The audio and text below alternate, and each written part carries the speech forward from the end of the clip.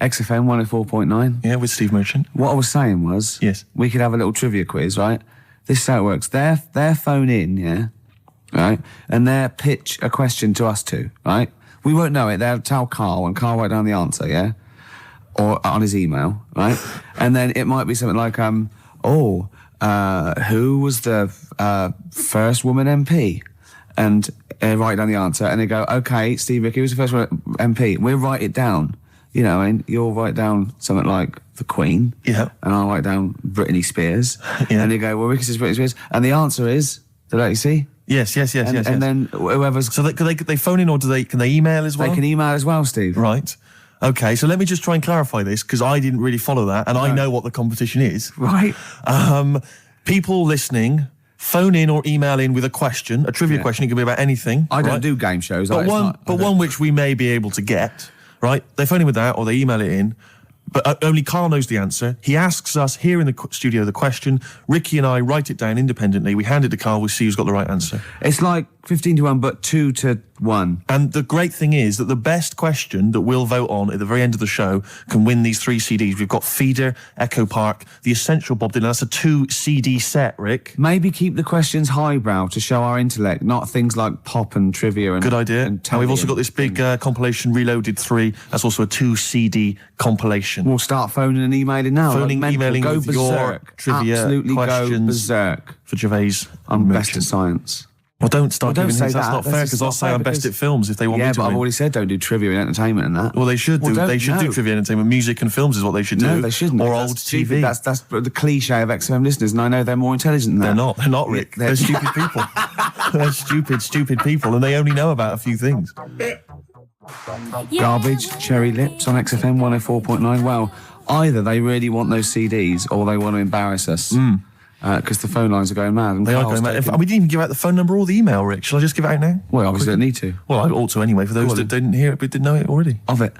08700 800 1234. Sorry, that's not 08700 08700, because I started again because I sort of fluffed slightly. Yeah, go on. 08700 800 1234. And when he says he fluffed slightly, that's not how he got into television. Exactly.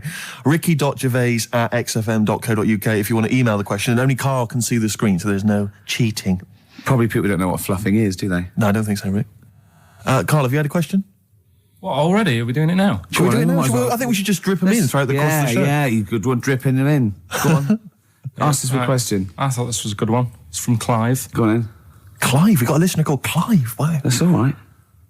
Who was the first James Bond? Oh, it's his film one. I know that. No, but wait a minute. I know this ambiguity because we've talked about it. We've talked about this ambiguity before. You see, he might be deliberately embarrassing us because the old myth is that someone played it on radio that we all know and love. Yeah. Now, he should have specified, did he mean the film James Bond, the first film James Bond? Can I just say, we won't count this one, because the definitive one, I've talked to Glyn about it as well, it's Dr. No was the first one of the team that we... Sean Connery. So Sean Connery's the first screen James Bond. So we agree on that, even if we're both wrong. What did he say it is? I bet he said it was Bob Holness who played him on radio in like the 1950s. He didn't say the radio bit, but he said Bob Holness. From Blockbusters. Yeah. And I was drawing a little Blockbuster thing. That's really spooky. That's weird, isn't it? But the thing about that is I'm worried if it might be a myth. It may be a myth. I don't think it is. It's that we can't... 1 point to me, then. No. Yes. No. Well, did you know it? Did you know it? We talked about it. No rubbish. Yeah, but if we talked about it, did I say it to you? No, we agreed that it was Sean Connery because it just like we didn't count Casino Royale because you said it wasn't by the same team. Yeah, but that wouldn't have been the first James Bond anyway because that came later in the series. No, Rick. No. Don't play the music. No way. That's clearly a point. You didn't know it was Bob Holness. He meant it was Bob Holness. I knew the answer, wasn't it? Well, fun-loving criminals, Scooby Snacks. Anyway, it doesn't matter because we both agreed once in a pub that the right answer is Sean Connery. Yeah, but wait a minute, Rick, the point's not that. The man phoned in with a question and the answer the man was after was Bob Holness. Oh, okay. And that's the answer I'll tell you I gave. what, the answer I was after was me. But that's nonsense, Rick. He's the question master, the man who phoned in. That's ludicrous. You to face the facts. You can't say what number am I thinking of? It's got to be the real answer. No, but I knew the answer he was after. So brilliant. Yes, because that's, even if he's got it wrong, it's such common parlance now that Bob Holness was the first James Bond that I knew the answer. Face the facts. Right, give us another question, Carl. Jeez. Give us another question. God, he's a bad loser, isn't he? I had a good one here, but You've forgotten it? Or I sort of scribbled it down. this is brilliant, isn't it? Hang on a minute. We can edit this out, can't we? It's not Look at live, this. is it? This? It's only a piler. It's gonna, this is going to look great when it comes out. Go on. Which food? Yeah. Carl, you know making up the question. No, it's just that I sort of took down the important bits. But this is amazing. This is amazing radio. Go on. Which food kind of doesn't make you fat? Jeez. What kind of a question is that? Oh, this is No, it is proper. I love imagine this on the weakest link. What kind of food doesn't sort of make you, I mean, it doesn't make you fat. Okay, do you want me to... Basically, no sort of calories in it. Celery. Water. Well, I mean, what do you mean? Do you mean a vegetable? No, do you mean you're right. Apparently, it uses up more use calories to eating bite it than don't. Yeah, but wait a minute, Rick. One all. No, it's not 1 all because you're supposed to write it down. You didn't know. But you didn't. What do you mean I didn't know? You're supposed to write it down. That's the whole point. We're writing things You down. said water. You said water. Well, that's because I thought we weren't taking the question seriously because you didn't know what he's talking about. 1 all. We got to set the rules. This is. Bit too much like Portishead for my liking. Was it? Yeah. I quite enjoyed it. Beat a band. Well, that's because Portishead are from your neck of the woods, isn't it? Was it? Portishead, I think you'll find. Yeah, I embarrassed myself.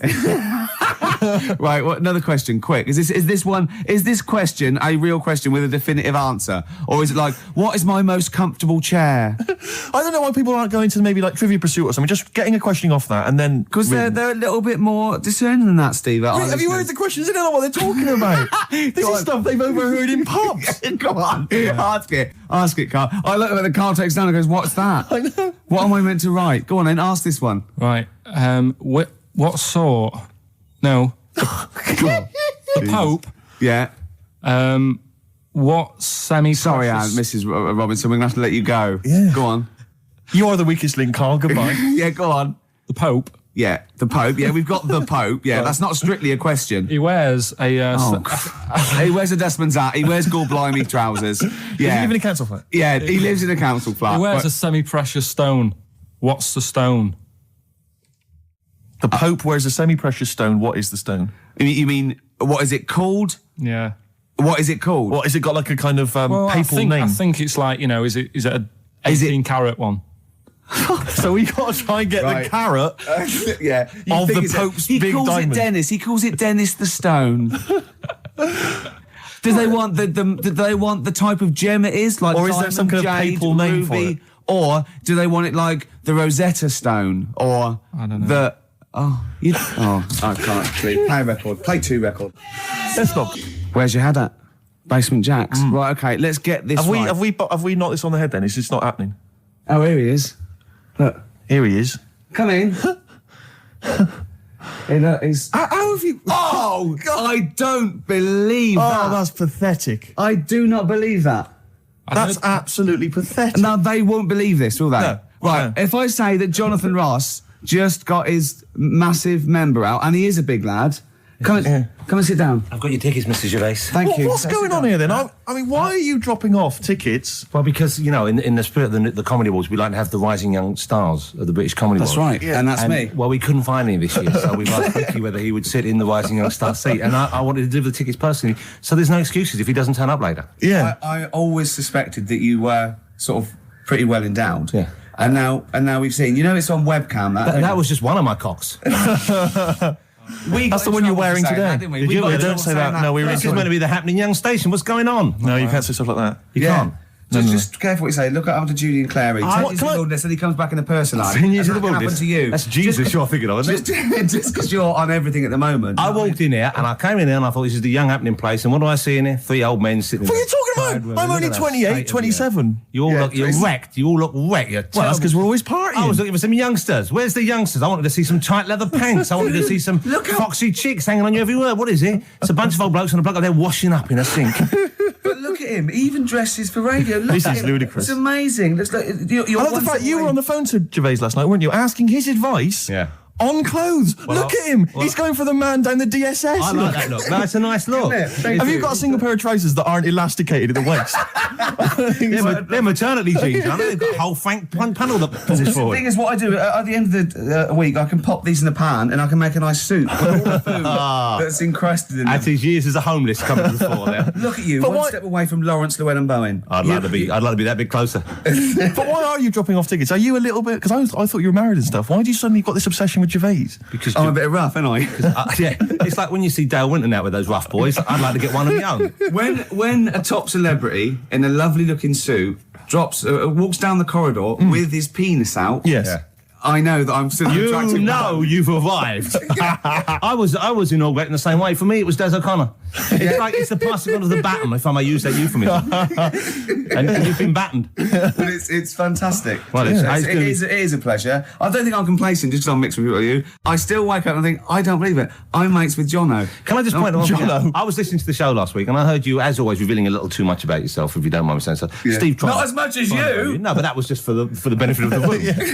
Yeah. And talking about when you used to occasionally urinate in the sink. Yeah. When you were around my house last time, and I came in, and you looked a bit shifty.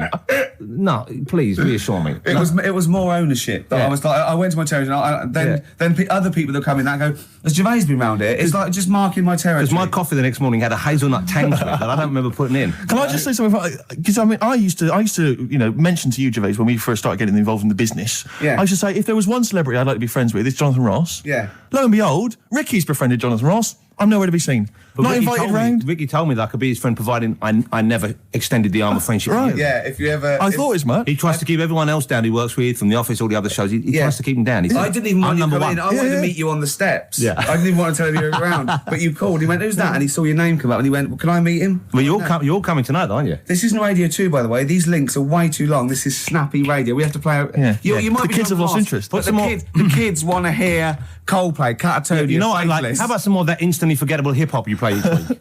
One of those obscure Go. hip hop hooey. That's Thanks. the worst feeter on British radio. You should be ashamed of yourself. Wait a minute, I've heard your As I was quiz on saying to Radio Bruce 2. Forsyth the You're other day, I allowed. said the hip hop's had its day. You should be that one. Put it away. Put it away. I'm Carl. Carl, how you doing? I'm all right. Got a question for you. Quiet man. Got a question. Yeah. The Pope. Yeah. What semi-precious stone does the Pope wear? That is easy. Go on. Topaz. Is that the right answer? I don't know. I might have wrote it down. I'm really sorry, Jonathan. It's not what he publicly admits to, but I have to know because I was hanging out with him at the Groucho one night, and he was saying, "Oh, look at this, look at this, look at that topaz. Go and buy that. Look at that. Vatican City." Look at that. We can make a nice ring out of that, he said. Didn't go anywhere, but thanks for asking. I better go. I've got to go. I've got to go and buy you. some winkle pickers. Thank you very much. Okay. Enjoy Nice to it. meet you, Stephen. Yes. Carl, I wish I could say it'd been a pleasure, but actually it was quite creepy. See you later. Yeah. It's annoying actually that Carl never went to the email because the questions have been sent in there. Are they Good good? questions, and they've all been sort of neatly spat out with the correct answer. For instance, I might have asked you this if I was the quizmaster, Go on. Rick. How many noses do slugs have?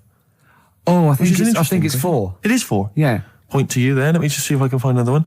Who, according to the current issue of Viz, is a cycloptic pop temptress? Oh, don't know. Is it a pun on her having one eye and being sounding like... Cycloptic is the clue. There's Yeah. only one pop temptress. Oh, it's Gabrielle. Of course. Yeah. 2 points. Mine are better. He didn't get them. These are rubbish. Have you ever watched a quiz show? Because I can understand the question. They're rubbish, I suppose, aren't they?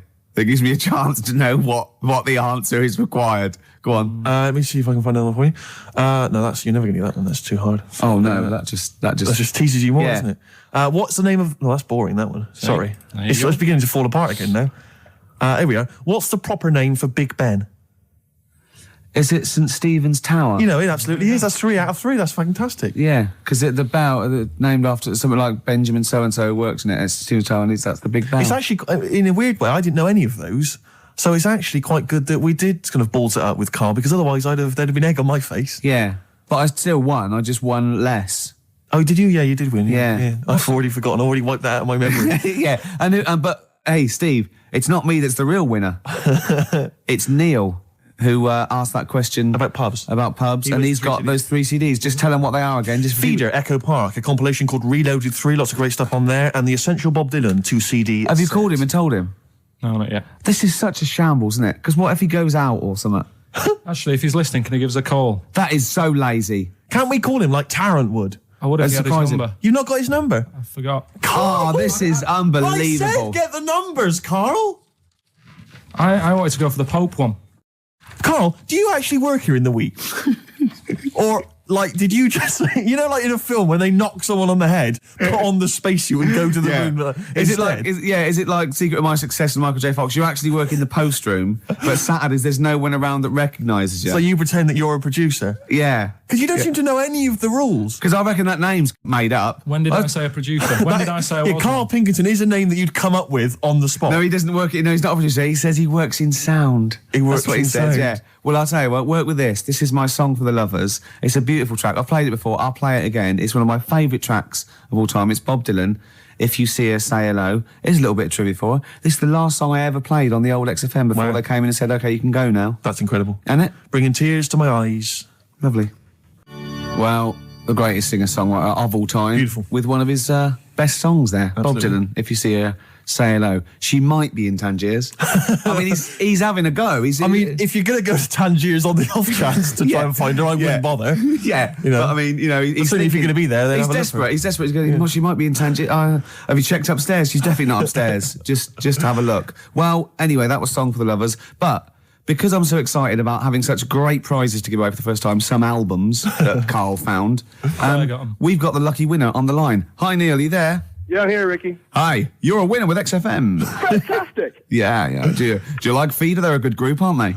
Feed it back. Well, yeah, the kids seem to like him. They do. The kids like them, and then Bob Dylan. He's a great, lovely bloke with a guitar, isn't he? You're working hard, aren't you? I'm fed up with this, mate.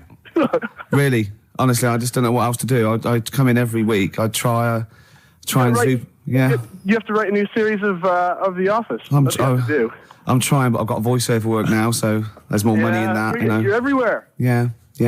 Woolies adverts. Yeah. Ooh, sorry, I shouldn't mention that shit on the radio. No, it's all right. It's all So, right. Neil, Steve Merchant here.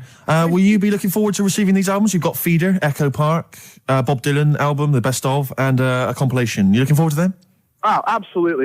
You know, I mean, it's going to really lift my Christmas. I'm not going to get to go home this year, so that's going to make up for it, I'm sure. Neil, what of those three? Which one will you be putting on first?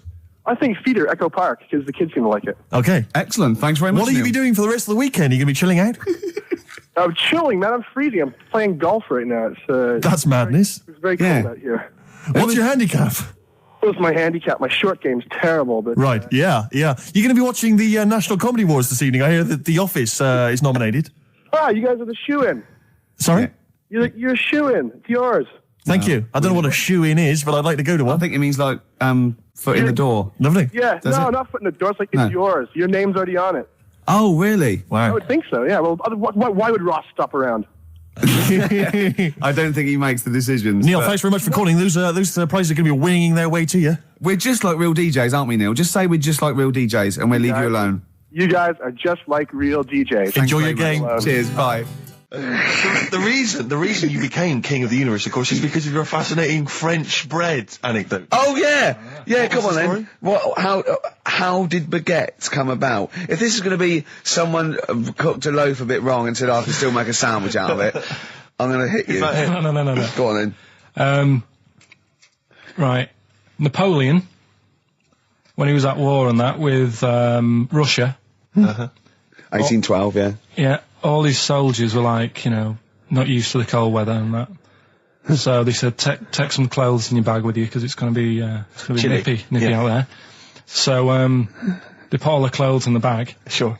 They were told Oh. it's Napoleon for Christ's sake. No room for any food. No, You're joking. So Couldn't they make some sort of like sandwich? no, it wouldn't fit because of all the clothes. You had to take extra gear. Sure. So anyway, he said, I can see where know. this is going. I'll be honest. Is there a baguette-shaped gap left in their holdall? They thought, let's make some bread that you can fit down your trouser leg. What? That's not true. No, it's not. I read it in Euston train station. I was waiting to go back to Manchester. Where did you read What, these? scrawled on the wall in graffiti? Yeah. Do you know the Was it also meet me here for cock fun at 12 o'clock? The upper cross sandwich shop, Euston station. It's on the wall. What do you mean it's on the wall? Do you know how it says like sale on at Dixon's, whatever? Yeah. Next to that, there was like a bit of information. Once you've read the stuff on I Dixon's, get information. there's a big thing about the history of the baguette. I read it and I thought, We got to make a sandwich we can split down our trouser leg. But how can you march and fight with a huge piece of bread down your train? Although it would be intimidating. You see them coming, you go, sacre bleu, look at the size of them. They're big fellas. Well, Blimey. I can't help but feel that could be a practical joke at your expense. Yeah. Do that. Well, the Earl of Do you ever Sandwich... question anything you read? If it's printed up, is that Yeah. like fact for you then? Well, it's not funny. I mean, if they were trying to be funny, it's like, it's not, is it? So it's information. Have you heard us? Things sometimes want to be funny when they're not. That's exactly what happened with the sandwich. The Earl of Sandwich wanted something he could fit down his pants. And it was those triangle cut sandwiches wrapped in cling film were perfect. You might be right. You might be right. I am. Because the Cornish pasty, so they could drop it down the mines, isn't it? Is it? They wrapped it up they wrapped up like meat and vegetables in pastry, and they sort of crimped it, and it was like and they dropped it down the mine, so, yeah, that's how that came about. And bagels were originally made so that people could play hoopla, but then eat afterwards. I don't know if you're aware of that. That is true, Carl.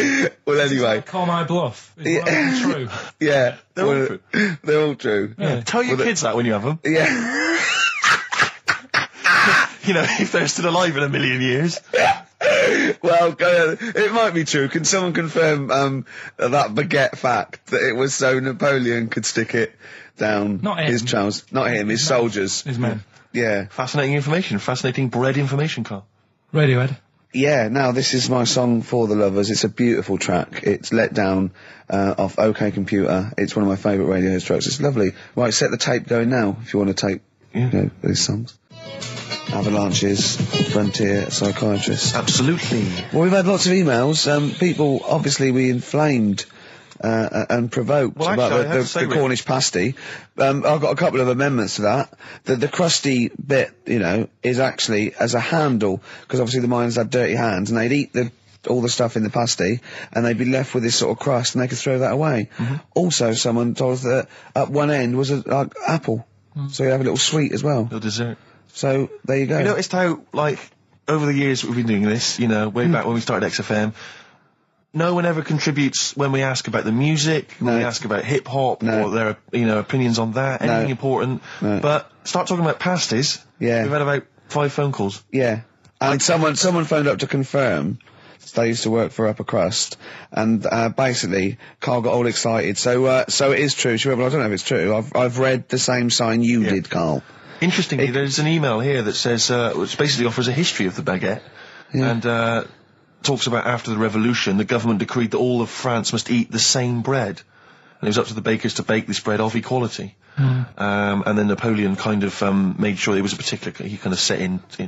Obviously on the bread you can eat anything you find in the garden, frogs, snails, bits of horse, But squid. the interesting thing is, Rick, that there's no mention of sticking it down your trousers whilst going to war. The French have tried to keep that secret for over 100 It years, was only Steve. the upper crust people. Nearly 200 years, that is a top secret. Somehow Euston Station Upper Crust got hold of a document, left behind in an old sea chest, possibly Napoleon's, could have been Josephine's. Unfortunately, jotted it down. He's kicking himself now. Oh, Secretary, I cannot believe I left a note. If he talked like that. He did. He did that, yeah, he talked English, but in a very funny French accent.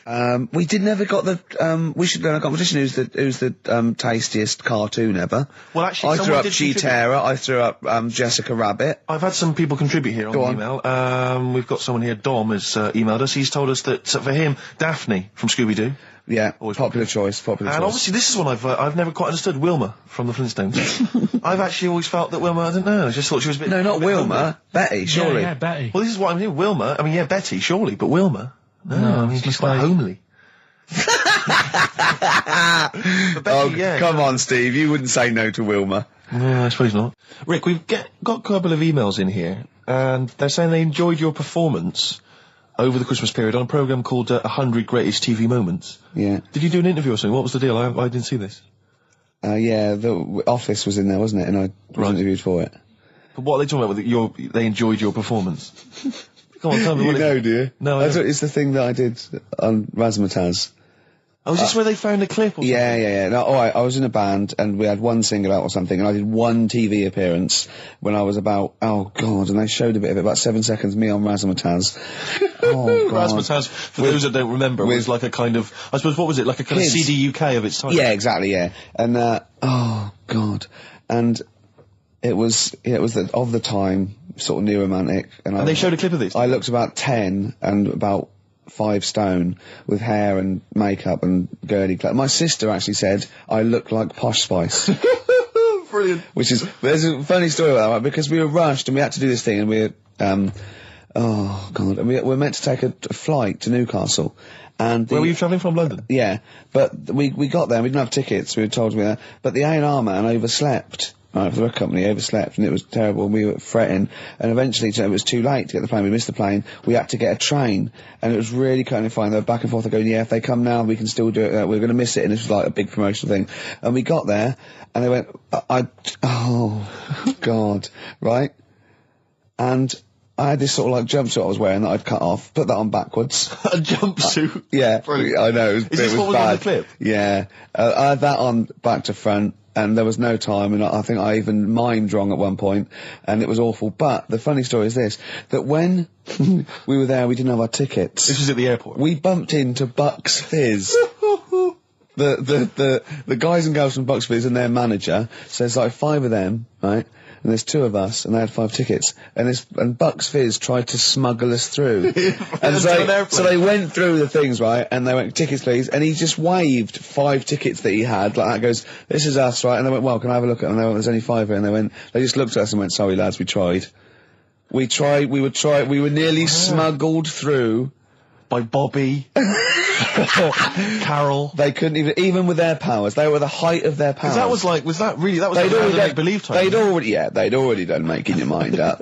I thought if anyone can get us through customs check, it was the Fizz. But even the Fizz what I like could though, not that get us reassures me, I have to say, about kind of airplane travel. You know, in these kind of troubled times, it's nice to know that even someone like Bucks Fizz couldn't get, smuggle someone through. That's good, because even the top security man went, hold on, there's 5 in the Fizz, there's 5 tickets, those 2 lads are not going through. Exactly. Yeah, that makes you more secure about air travel now. Well, it's lovely if I'm in America, and I see 5-star, trying to get through customs. With 2 other lads. Exactly. I think, wait a minute, what's going on there? Yeah. Wait a minute, security guy stopped him, it's fine. It's fine, yeah. You know there's only 5 in 5-star. Oh. It's lovely to know that. Yeah. I love the fact, and did you know the Fizz previously? Was this your first run-in with the Fizz? No, they were doing the Taz, same as us. They were doing the old Raz, same as us. Did you recognise the Fizz and go, oh my god, that's the Fizz, let's try and sneak in with them, or did they recognise you? How did it work? They wouldn't have recognised us. Exactly, that's what I'm thinking. I love the audacity of going up to Bucks Fizz and saying, try and smuggle us in. Can you try and break aviation law for us? Now, now it's time to make your mind up. We're going to the land of make-believe. I did that and they laughed. They went, brilliant. Yeah. We'll get you through, lads. Yeah. Just stay tight. I was actually on top of Bobby's shoulders in a long coat. Lovely. Yeah, but Bill... Well, seriously though, I don't understand what their plan was. Like they would have gone, through. It's the Fizz, land through. Yeah. Don't bother checking the... It's like, not wasn't even answering, we couldn't even get to Newcastle. Do you think it was wearing your jumpsuit backwards that sort of gave it away? Well, no, but see, I didn't have it on then. I was just in civvies. I just had jeans and a t-shirt then. I didn't even have my hair gelled. I was just like cash. I saw it. I thought it looked all right. Did you? Did you? Well, I mean, for Then you. In a tight jumpsuit. Yeah. cheekbones. Brilliant. Yeah. I had some cheekbones. Yeah. That was. If anyone else saw it, or maybe they taped it and they've got a clip, because I'd love to see it. I missed it. Well, I'll get you one. If you have it, put it. I'll tell you what. Why not create a website? And put that clip on there on a constant loop, and then send the address in, and I'll give it out, and people can check it out for themselves. Yeah, brilliant. Is that okay? Yeah. Cool. I'll have to lose weight now. Yeah. Hives there on XFM 104.9. Right, we've got a competition question. Steve's come up with it at the last minute. This is just to check if you are a regular listener of the show. Yeah, we would like to reward loyalty. Exactly, absolutely. So, last week on the show, Ricky described a story that happened to him back in the 80s when he was making his TV appearance on Razzmatazz with his band, and he had to fly out, was it to Newcastle? Yeah. And he tried to get on a plane, and a pop act of the 80s tried to help Ricky sneak aboard an aeroplane. But failed. But they failed to do it. At the height of their powers. And they were at the height of their powers. What was the name of that outfit? Should we put them on the line? Absolutely, let's hear Well, it. There's the people there already. This is to win Incubus tickets. Please do not be mental. Don't be mental or swear or say anything libelous or nasty. Yeah. Just be nice. You won't win if you're not. Go on. Hello? Hi, who's that? Oh, I've got my headphones on, haven't I? Put your headphones on, Rick. I'll just keep her talking. Oh, no. Hey, how's it going? Hello? Okay, hello. Hi. Hi there. What's your name? Lindsay. Lindsay. Where are you calling from? Clapham Junction. And do you know the answer? I do. Okay. Bucks Fizz? It was indeed Bucks Fizz. It was the Fizz. It was indeed the Fizz. Well Do done. you like Incubus? Yeah. Right. Right. Oh, yeah, you see, if I was interrogating you, I'd go, you hesitated. Yeah. There's so many people phoning up who are desperate for these Incubus tickets. Please don't make They us are give them to rightfully, you. no, to be fair, they're rightfully yours. Right, I tell you what, I'll have a T-shirt if you give them the tickets. Okay, is that just any old T-shirt or... No. can we send her a T-shirt? Carl's nodding. We think we can send you a T-shirt. Right, we'll get you a T-shirt. How are you going to do that then, Carl? Because you've got to take her name and everything now. You keep talking a minute. Yeah. This is pathetic. This is wouldn't amazing, happen isn't it? with Dr. Fox. He'd have it Foxy all wouldn't planned. do this. Can I say as well, there's a bank, there's a train station with one vowel. Yeah, but there's loads on there. He hasn't thought it through. Bo as well. There's many. Listen, Carl, take a note of her number. It can't have been that. I can't remember it. What was it? I remember I tried it the last time I tried This it. I is think- a shambles. And I couldn't work it out. Then there was wrong answers. I remember Aldwych came up. Maybe it's Aldwych. What's Carl doing there? who's he talking to? I don't know, he's talking to her, but what? Say again? Look, quick, let's think of something. Come on. Hello, are you still on this line? No, he's picked up the phone now. So what am I doing? We're giving away. We're letting people behind the curtain. Let's keep up this veneer of professionalism. This is so rubbish. Isn't Come on, it? no, It's okay. don't draw attention to it. Okay, all right. But let's just talk and make. So, Steve, what are you doing tonight? Looking forward to Pop Stars? I'm looking forward to a lot. Who do you wanna win? I'm glad you've asked, Rick. I'd love to see Darius have a bit of success, but I don't think it's going to happen. I think it's probably going to be the stutterer. I think it is going to be Gareth. He has a name there, Steve. I think it's going to be Gareth. Yeah, apparently in the polls in the week he's getting twice. We're back, don't we? Okay. All right, Carl. So she's getting a T-shirt, is she? Lovely. Right. Who's that on the line? Next contestant, Hello. This is amazing. an error. I mean, we couldn't do this worse. Go on. Exactly. Hello. Hello. Hello. Who's Hi. that? It's Dan.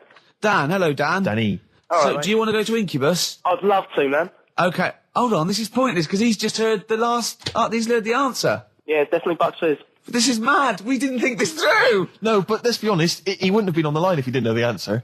Are you cheating, Dan? Dan, he said he's not cheating. This is fail-safe. That's failed. This is our rigorous. I can't Screening believe this. Dan, you're going to Incubus. Oh, cheers, man. Well That's done. blinding. Well done. Nice one. Thanks for listening. Cheers. Cheers. Carl, what do we have to do? Do we just hang up or what happens? No, you play a song and... Play a song then. You've got his details. Yeah. Oh, Play God. it. He is, He's isn't on he? a different You plane to can't us. say like that. The other week, I came in when it was really miserable. And I said to you, God, can you imagine dying today? Yeah. Because Whereas today you feel it would be a much better day to die because it's bright. the curtains open, sun Sure. shining. It's like... I mean, you'd still be a bit angsty about the dying thing, wouldn't you? I mean, I don't suppose that would be alleviated. Sure. Okay. Well, hopefully we'll still be broadcasting, when one of us reaches that happy moment and we can check. Yeah. It's quite a lot of emails, Rick, coming in about band names. I think a lot of people are going wrong for a simple reason. They think it's funny to have an ironic band name. Yeah. They think it's a bit comical. And I just don't think there's any great bands that have had a comical name that have made it into stadium filling. What was that band? Where's Me Jumper? What were they I called? don't know what they were called. I mean, the obvious example of one that was never going to make it internationally. Splodgeness Abounds?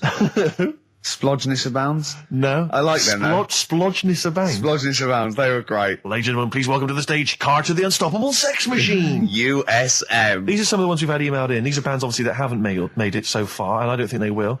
Ladies and gentlemen, please welcome to the stage The Lazy Birds. Nope. No. Ladies and gentlemen, please welcome to the stage The Paperclips. That's not a real band, That's what is it? someone sent in. I don't know, yeah, but no band name is weirder than the others, and also you grow into it. I mean, the Stones and the Beatles are iconic because they are iconic bands. What you think you'll grow into? Ladies and gentlemen, please welcome Shuttle Rock. Ladies and gentlemen, please welcome Treehouse Casino. I don't think they're gonna... That's just made up. Well, possibly. Well, they all are, But they all obviously. are. But my point is, people say there's Yeah. no logic to band names, but if you think a band name like the Smiths, Great. that's genius. It is, It yeah. sums up everything that band is about. Yeah. The kind of they're capturing that mediocre world of grim up northness. My It's- favourite, Sonic Youth. Sonic Youth is genius. Nirvana. These are incredible band names. So Yeah. there is some logic to it. Yeah. I genuinely Sonic believe it. is It's not just great. arbitrary words. What about The Madness? Cure. The Cure. Madness sounds rubbish, but they're good, aren't they? Yeah, but again, they were never going to be...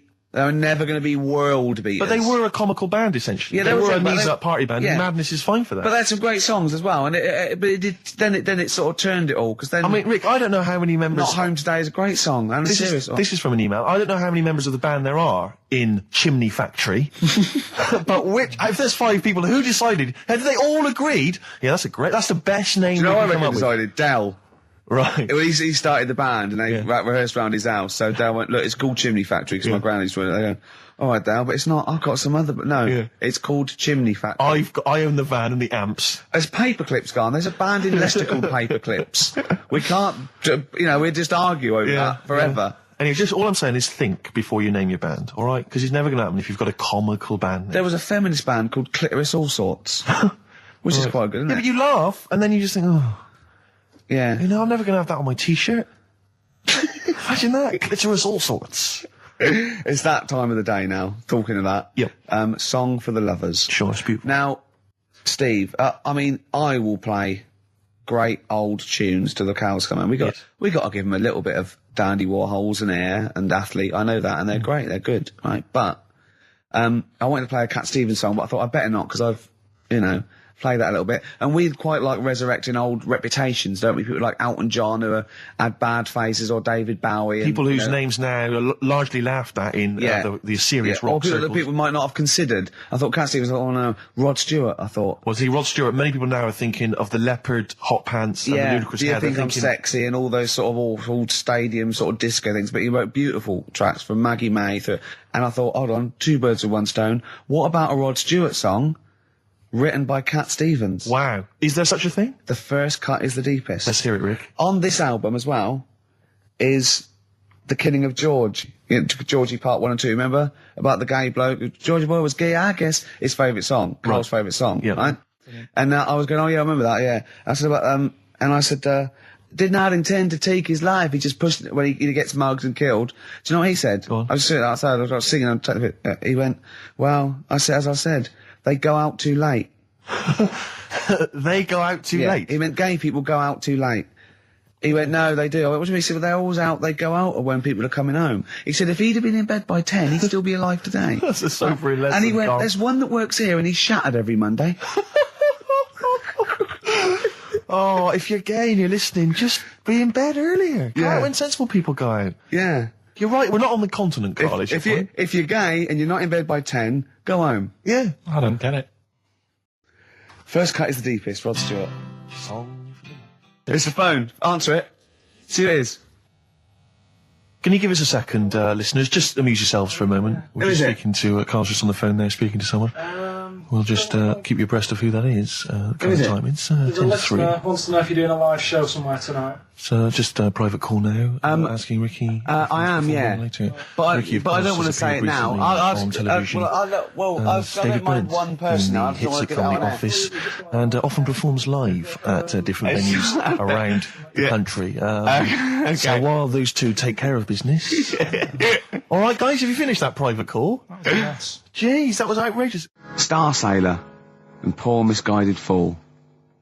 With me, Steve Merchant, and Karl Pilkington. The K-Man, round of applause for K-Man. Yeah. But no one's announced who you are. Ricky Gervais. Ricky Gervais. It's XFM 104.9. Saturday afternoon. If you didn't know that, I don't know why I mentioned it. That was stupid, really. You must know that by now. Well, we've got some great things coming up. We have haven't indeed. We've got songs and chat and things. We'll also, of course, be running through the white van man questions from the Sun again, but this time Carl will be answering them. I look forward to that. Yeah. Can we do that fairly soon? Oh, there's some good questions this week. Yeah, we will, but as I was coming in, there was a bunch of posh lads, I think university students, trying to get in, because they're doing one of those scavenger hunts that they have to get points for charity and do stuff, and one of theirs is get on a live radio show. Right. So I sort of felt sorry for them, so I said they could come on here, just for 5 minutes. Who are That's they? all right. They're just, Are they toffs?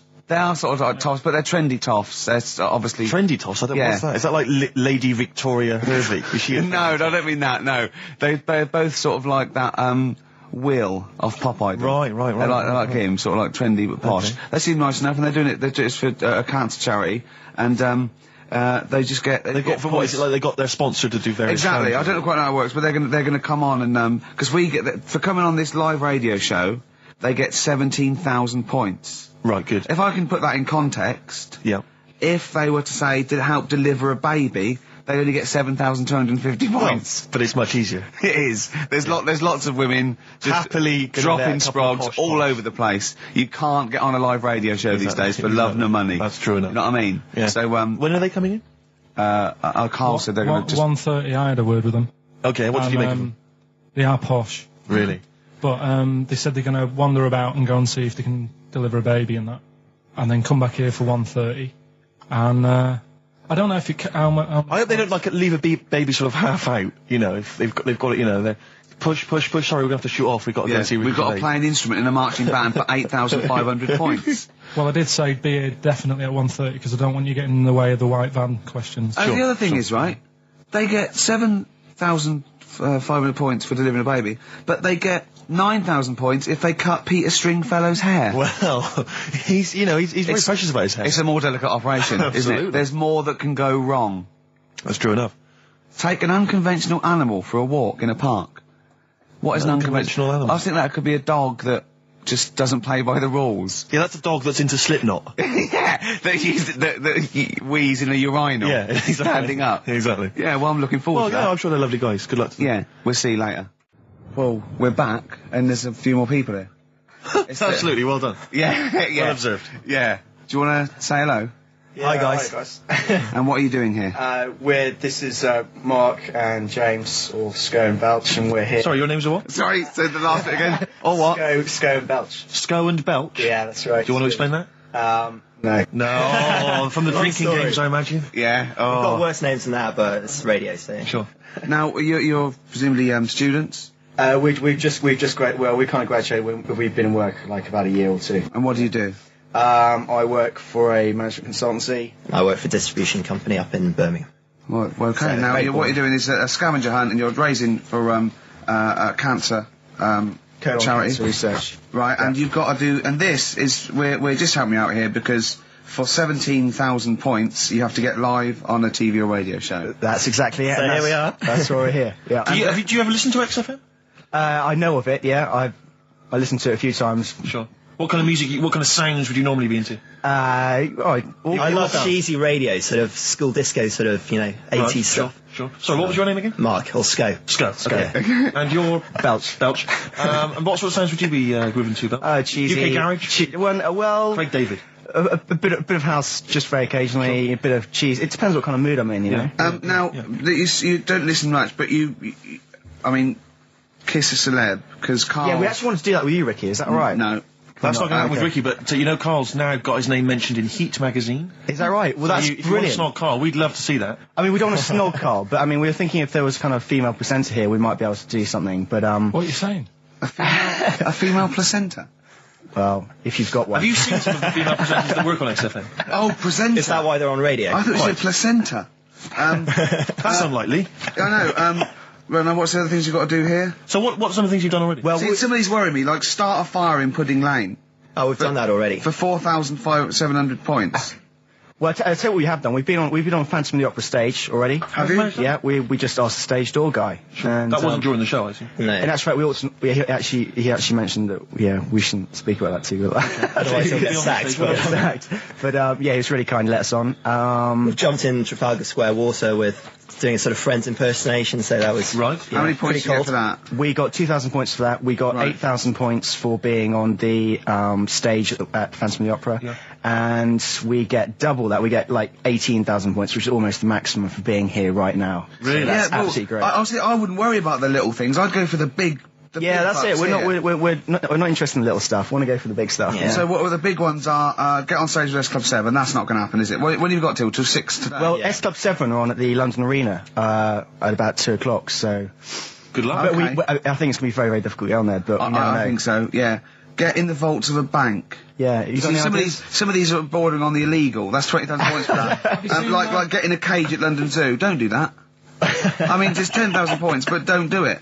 Unless it's a penguin cage. Well, that's what we were hoping. Just some kind of timid animal we might be alright with. You know? Yeah, sure. If anyone's got any good ideas for sort of funky things to do on air, then Okay, well, if you leave your number and anyone calls in, they can help you then. Well, maybe some of S Club 7 are listening. Well, let's hope so, because I mean, we love them to bits. If they are, it is for charity, and the points get awarded into money for colon cancer research. So it'd be absolutely fantastic if we could. Yeah, so Bradley, John, Tina, if you're listening. Yeah, if you're listening, or any celebrity out there who's a female celebrity, we need to snog them. It doesn't need to be a long snog, but if we can, that'd be great. This is good for 7,000 points. This looks like a good one. Play the organ in a church.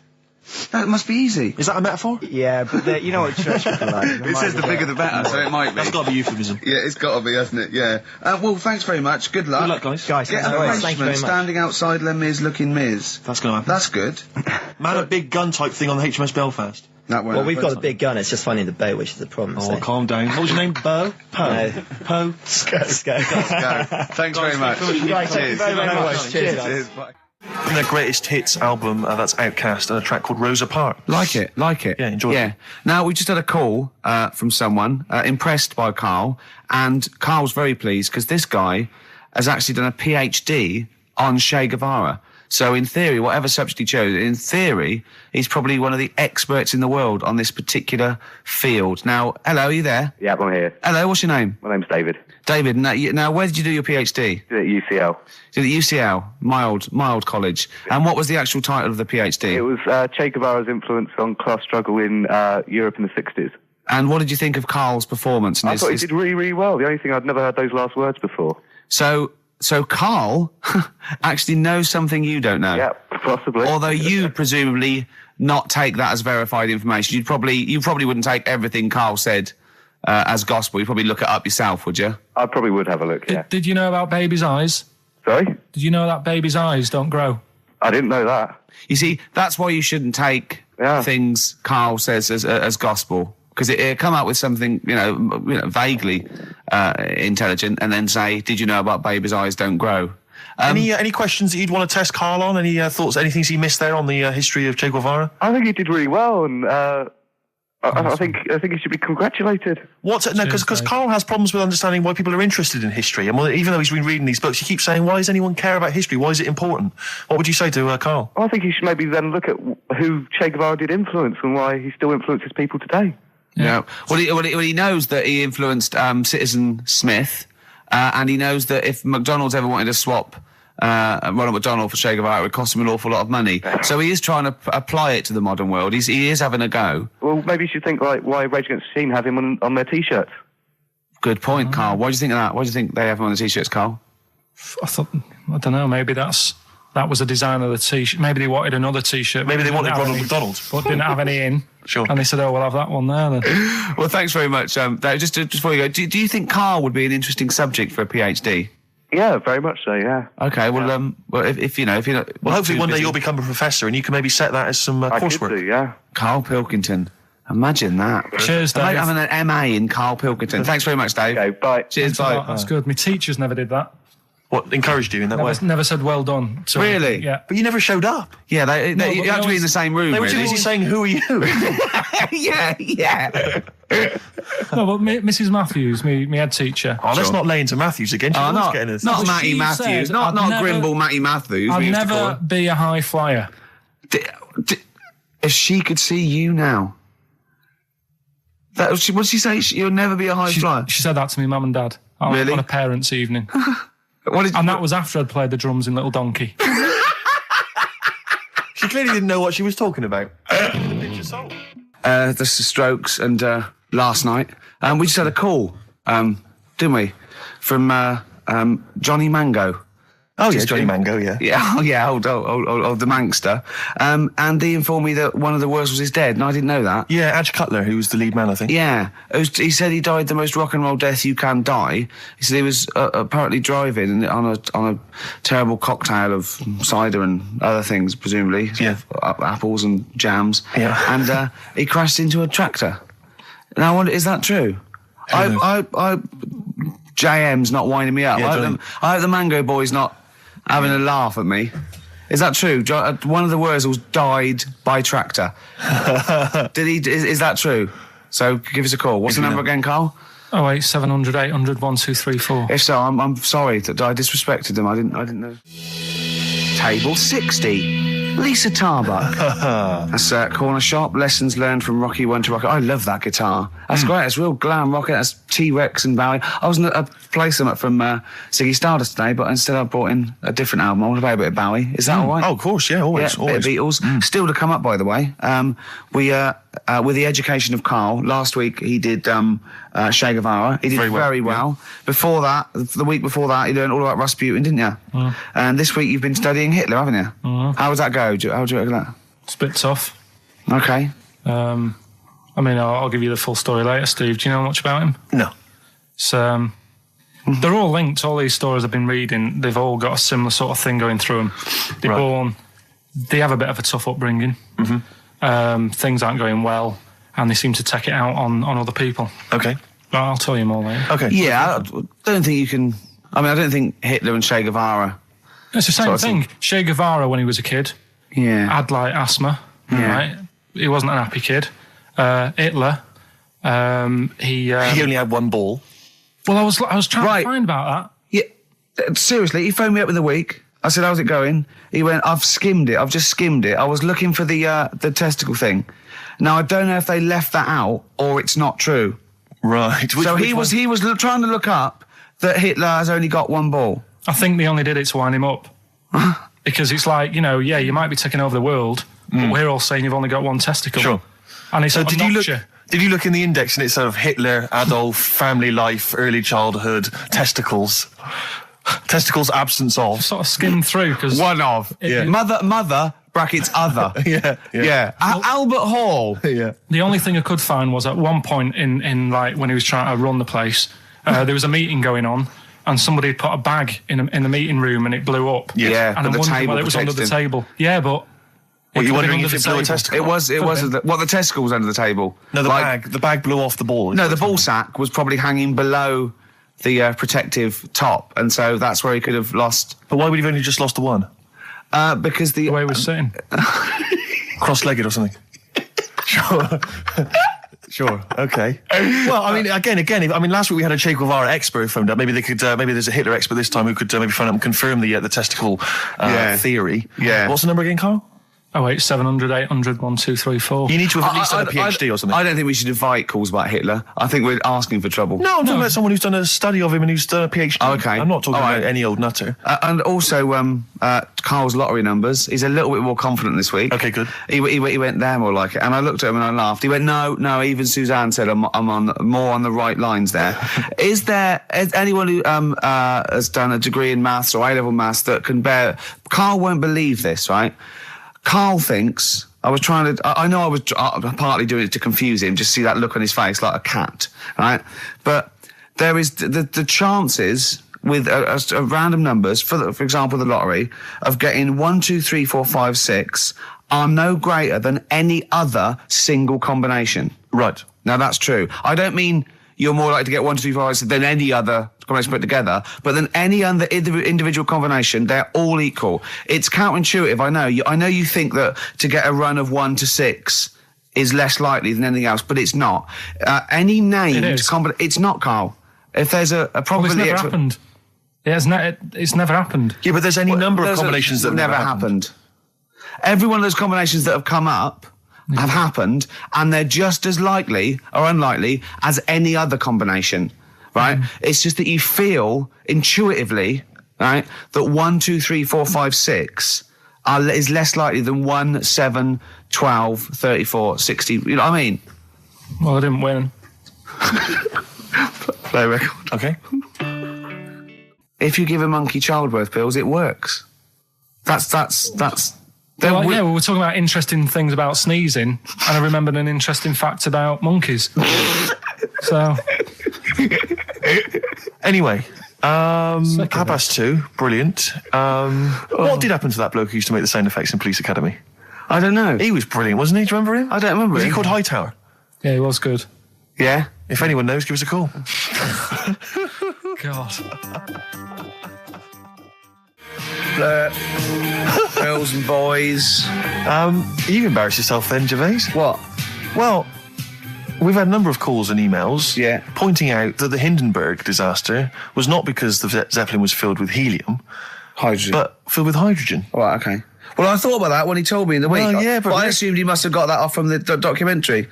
So it just went up. So that's probably why the voices didn't go That was funny. probably why it didn't feature in the documentary. Yeah. But it seems to me we should have thought of that. I mean, like, it's school fates and stuff where they're like filling little balloons with helium. Yeah. You know, there'd be all kinds of horror stories if they were just, just blowing up, left, right and centre. I don't think you can just blow helium up like that, can you?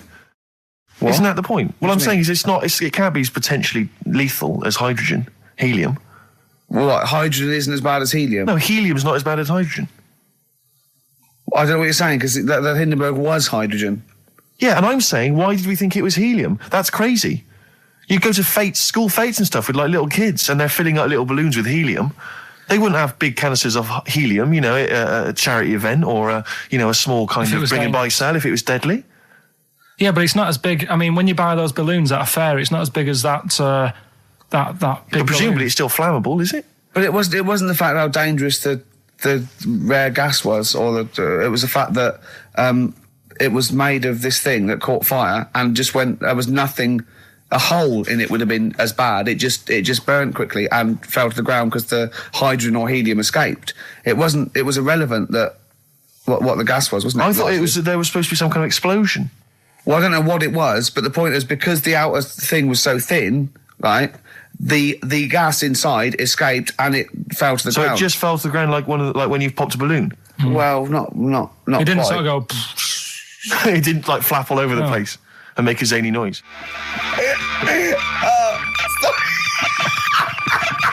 The height. I just explained what I'm laughing at, right? We just had a call from someone saying his company would sponsor Karl, right, to be raised by all these balloons if he could have a walk-on part in the office. And we immediately went, we're worried about that sort of thing. You can't really promise that artistic, And I was worried about the legality of it as well. How can you promise someone that for personal gain that's a private and all that sort of stuff, right? And I went, I don't know. And anyway, put the phone down to him and Karl went... I love the fact you're more effing worried about that than me being raised 30 feet in the effing air. You started getting scared, did you? Are you worried about it? Well, you're quite excited about the idea of the challenge, aren't you? I like the idea, but I want like... Why do you like the idea, Karl? Oh, what if it went all wrong and we're there going, the humanity of it. I think we need Karl to get... he's just... On the rope would pull out my trousers and Oh, no, it's definitely got to be Dr. Fox if that's going to happen. God. We've got to do this. So hang on, but let's just think about because wait a minute, we say this, but we'd have to get all kinds of health and safety people involved. No, we wouldn't. Of course we can't just start raising you in the air. No, you're allowed to do it on private land, aren't you? Look what happened to the Hindenburg. No, but I was just saying there was lots of people died. Listen, look, all we do is we get someone, right? But what if he gets loose and he just floats off into the air? And he meets his magpie that he lost. He used to peck his grifter. balloons.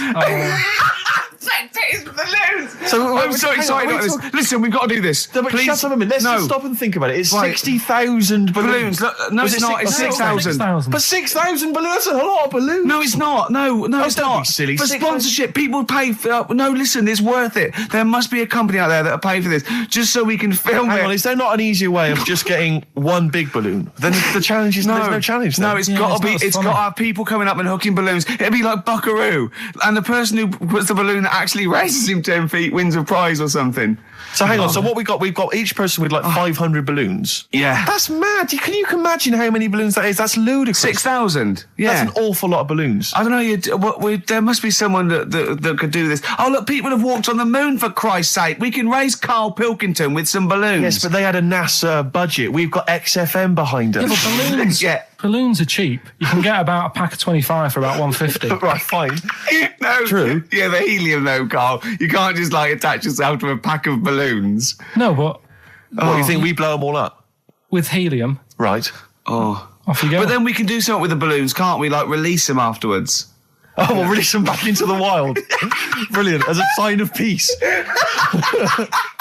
Fly, my pretties, fly, Listen, be free. I am so excited. I've not been so excited about, and when I thought that Robin Ince was going to stay in my cupboard for £1,000. Look, we've got to do this. 6,000 balloons. I don't think it's going to happen. That's an awful lot of balloons, and I just don't think. I don't see how we can tether them all to Karl. He's a small man. No, but Because you have them at different lengths, don't you? Yeah, exactly. Karl knows. Can you think about the logistics of this? Oh, someone must know. There must be a company. There's a bloke willing to do it. I know he doesn't know the technology of it. He's willing to sort of stumble. And What if a company just has access to helium like that? No, we can do this. Come on, And London. someone's done Londoners. it was on the internet already, so someone obviously has done it. Yeah. So they didn't say, "Oh, we can't get hold of the balloons." No, they probably worked it out, didn't they? Karl, you're more excited about this than anything else, about your education, about your exam results. You're so excited. And we'll have a little rope. We're like flying a little kite, a little Karl. We're like, let's go, Karl, what will you wear? Like a one-piece jumpsuit? Yeah, it'd be lovely. With sponsorship all over it? Oh, it'd be great. You're like Jackie Stewart, and just as you go up your little face, oh my God, I'm not going to sleep until this is done. This is the most exciting thing ever. Only 10 feet. 10 feet, yeah. We need some kind of rope to sort of tether you to the ground. Yeah. We don't want you sort of flying off. This is going to be great. And he'd have a little crash helmet and everything, and little Dee Dee boppers on the crash helmet, like he's a little flying ant. Definitely. We give him a little, oh my God, can we give you an outfit like little wings and everything? Can we paint your face with like children's paint? I'm not doing all that. Why? Oh, no, because that would be silly. Oh, please, Karl, do this. Do it. We'll do it for charity. We'll do it for charity, yeah? All right. Yeah? Oh, this is We'll do gonna it be for children in brilliant. need. Please, just phone in if you can help us. Lift Karl up 30 feet. Let's say 30 I think feet. it has to be a decent... Yeah, it has to be a decent height. Is there a world record? Because we want to break that if we're going Yeah, to I want to break that. What is the world record for raising a man by balloons? Yeah. Okay, so listen, let's just finalise details here. We've got... I'm so excited. Email address, ricky.gervais@xfm.co.uk. Ricky.gervais@xfm.co.uk. What's the number? What's the number? The number, Karl? 08700 800 1234. Give it again. Lift Karl. 08700 800 1234. Sponsored by Heat Magazine And or you, something. maybe even if you've just got an idea about how we might be able to organise it, how we might be able to get it done, if you've got contacts, anything, just get in touch, give us some information. Oh, that'd be great. I'm gonna play a Beatles track for the lovers. Oh man, it's off the Help album, and it's You've Got to Hide Your Love Away. Oh, just think of his little face as he goes up.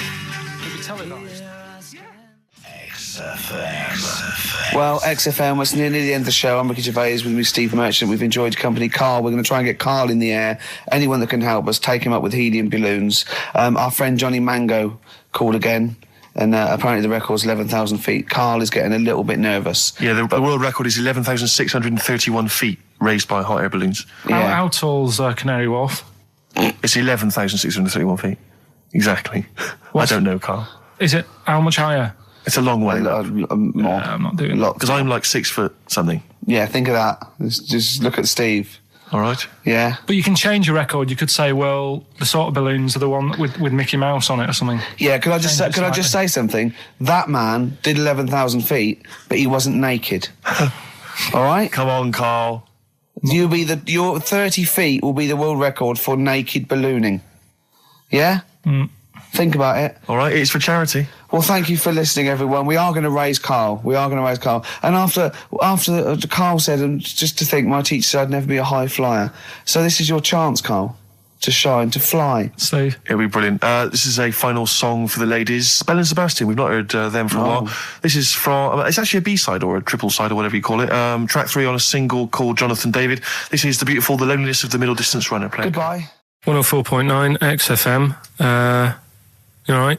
This is Karl, producer of Ricky Gervais and Steve Merchant. They're not about today. Ricky's on holiday. Steve couldn't be bothered. So I'm left here with all the DATs. That's a digital audio tape of all the shows they've done since they've been here over the last, I don't know, year and a half or something. So we'll play you some of the best bits. All right, so here's the first bit. I've said in the past to you, Rick, that my grandparents, so I love them dearly, but it's like for the last 30 years they've been waiting to die. I know. It's like they just sort of, it's like, the novelty wore off of life. Life in the 50s. Yeah, they got kind of bored of it. Life, in the 40s, it was brilliant. All sat around the old Joanna as the bombs fell, singing. They loved that. The 50s, that was great as well, because that was the post-war years. It was, it was a bit tight in the pocket, but it was all right. Everyone pulled together. And then the 60s came along, all the crazy music, the funny hair. Let's stay in bed. Exactly. They basically stayed in bed.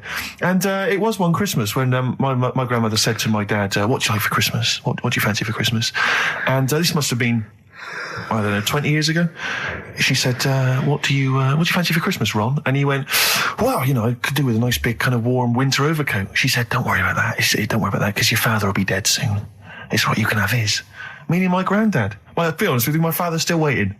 Which is good news. Good news for my grandfather. Less good news for my dad. He's freezing. He's freezing. He finds out, how is he today? He's fine. Oh, okay. Oh, I'm freezing. It is such a weird mindset, that. I think that, to me, is what sums up people from that older generation, the 40s and 50s. And it seems to me that you've got that kind of mindset. It's like you were born in the 30s. And whenever you talk of your childhood, it's like you had like a big potato to take to school. And a hoop and a stick is a Christmas gift. The other thing is, I think that that sort of generation, it seems that the man is dependent on the woman. As a total dependent. Oh, absolutely, If she dies, he's done. Yes. He's done for. Yeah. Just pine away. If he dies, she's got 30 years of pottering. Absolutely, yeah. Do you know what I mean? Yeah, and going to, like, you know, the youth club and the church. I know what you mean, yeah. It's sort of like that. It's sad. Of course, it's sad for them, but it's not the end of their life. No, sure. And it sort of is the other way around. I don't know why that is. Yeah. It's terrible. That's a little melancholy thought for I know, I've Christmas really time. you brought it down, you've brought it down, I've brought it. This isn't a nice show at all, this is terrible. Well, we're going to have really people just killing themselves. What? Right, you ready then? So, just in case you haven't heard it before, I'll give you some initials of a band or an artist. We're not doing Rockbusters now, are we? Yeah, I thought, well, we've just... Oh, no, we keep that going, then we've got... I love educating Ricky, that's my favourite thing now. Well, what do you want to do, Steve? I mean, let's do the clues. It's just like it's sort of bigged up the prizes. And so this is only by email. Give the email address out now for people to write it down now, Carl. Right, it's ricky.gervais@xfm.co.uk. ricky.gervais@xfm.co.uk. Only entries on email. Yeah. You're going to get 3 clues. You've got to get them all right. And you win all the You win all those prizes, you said. Okay, Carl, go on then. Right, and just a quick example, one of the first ones we did, it was like AK, and the clue was exploding pet, and it was atomic kitten, right? Yeah. So you understand how it works now. These are your clues. The first one, that army has got some nice trenches. That army has got some nice trenches. Excellent. Yeah. And the initials there are DW. Do you write some of the questions for 15 to 1? Go on. So that army has got some similar phrasing. Trenches. Okay. Okay. The second one. What are the initials there, Carl, on that person? DW. DW. Yeah. Right. The second one. The top of them curtains are all wrecked. All the materials all worn. He acts it out, though. We've got to get him on telly. We have got to get him on telly, because his little face and his gestures. That's the second one. The initials being HV. Okay. The top of those curtains are wrecked. All the materials all worn out. Right, HV. And the final one, here's the final clue. I was in Texas the other week, right? I tripped and landed on my knees in a puddle. What's the initials? WH for that one. So I was in Texas, I tripped up, landed on my knees in a puddle. So that's WH. Incredible. You've got it! Is it great? It's fantastic! It's decimal. Okay, tell me during the record. Do you remember you're playing for these compilation albums? We got the Fatboy Slim DVD, Linda Green on VHS, and of course Executive Decision, starring Kurt Russell as well. Oh God! So, Steve, do you want to pick a winner? I've got a winner when you give us the answers. Okay, so the first clue was that army has got some nice trenches. Yeah. That was DW. Who's that? Dandy Warhols. That's brilliant. That's brilliant. All right. That's good, yeah. The second one, the top of them curtains are wrecked. All the material is worn. Yeah. HV. That's Holly Valance. Oh, he got a phone call for a woman saying I haven't heard it, and he was talking to her off air, and she went, what is it? So-and-so said them curtains. She went, oh right. He said, you know the thing around the top of the curtain is a palmet, not a valance, and he went, cut her off. Yeah, but my auntie's always making balances on everything. I'll tell you about that next week, right? I'm looking forward to that. Right. Is this the one that farted for 5 minutes? Yeah, the very same. Yeah. Right? So we'll talk about that. I was in Texas, I tripped up, I landed on my knees in a puddle, WH, wet knee Houston, right? Wet knee Houston. Yeah. So, you're a maniac. So, who's a winner? We've got Pete, Catherine and Laura in Newcastle upon Tyne. They're listening online, I assume, and they're on Sky get Digital. those great places. And remember, they got loads of stuff. They got the DVD here, they got Linda Green, they got Stone Roses, they got another compilation, and Executive Decision. Can't concentrate now. Oh, well, he's all stressed because the lady from MTV's here. She's going to film his little face. So the things he said in the week, he was so worried. He's got worried about the spot on his head. That won't come out. Just you got your best side. It's on that side. That's all right. Oh, yeah, the camera's out. Look, he's getting nervous now. Okay, Carl, ignore the camera. Okay, just ignore the camera. Okay, now me and Steve have done our research for you, and we've got 2 amazing things to tell you. What should I tell them first, about the baby or the... Well, they're both equally fascinating, so you choose. I'll tell you the crab thing first, right? Steve actually saw this thing in The Guardian the week about our research thing, and then we looked it up, we looked into it on Friday, and it is incredible. Right, listen to this. There's a thing in a bay in New England, right, where it's like the biggest, they make silicon chips and stuff for computers, right? And because of the data protection thing, after they've done them, because they have to destroy the plates, right, well, the information's sort of put onto them, but there's still flakes of silicon. They sort of grind it down straight away, and some of the flakes got into the bay, okay, but some of the information is still on even the slight granules of silicon. Anyway, gets in the water, and silicon is rather like a carbon derivative. They reckon if there had been life on another planet and it wasn't carbon-based, it'd be silicon-based. Because like simple sugars and proteins, it's just COH and that, and it can work with silicon, right? Anyway, the crabs have been taken up, they're still in the water, and they looked out on the beach, and over years the crabs have started sort of putting themselves in formations, like geometric format, and they couldn't work out why they were doing this. And when they put them in the experiment, they sort of like chopped them up, and they found they'd taken on silicon, and it had sort of got into their brain, and they were downloading information. They picked up little things, because it's just chemical, like electrical impulses that got information off the silicon chip, and they were interfacing it. But this is the amazing thing. One bloke sort of thought of this, and he thought, well, if it's a simple computer with a brain, if it's just a simple sort of electrical thing, then maybe there's sort of, we could get it down. So what they did is they made a thing called a biointerface, and they put it into the crab's brain, just a really simple brain, so it's measured oblongata, right? And it got impulses from it, and they were getting like computer readers, so just flashes of like symbols and geometric things right on this screen to read the crab's brain, and it was stuff like fragments of a. What made them do this in the first place? Because they saw the crabs behaving differently. They were behaving differently to each other. They were just like they were, intelligent, and they were sort of solving problems and all this sort of stuff. Anyway, when they downloaded the thing, it was like they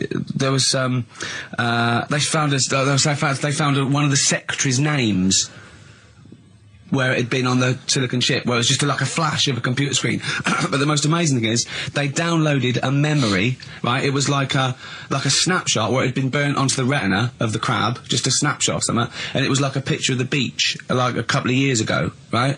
And they also did, incredible, it was like just a digital black and white sort of thing, so they could see what the crab had seen. Amazing. Jeez. Amazing. So intelligent crabs. What are they doing with them now? Super brain. Well, they think this is the upshot. They think they could use it as spy crabs, because they could get these crabs. Also, the other thing is, as generations went on, right? So they put a crab in to sea or something, right? Lots of crabs in, and then as generations went on, a newborn crab, they downloaded the memory, and it had the memories of its great all together. It had every memory that any crab had been related to it beforehand, because it passed it on. It just passed it on. So not even ones that had been eating the silicon stuff. Yeah, no. These are just like ones that have had kids. Yeah, and they've got like, and they know so you'd know everything. Your everything right the way back. So would that work if we ate silicon? Well, possibly. So what are they going to?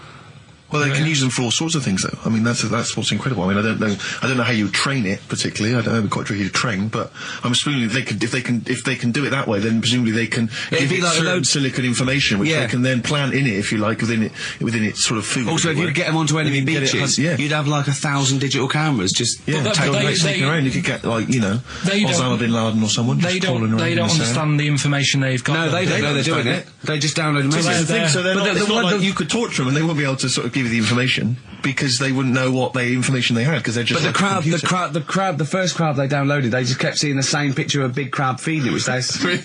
Yeah. Wow. That's what, like its mother crab or something. Yeah. Just memories of it as a child. But they're not in colour, presumably. No, it's all in black and white. Yeah, It's just a digital camera because it's just they don't see in black and white, so it's just like a I don't know. I think it's burnt onto the retina or something. And the only one that they kept were the ones they saw a lot of the time. Well, I mean, in a way, some of the educating Ricky I've got for you today is on the similar lines. Right. Oh, you've got to be impressed by that. You've got to be impressed by that. That's pretty good. I mean, I'm interested to see, you know, what they do. What they do with what the crab developments are. But yeah, no, that's pretty good. Yeah. But I mean, amazing. Yeah. Amazing. Well, just digest that information because that's not even the most impressive one we found. I think it is. I suppose it's pretty impressive, but the next one's maybe more shocking. Okay, right. Well, let's play a tune and Ricky's got another extraordinary. Okay. 4.9, I'm Ricky Gervais, with me Stephen Merchant. It's the best of. You've been voting in all week, sending your emails, so here's the clips that you wanted. Wu-Tang Clan and Gravel Pit, we love that, don't we? I love it, yeah. Yeah, Classic track. We're talking about embarrassing stories and stuff, and I don't know if I've told this on the radio before. Have I told you, Carl? I'm not sure. But this was when I was working at the BBC. This is not even long ago, and I'd moved to London, and I was fairly new in London. And I was working at the BBC, and I had this BBC hire car, and I've never told it. If there's anyone listening who works for the BBC, I don't know if I can still get in trouble for it. But this BBC hire car, and it was like I'd been ferrying kind of actors and people and production people around all day in this car. And I was driving back, it was quite late, it was about sort of 7 or 8, and I was driving back, and I pulled in to get some petrol to fill up the car every day. And I went into this garage to fill up some petrol, and I was there, and these two blokes came in a white van, right? They pulled into the forecourt, and I was filling up the car, and they went, "Hey, do you want to buy a couple of speakers?" And I said, "Yes, I do."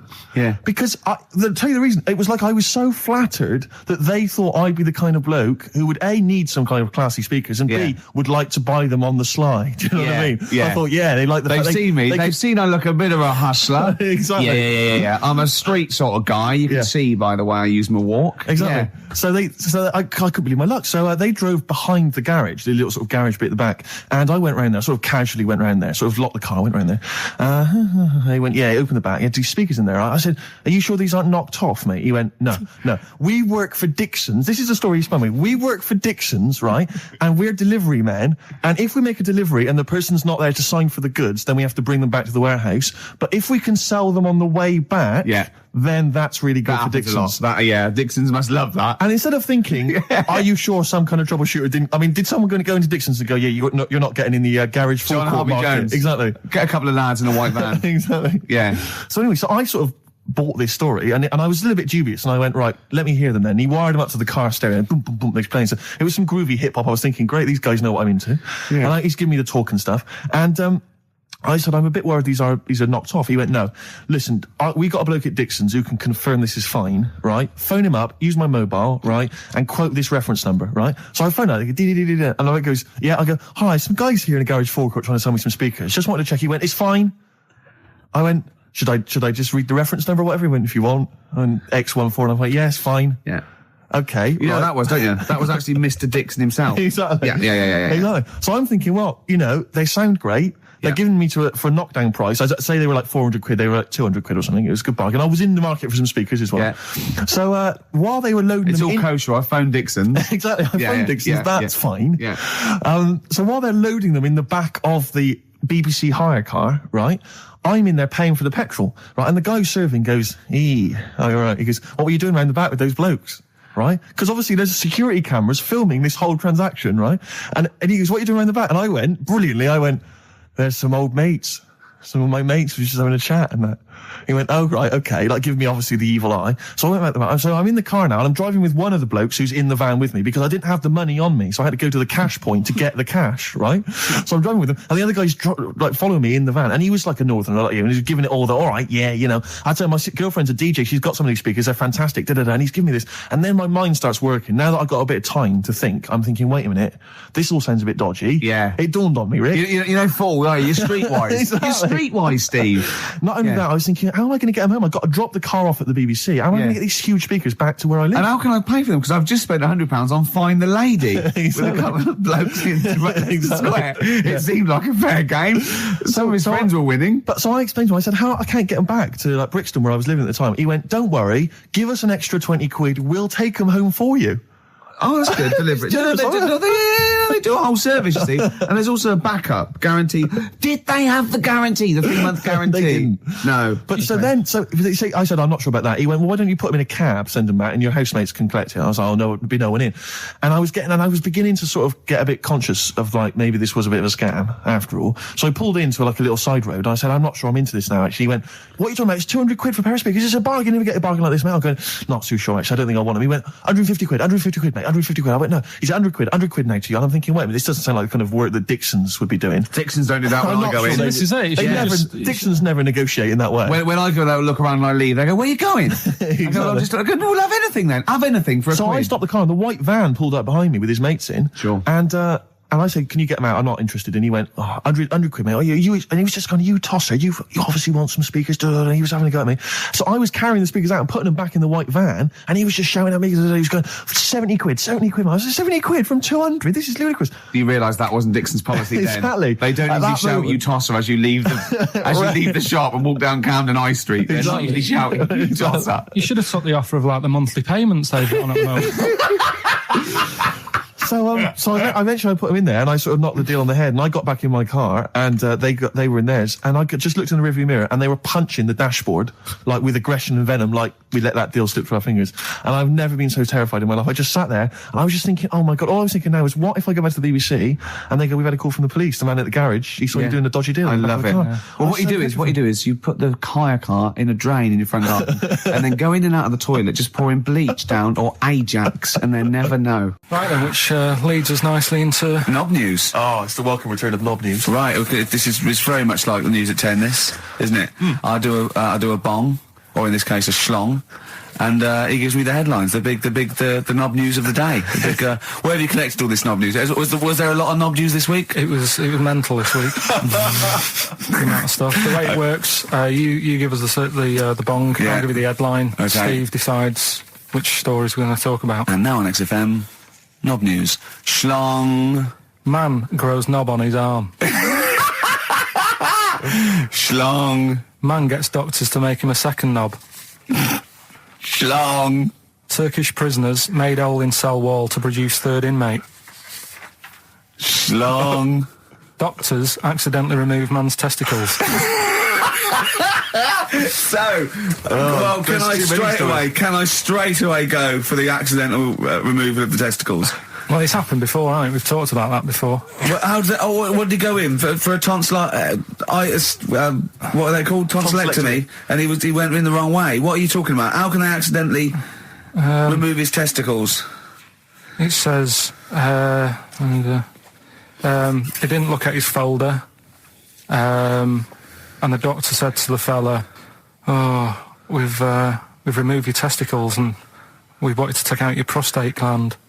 So that's what happened. There's the story. This is what I mean. That's why I don't like going to the doctors. It happens, doesn't it? Because all these sort of it's when they say things like, "Oh, it's just we do loads of these operations." That's when they're not concentrating. Brilliant. Do you know what I mean? When they say it's procedure, that's like having a boring job that you do every day when you're not going to be concentrating. I prefer them to go, "This is a tricky one, this." I know what you mean. I sort of do know what you mean. People, you watch TV programmes about, like, you know, removing someone's second head or whatever, and there's like the best surgeons from all over the world. It's televised. They can't make a mistake. They can't go, "We took his legs off by mistake." Whereas the fella who's having a prostate's like, "Oh, do you want to do it? I'm sick of doing that." Yeah. And they're probably doing a crossword whilst right Of course they are. I've seen that actually in operating theatres. They're doing a crossword. That's what I mean. Yeah. I was just examining some of the other knob news, Rick, a little bit more closely. Man gets doctors to make him a second penis. I'm sure we're all interested in what happened there. Yeah. A German who persuaded doctors to give him a second penis has lost his wife after he showed her the result.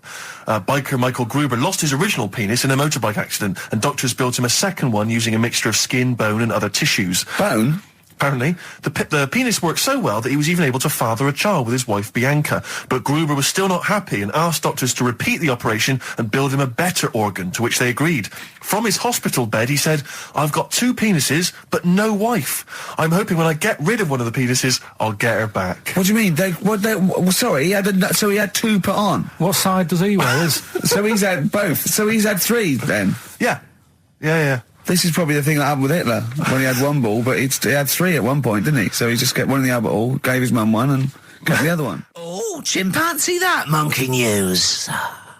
Right, there's this monkey, right? Oh, yeah. I think his name was number 6 or number 7 or something, right? In this lab, right? Yeah. And anyway, it's in there with like the rabbits and little mice and stuff like that. And The rabbit smoking. The nurse, right? The nurse, not the nurse, the woman who works in the lab. What would you call her? A nurse? Depends. What depends what her job was. If she was a lab assistant, you call her a lab assistant. All right. I mean, they probably call her by her name. All right, lab assistant, right? Kirsty. So she's. I think it's probably Kirsty. Right, Kirsty Morris. Well, she's in there, right? Yeah. And she don't work with many people and that. She's mainly on her own with, just putting lipstick on rabbits and stuff like that, right? Chimp fancies her. So, Chimp fancy her. He's putting on lipstick, chimp fancies her because she's got hairy legs. He gets pally, right, with this woman. Yeah. Because, he gets to a point when she sees him every day. It's the way he sort of tries to string out like it's a narrative love story. Did the chimp put its hand out and grabbed her, and then you thinking that he made a move on her? So right, come on, he's allowed out. He's allowed out. It's not a story, is it? He's allowed out the cage and what have you every day. So he's wandering about, and as time goes on, he's watching what she's doing more and more. Yeah. Right. So he notices like the code on the door, right? Right. Whatever 247 or whatever. Yeah. He goes, right, I've clocked that. I've got that. I'll remember that. Right. And then he goes, right, there's a lot of lipstick and that knocking about, a lot of makeup. Right, okay. No, there's no way. Finish. No, because Steve, you know what's going to happen. I know what's going to happen. So he's there. It's ridiculous. And he's going, well, if it's there, you know what I mean? So while she's messing about with the rabbit, he gets there, he's in front of the mirror, putting a little bit of lippy on. Right? No! I can't! It's gone too far! No, it's gone too far, Steve. Right, your mic's off, Rick. He's finishing the story. Turn mine off as well. It's gone too far. Turn him off. Just let him finish. Right, so the thing is, right, it's this monkey wandering about. It's got lipstick, it's got mascara on, it's looking pretty good. I didn't mention the mascara! It's looking all right? So it knows the code on the door, 247, right? So when she's sort of messing about with the rabbit, right, he goes, right, here's my chance. It's looking good. 247, out the door, through the reception man's there. He's like, all right, Kirsty, right? Don't talk shit! I Feel Free from Cream, that's pretty much the last track, isn't it, guys? I imagine on XFM 104.9. Well, I mean, I've got nothing to say after that ridiculous story. I mean, that's worse than the bank robbery to me. Yeah. That he clocks out. And the bloke on the desk. All right, Kirsty. Oh, you're 2 foot shorter and hairy. She wasn't a looker anyway. So. She wasn't a looker anyway. Brilliant. That was Radiohead and They're There. We're Not Here, all right? Pre-recorded. Coming up is one of Carl's little things. Enjoy it. All right, that's Aqualung. Good time's gonna come, innit? Right, Carl, come on in, educating Ricky. So, don't let the cat out of the bag, that's where that comes from. Comes from a crafty butcher. Right, go on then. So the next little headline is Wash Up With You. Wash Up With You, go on. You want to know about that? Yes. It's a survey that they did this week. They? Yeah, some university did some survey. Brilliant. Did a world test on washing up. Yeah. And each country were given 140 pots to clean. Brits were the quickest. Yeah. Yeah. Turkey were the slowest at washing up. The Turks. It's not because the little fellas that work in the kitchens with no... Is it? They can't reach. Spain were the cleanest, and the Germans were pretty good as well. So... I don't know where to start with this. Honestly, Steve, I don't know where to start with that. Sorry, what was that? Wash Up With You, that was it. But they was that it? Survey of washing pots and pans. I didn't understand. You said Italy were the cleanest. No, Spain. No, Brits were the quickest. Yeah. We were the quickest, but Italy was the Spain was the cleanest. Turkey were the slowest. Yeah. Spain were the cleanest. But why weren't we clean then? Because we were washing up. Why were we not paying attention to the? We did it rubbish. We did it quick. We did it quickly, but I don't understand what it was being rated on. Who was doing it? Was it Annette Newman or Ainsley Harriott? She's quick. Both of them are quick. Yeah. Well, they've got like kind of loads of slaves that do it for them. Did we use fairy liquid? Don't know. It didn't have. Did we use a whole bunch of Boy Scouts? Didn't say that. Just like said, it just said, that. Who had the softest hands? Who had the softest hands? So it didn't say. I didn't. Why is it we don't get notified that this is taking place? I don't know. When I was a kid, no one ever said, we need recruits because we're doing a survey on who can wash up the quickest. Are you disappointed in yourself with that one, Carl? It is pretty dull. To be fair, and that is why we've got to bring in either con merchant or a wine merchant or shut up at your face. Yeah. Would you be able to, if I put you on the spot in the next after the next record, would you be able to give an example of how con merchant would work? I mean, is there something you could do just to sort of experiment? Should we play record? I can do better than that. Yeah. What? Ads. Go on. Do you know why people tink the glasses before they have a drink? Why they tink? The verb to tink. I do know that, Carl. Is it about poison? It is. Here we are. What, would it make a different noise? Nope. Brilliant. Go on, explain it. Why? You explain it, Steve. No, don't, Steve. You explain it, Carl. Go on. I've started, so I'll finish. Go on, Carl. Explain why they tink the glasses. Ages ago. Yeah. Only people with money had drinking or something. That's like one of my film reviews. Years ago. Welcome to History Now. Now, ages ago, only people with money had drinking or something. Keep going, Carl. Keep going. Like spirit and stuff. So they'd it's like businessmen. Businessmen. It's easy for you to say. This is getting to be cruel, isn't it? This is amazing. Yeah, go on. Why did you open your mouth, Carl? What were you hoping was the best that could happen? Because you were trying to make me look stupid before with the planet, so I'm not... Whereas you know... Yeah, go on, no, come on. Businessmen with money have got to drink and ching. Okay, so then... So they'd nip round to have a chat about whatever they're earning money with. And they'd say, right, do you want a drink then? And they'd go, oh, yeah, that'd be alright. Yeah. So, rather than, just pouring it out of a bottle into a glass and saying, there you go, it could be going, hang on a minute, it could be poisoning me here and trying to, nip my business idea. Yeah. So what they'd do, it'd sort of pour a bit of his drink into the other person's glass and you get that tink noise.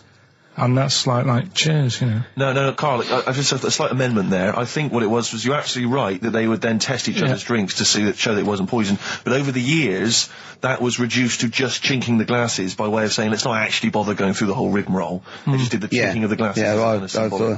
Yeah, that's good. It was exhausting though, wasn't it? I know. Was it worth it, do you think? Well, I like that, because people will carry that with them now. When they do that, they'll think, oh, that bloke's definitely not trying to poison me. Yeah. So the horrible thing is that now, when I do the glasses, I can laugh and go, they don't know I've poisoned them. Exactly. You should always do the pouring back and forth. It's a shortcut, it's a slippery slope. Just be careful. His homework was to come up with those stupid lateral thinking problems. We maybe should give an example of the... Romeo and Juliet, right? Romeo's asleep on the bed, Juliet's on the floor, covered in water and broken glass. What happened? And you ask all these stupid questions, and it's... Romeo's a cat and Juliet's a goldfish. Again, awful. What am I thinking? Yeah. Yeah, go on then, Carl. Right, yeah. There's a bloke lying on the floor, right? He's cut his head, blood's coming out of his head, and all his mates come running up, and they're all stood round him. Yeah. And they don't take their hats off as a mark of respect. That is outrageous. Why didn't they take their hats off? I'm laughing, but it's probably as good as the real absolutely. ones. A bloke's fallen with his... Yeah. He's lying on the floor. Yeah. He's dead. Yeah. His mates come running up. Was it important that his head was cut? I don't know. Would it have been okay if he'd have been wearing a hat? He wouldn't have been dead if he was wearing a hat. What's your answer? No, you're meant to answer questions. You don't just go, what's your answer? You say, where's the turns? And you go, no, and I have to guess. It's obviously like sort of motorcycle stunt team or a parachute. Why didn't they take their hats off? Because they're probably still on the motorbikes or something, or... Well, yeah, but if you mark a respect to someone, you could take your helmet off. I'm getting angry. What? They're parachutists. Why couldn't they take their helmets off? Because they're coming down from the sky. But he's on the floor dead. Well, but they can look down and see him on the floor. Are they on the floor, Carl? They're on the floor as well. They're walking, are they? Yeah, well, they sort of stood there looking at him. They're stood there. Yeah. They're stood on the floor looking at him. They're soldiers. Why? But why? Because it might be in a battle zone. They might have their helmets on, and he's been shot in the head. No. Well, that does work. You see, this is my point. That one works. That one works. Unless you've given us a piece of information where that doesn't work. What's the difference? Why is yours different to he's been shot in the head in the trenches and they're looking at him and they keep their helmets on? I just don't think it matters as much. If they're in the trench, they're already guarded a little bit, so they could take their hats off. It's the best mate, for God's sake. Okay, who's dwelling on this? Are they normal hats? What kind of hats are Give you the they? answer. No, don't get ratty. What kind of hats are they? Baseball hats? If I told you what sort of hats they are, you'd have the answer. Wow. Okay, I've got to guess what sort of a hat it is then, have I? Right. Is it a trilby? No. Is it a bowler? I know what it is. What? They're spacemen. No. Oh, that's a good That one. one works as well. This is my point. I like that one a lot. It works. He's fallen on the moon, and not that the moon happened. It was set up, wasn't it, in the studio? We know that. Yeah. Okay, Carl. What's your answer? Builders on a building site. Why is that different to soldiers? Because bricks don't fall in wars. But bullets fly. Right. Let's play a record and we'll come back to it, Carl, while you think about what you've done. Oh, yeah. You've embarrassed Let's play yourself. some classic Suede. Yeah, and this is for David and Kieran, I think, who wanted a bit of Butler. That was Jane's Addiction. This is the Best Of Show on XFM 104.9. I'm Ricky Gervais, with me, Stephen Merchant. Yes. This was a clip show. We recorded this a couple of weeks ago.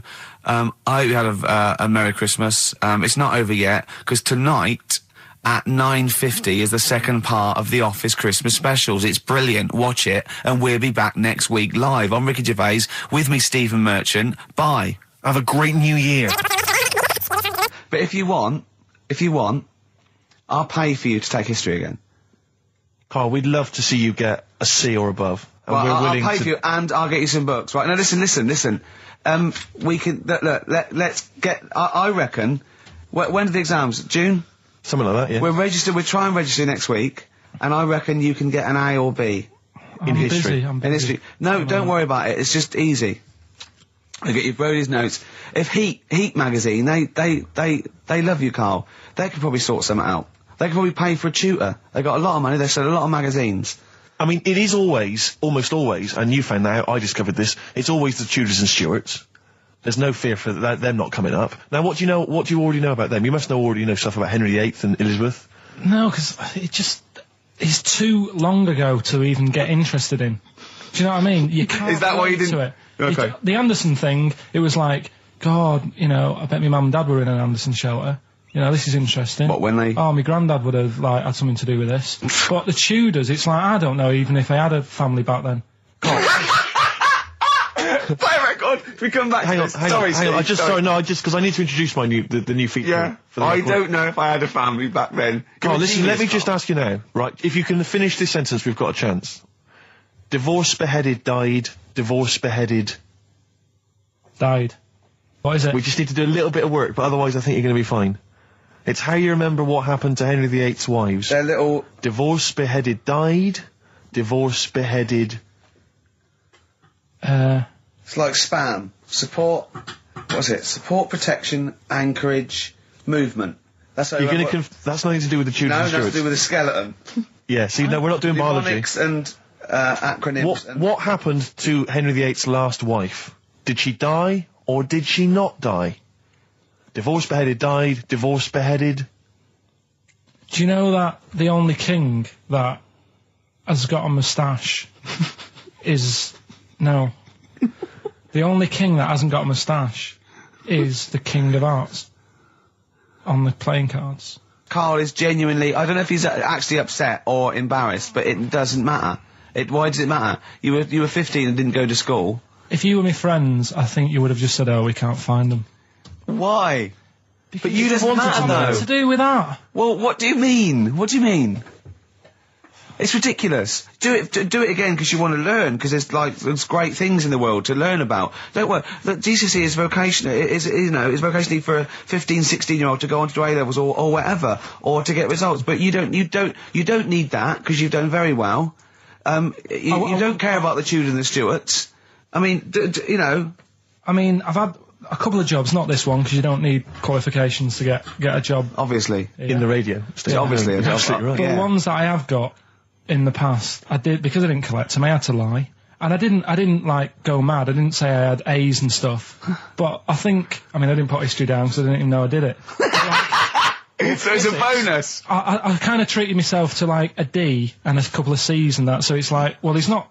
I love the fact that Carl even then was honourable. It's like, I'll at least put down the ones I think I took and lie, but the ones I didn't take, I won't lie about. Yeah, and don't give yourself a B. Exactly. If they're going to find out you lied, give yourself a B next time, Carl. It could backfire, couldn't it? I mean, my brother's a bit mental, and he used to do things like go for jobs and say, oh yeah, I've done this before. Like being a mechanic, and he's never even picked up a spanner. And yet, he'd have the confidence to go and try and fix cars. Well, I'm not that daft, but, God, and he. Who do you blame for this? That's just an easy way out. I have to blame myself. No? Yeah. What was the teacher like? Well, there's loads of different ones. I didn't like... I mean, the history teacher, it is my own fault, because with her, she's a bit mental. And I used to kind of stop the lesson by saying, oh, miss, tell us about your fireplace you've got that is made from a gravestone. Because that's what that would stop any English teacher in their tracks. And she loved telling you about it. Yeah. It was like, oh, I learned that from a teacher. So that's why I didn't know about divorce, head loss, and all that. Yeah. Dandruff legs. Horse, head loss, dandruff legs. But remember now, divorce beheaded died, divorce beheaded survived. That's all you got to remember. And what's that? That's what happened to Henry VIII's various wives. In order. What does it spell out? No, it doesn't spell out. It doesn't spell anything. You just got to remember the rhythm. In order in which he married. Yeah, but it helps. It's like when my mum taught me the alphabet. She taught me as like a song. A, B, C, D, E, F, G. Yeah, constantly. No, not like that. Huh. That's how everyone else could do it, and I couldn't do it that way. Why? What tune did she do it to? It was A, B, C, D, E, F, G, H, I, J, K, L, M, N, O, P, Q, R, S, T, U, V, W, X, Y, Z. I feel like, feels like Christmas Day. Well, you didn't get the gift you wanted? Yeah, do you know that, like, anticlimax? Yeah. When, you've been looking forward to it for so long. Yeah, you know. Well, I mean, I knew you were looking forward to it. That's why it took you 14 years to get the result, and then it was 2 other people that got them for you. Do you wish that we hadn't done it? No. It's alright. It's alright, isn't it? What's your girlfriend going to say? I don't think I'll see her again. She likes a man who knows about the Tudors and Stuarts, does she? Yeah, first gladiator, then the... Yeah, you've been bluffing. Whenever she said, where did you go to Stuarts? You go, good.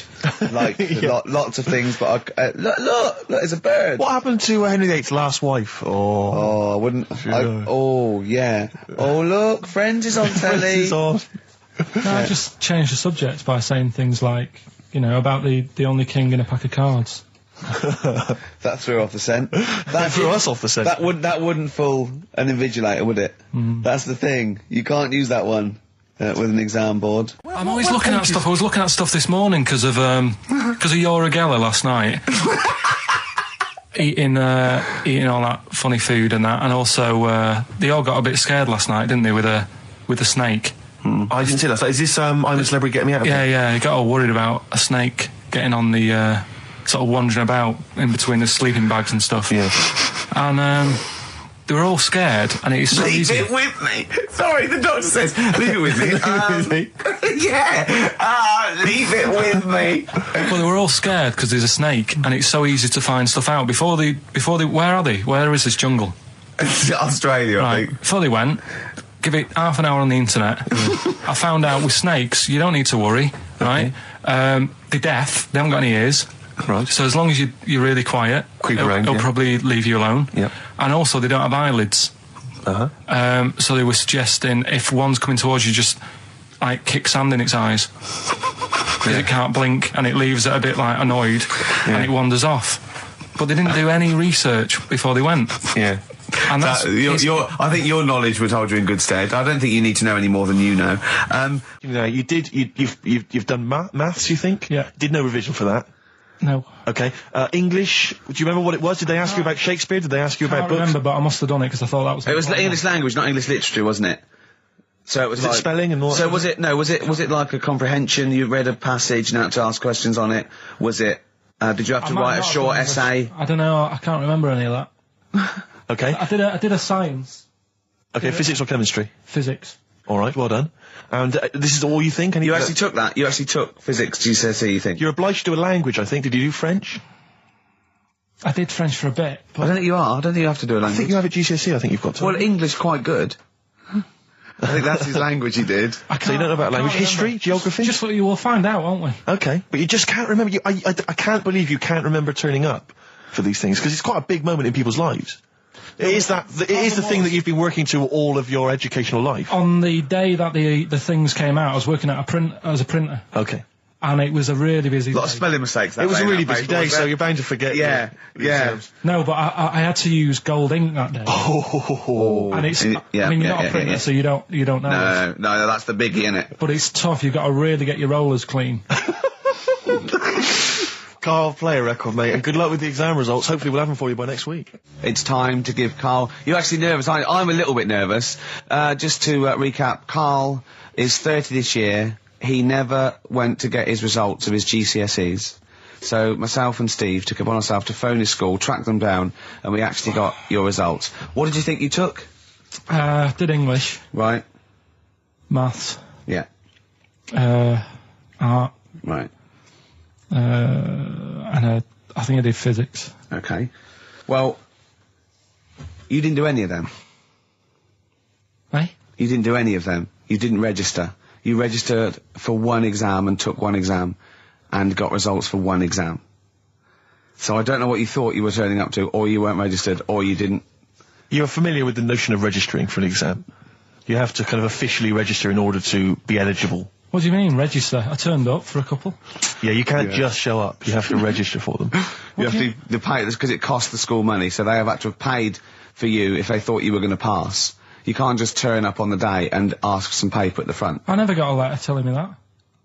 Well, that's because you were never at school. But you did somehow register or registered for one exam. You registered for history. It's a topic that you've always been interested in. I was saying to Ricky before, World War II, I loved it. Not the actual event. No, the but study just of it. all the stuff like, about the Anderson shelters and stuff like that. Yeah. And the bombs and that. Mm-hmm. And then when I took it, it had nothing to do with that. It was more about the Tudors. So the Second World War didn't come up? You mean there were no questions about the Anderson shelters? Nothing. That's devastating. So what are you expecting the result to be? Is that it? Yeah, it's the only one you took and registered. As far as the school is concerned, or certainly... Well, it's the only one that counts. It's the only result. It's the only one that counts. Yeah, you've got... Did you register for yours? Yeah. Yes. I've got certificates and everything. So what, do you do that before the exam? Do you have to go somewhere and sign something, or...? Yeah, you don't check your results and then decide if you want to register. It's not like Millionaire, when you look at the question and go, I think I'll take the money. Yeah. You go... no. But anyway, you must have registered for one, or maybe your teacher put you in for it. Well, I didn't do it. They must have been confident. They must have been confident. They must have thought your best bet was history. Right, so... What did they get? You got an E. Which I think, technically, is a pass.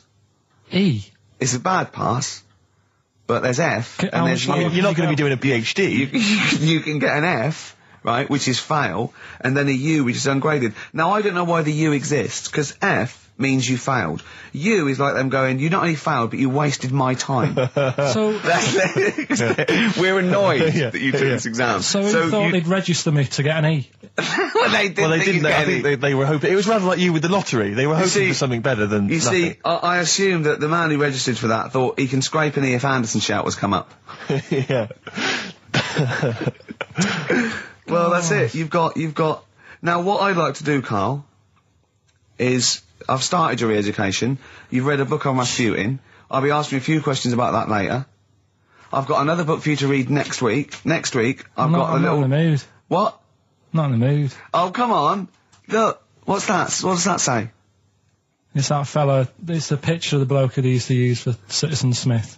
Yeah? Che Guevara. Yeah. Yeah. He was quite happy, I think, when he found out that Robert Lindsay was involved. He went, yeah, of course you can. No worries, yeah. What are your feelings, Carl? What do you think? Are you depressed? I'm just a bit annoyed because I'm sure I turned up for more, so it just wasted me time.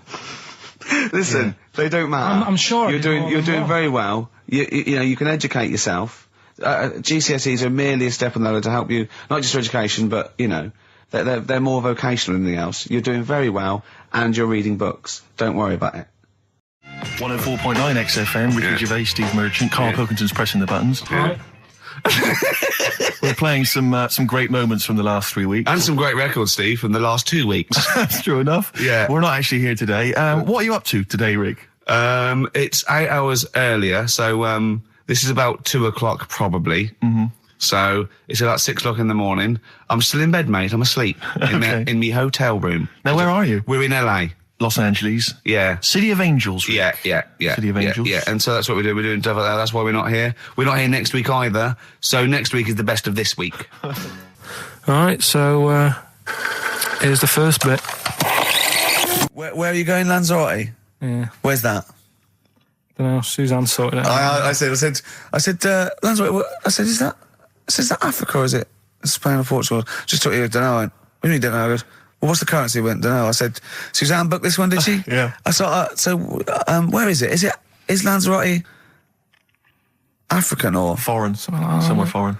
I was looking last night, and doesn't look that good. There was like one of the highlights of the things it says you've got to do is go and have. Apparently, they've got restaurants in caves, and that's like one of the things they say you must do. Mm. So, if that's a highlight, do you know what I mean? Right.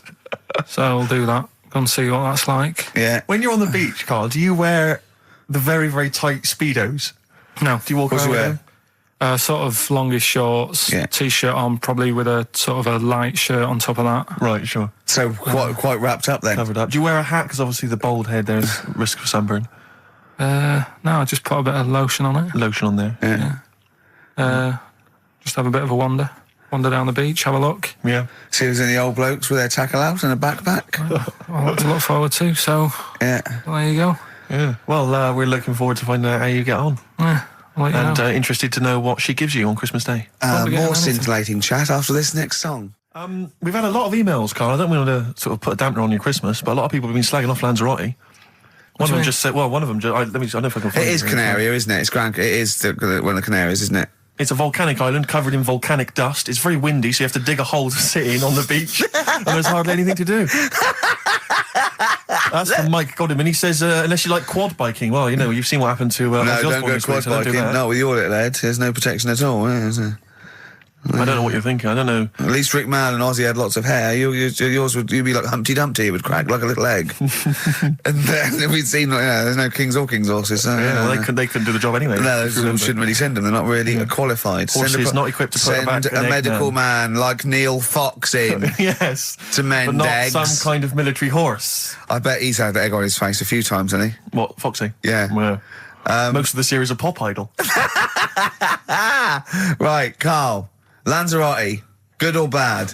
Well, you got to give it a go, haven't you? Yeah, well done. Give everywhere a go. Exactly. That's what I was saying. Don't just take the word for it. I mean, if it had said an Alanova, Lanzarote shit, he'd have believed it. Sure. If he'd have overheard it in a pub, Lanzarote a crap, he'd have believed it.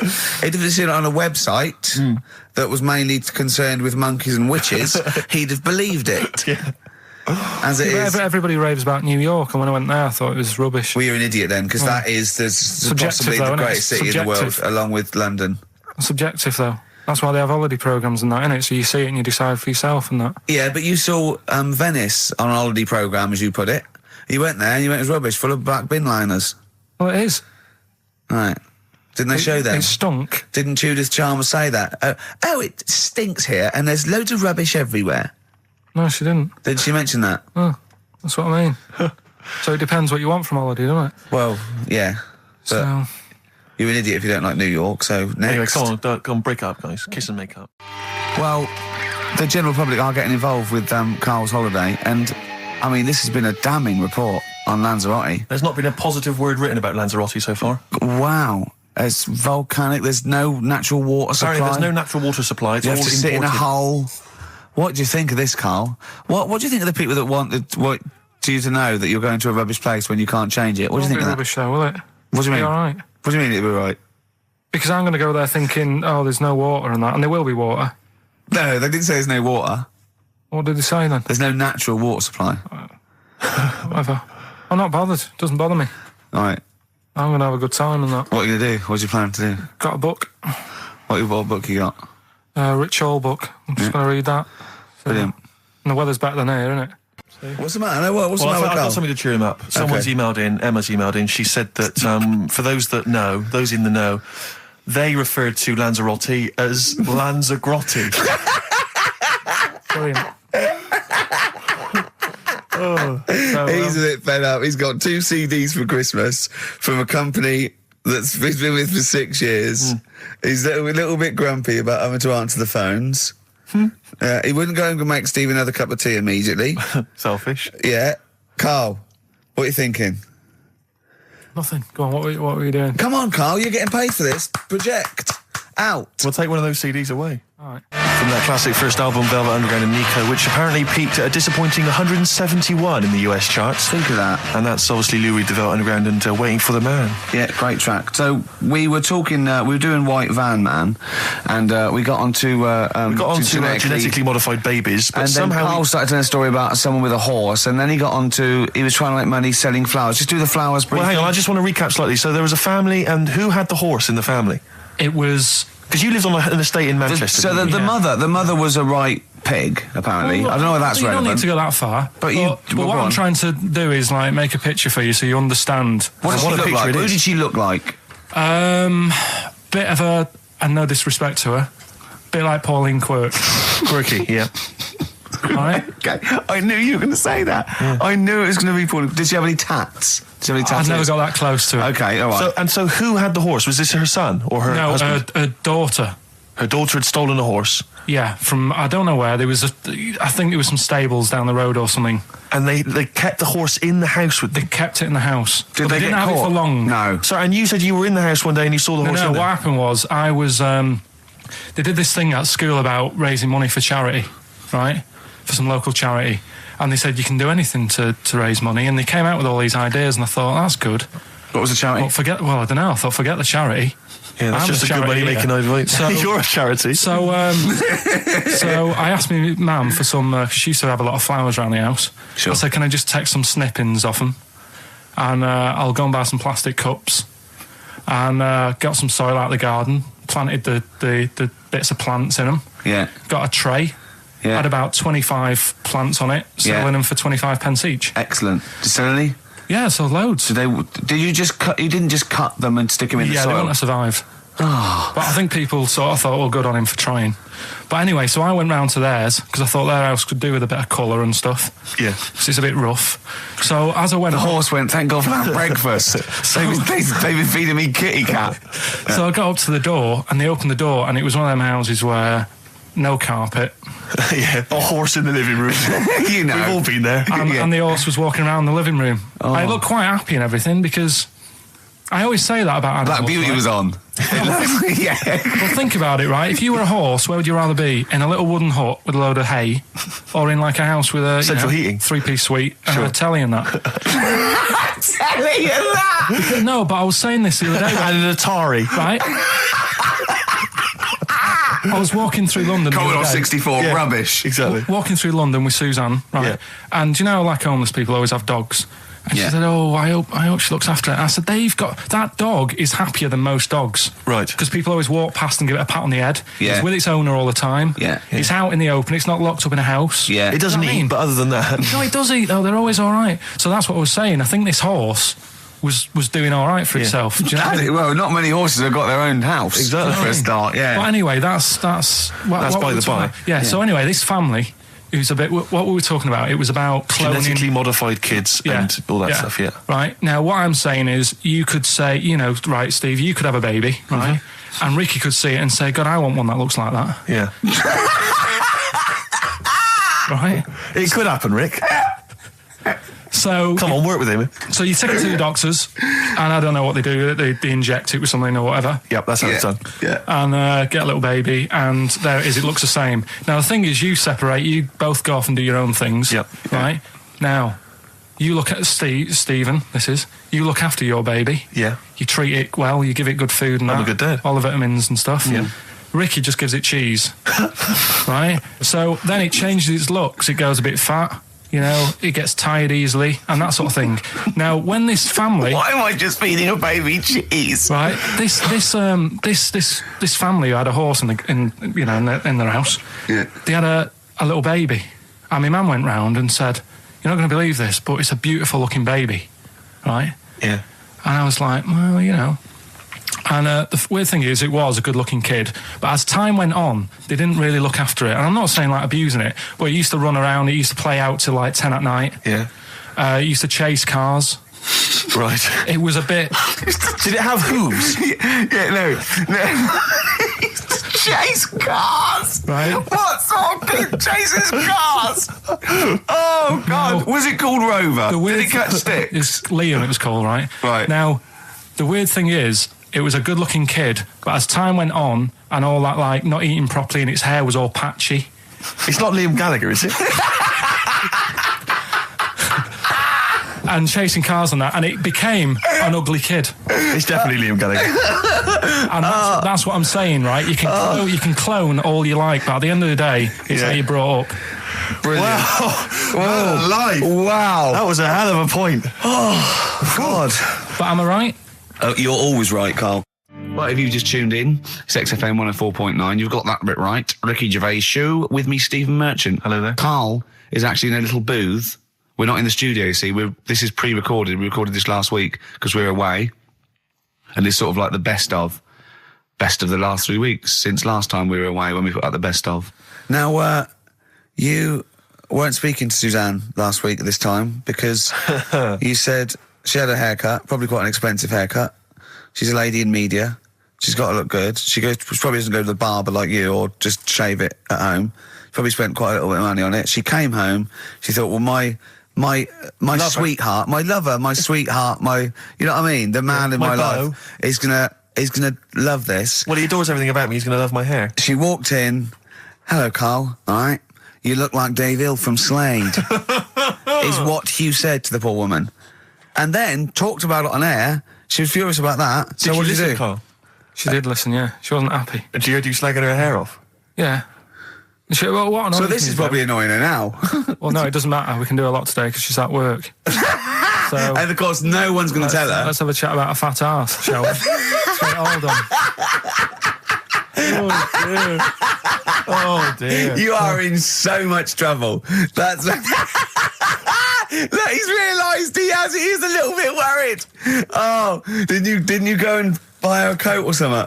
Took her out on Sunday and treated her to a new coat and that. Yeah. But I offered, I said as well, I said I'd pay to have it done again. Oh no, Carl, you have, oh God, oh my Christ. So she listened to the show. What did she say? You got home, she'd heard you slagging her hair off. Imagine that. He thinks that's a good thing. We've won the pools. Brilliant. What are we doing? Well, you can have facial surgery now, love.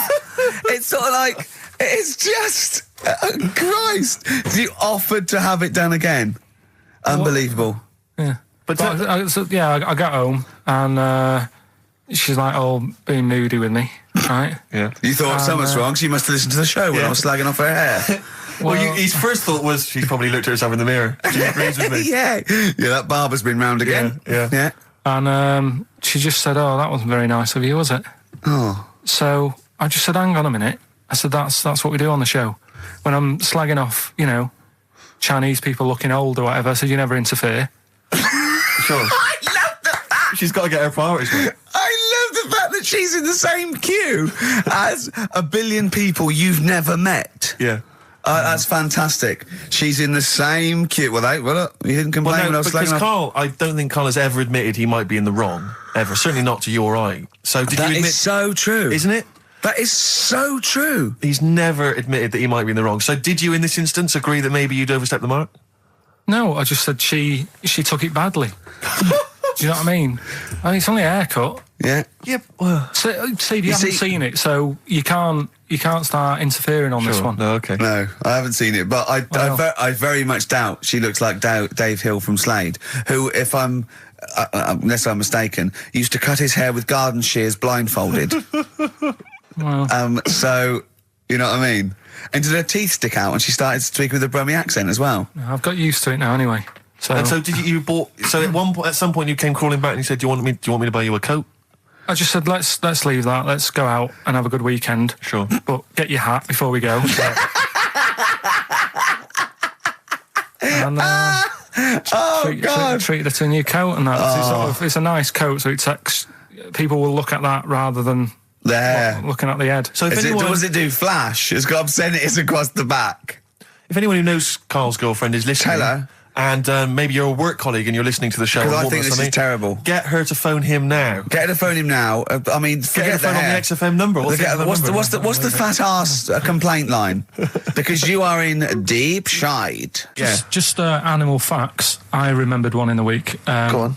There was, do you know them two gay American men who have tigers?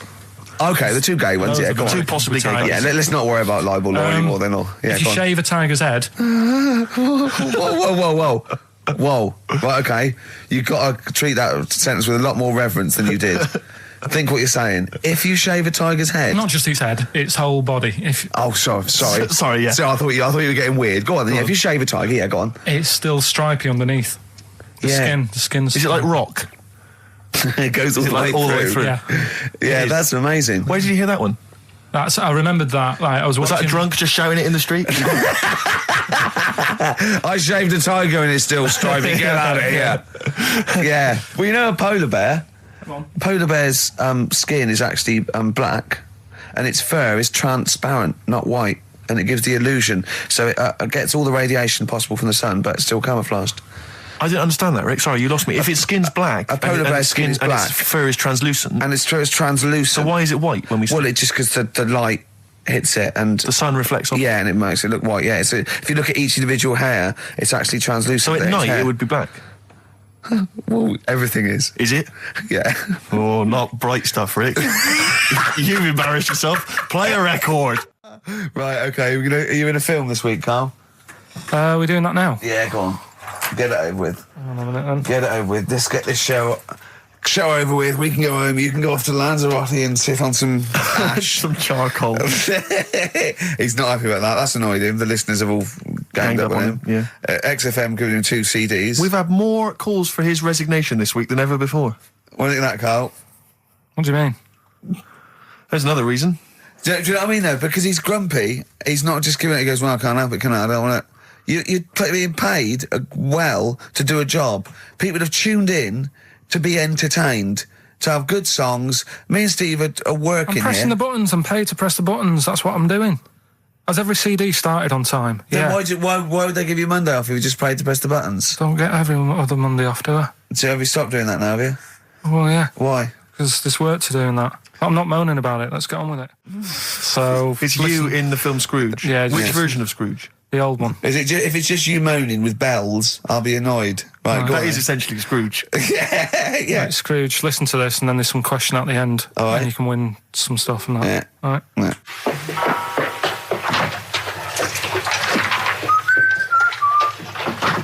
You're late. Only 20 minutes. What do you mean by coming in here at this time of day? I've just been doing some Christmas shopping, haven't I? Probably do some more shopping on Monday because it's my day off, isn't it?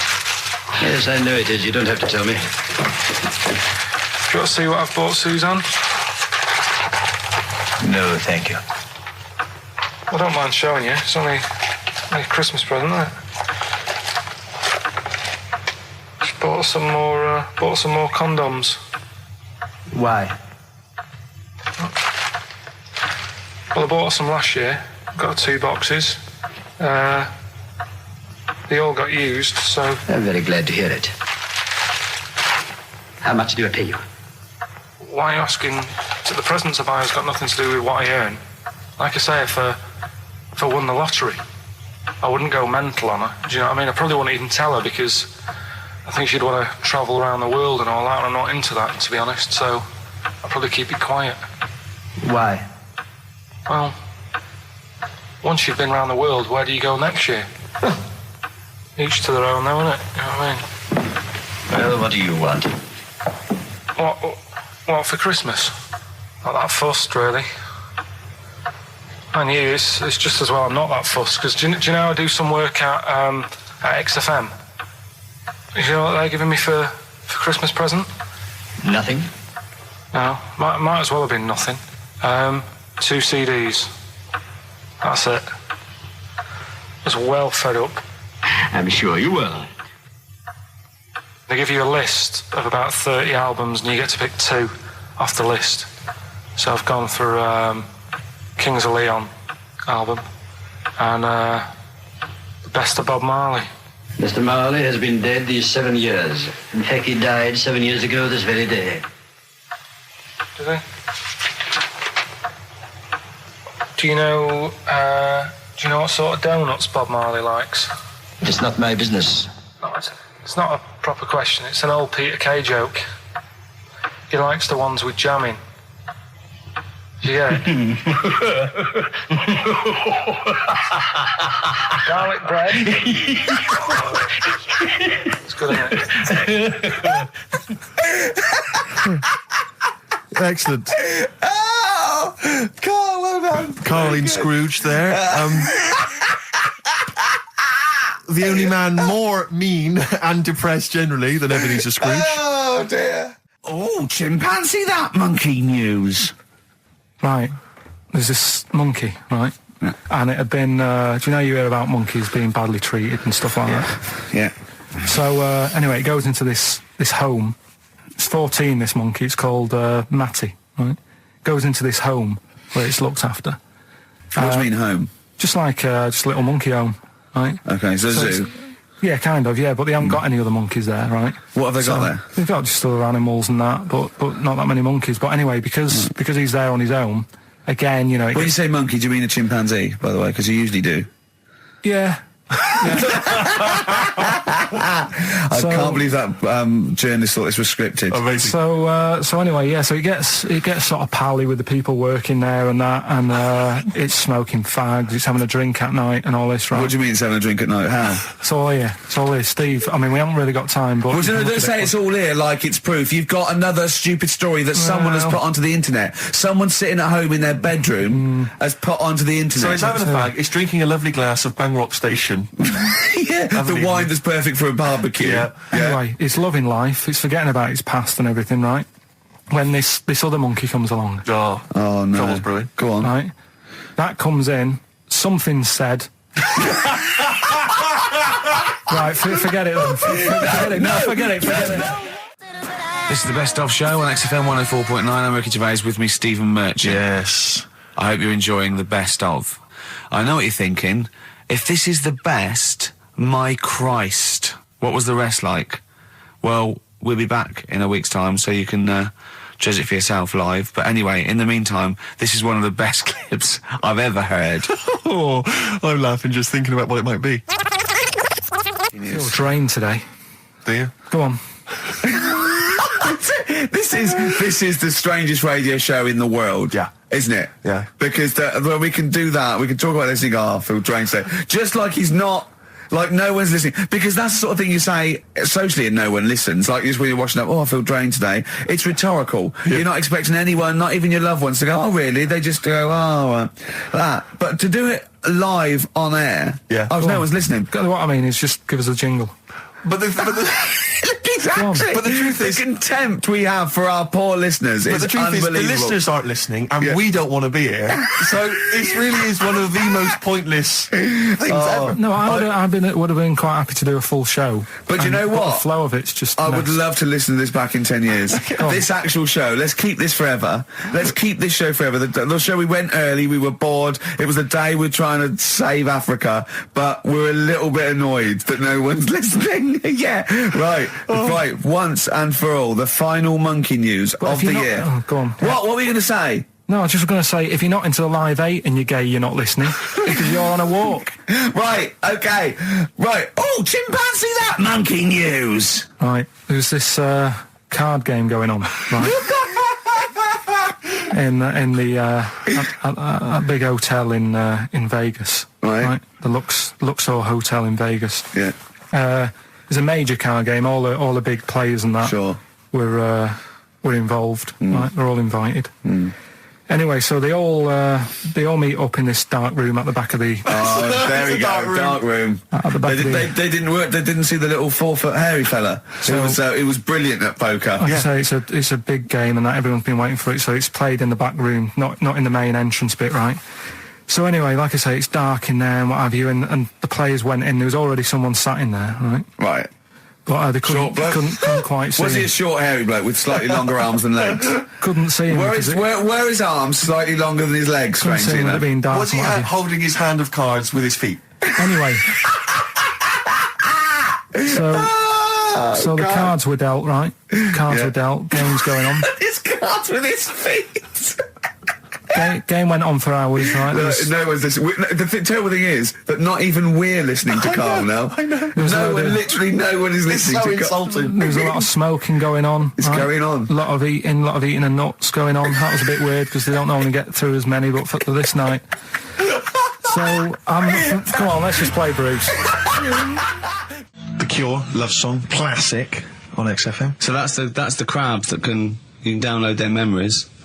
But what about other animals that are in the sea, in that same sea, eating the stuff? Have they tested them yet? I don't know. I think they just took it on because their biology, so much to do with, I presume they could take up minerals and, I don't know why. I don't know. But anyway, next one, it's just on the horizons, a bodybuilder, yeah? This is freaky. Married another bodybuilder, right, and they're pregnant, and they had these tests, and the baby was very large, but it was causing it pain, right, in the thing, right, and it's almost bizarre, and after the female woke up pregnant after 7 months, and the baby was walking around. No, it forced its way out of the vagina. Oh, no way. Yeah, it forced its way out. And it almost had, super strength. And it was pulling her along by the umbilical cord, and and it was a stone. Extraordinary. That's freaky. I mean, you're talking about freaky stuff. That's made up. What? It wasn't pulling her along. It was pulling, she could feel it. Exactly. And it was, do you know what I mean? Like, just went... and just sort of squeezed its way got out because it was ready, because all the hormones. Because it thought it was ready. Oh God! Imagine that. Just waking up and finding that in the bottom of the bed. Freak out, wouldn't it? Because you'd think it was a nightmare initially. And it had hair and everything, didn't it? Yeah, because all the hormones there, like hair, there was something in the week about you've got test tube babies and that now, haven't you? But they've managed to do it. I only caught half I the knew story. he'd be more impressed by the crabs than that. He doesn't care if it's human. No, I am. I'm telling you though that there was something. I only caught half the story because I was busy. But there's something about babies being able to be born without having any people involved. Or something. It's like putting them in an oven or something, and it's like a cake. And after a certain amount of time, it's ready. I think you can buy those in Argos for kids at Christmas. It's my first baby kit. Yeah. There's Play-Doh, I think, that they can buy. Yeah. So what do you think of that then? The baby one. Yeah. I prefer the crab one. Yeah. But the baby thing's pretty horrible. Yeah. So it was bigger than like the average. Both made up. We made those up. Yeah, they're both rubbish. They are both rubbish. Despite the fact they're both rubbish. Yeah. They're interesting. We made those up. Both those stupid stories up. Yeah. Imagine downloading a crab's memories and seeing its mum feeding it as a child. Both are rubbish. I had trouble. Yeah. I know I was going to have trouble with pushed its way out of the vagina. Yeah. I practiced that about 30 times yesterday with Stephen. I was going, I'm not going to be able to do it, mate. Yeah. I'm not going to be able to say that. Yeah. Are you disappointed? A little bit. I mean, the baby one's a bit sort of out there. Yeah. I wasn't really having that one. No. But the crab one, See, now, what's interesting, I think, is a useful experiment, Carl. I don't know what it's taught you about yourself, but would you say that that's revealed to you a certain thing? I don't know, maybe that you're a bit gullible. I mean, what I'm saying is maybe you shouldn't accept or swallow hook, line and sinker everything you read on the web. Do you not think maybe a valuable lesson? I feel bad because I said to Steve, he won't be annoyed that we conned him, he'd be annoyed that they're actually not true. You'd love that crab thing to be true, wouldn't you? it wouldn't surprise me if it did happen one day. Sure. Yeah. So, and then he'd laugh. And he said, in the break, when I said about the crabs, well, I'm keeping them then. Yeah. Yeah. I was watching, did you watch The Mammals in the week? Oh, David Attenborough? No. I was thinking, actually, right, all this MTV stuff, if there's one reason why I'd like to do it, is I was watching Attenborough, the Mammals programme. I reckon I could do something like that. Right. And just have like me, instead of Attenborough, like a young sort of fresh person, watching like certain animals and saying, do we need these? Do you know what I mean? Yeah. Oh, God! What's it called? Death on Earth. Well, That's amazing! Do we need these? And, No, 'cause there's loads of and the stuff. audience at home would vote. Would there be something like Yeah, telephone like a vote? vote out system. Oh, the that- thing is like, it's something interesting that Edinburgh was saying the other night on on Jonathan Ross's show, on his telly show, right? He was saying, he said you could take all the humans off the earth and it would carry on, but take like some animals off it, mammals and that, you got problems on your hands. I thought that was quite interesting. Yeah. So it's like the question is, do we need these? Is that part of the big thing? Right. Like jellyfish. Yeah. We've talked about jellyfish. Yeah. Yeah. So which mammals in particular were You you talked about watching that that you Zoe Ball thought- show, haven't you? Hey? Which mammals were you thinking we don't need when you watched the show the other night? Any in particular that you thought they don't need them? They're not of interest. Well, I like whales, but I don't know what they do. And they're taking up quite a lot of room. Sure. But stuff like Yeah. but like jellyfish, I looked into because Yeah, you know, well, I was I know talking you about them, and they were saying they've got no eyes, no heart. There's something like 97% water. Yeah. They're blind, and they do about 33 miles a day. Right. So it's like, do we need them? Could we clear them out? Yeah. Well, the big net. That would be the programme. What? Right, we'll get rid of them. Next week we'll be looking at rhinos. I think it's genius. Honestly, I think it's genius. And like going along, sort of like picking up sea anemones and going and just lobbing them into the sea. Well, what do you think about MTV doing that? And then I just, in between the bits, Play music videos? I play music related relate to to it. fish, so I could play like Fish, Yeah. like Rock Guy, or the Animals, Rock lobster. yeah, or what else could This I could get in run and there? run. What other songs have got animals in them? The Well, Monkeys, could play the Monkeys. Yeah, there's about 1 million, so let's not start this. No, but do you know what I mean? So do we need this? So MTV flies you around the world And to the you- most incredible exotic locations. You sort of climb up a tree or whatever, and next to, I don't know what lives up a tree, some kind of rare parrot. You say, look at Sloth. that, it's colourful, Sloth. it's interesting. Oh, you like sloths, don't you? No, they just live up trees, but I'd say, do we need them? Why? Well, what do they do? What do you mean? What do they do? What do you want from an animal? Carpentry. What Well, do you like, want? I don't like scorpions, right? Right. But then I found out they look after those monkey things. They're not monkeys, they're Whatever. lizards. Well, all right, yeah, then lizards. They look after the lizards. So there's a reason. But do you need the lizard? Could be your Well, next yeah, question. because the local people made shoes out of them. But not when the scorpion protected them, they didn't. All right, we don't need them then. So ultimately, would anyone decide? I mean, do the animals kind of get a chance to mount a case for their survival? I mean, is there maybe someone that comes into their corner and sort of defends them? I'd have like a David Attenborough type character who says, well, they do this, and I'll go, yeah, but do we need that doing? Yeah.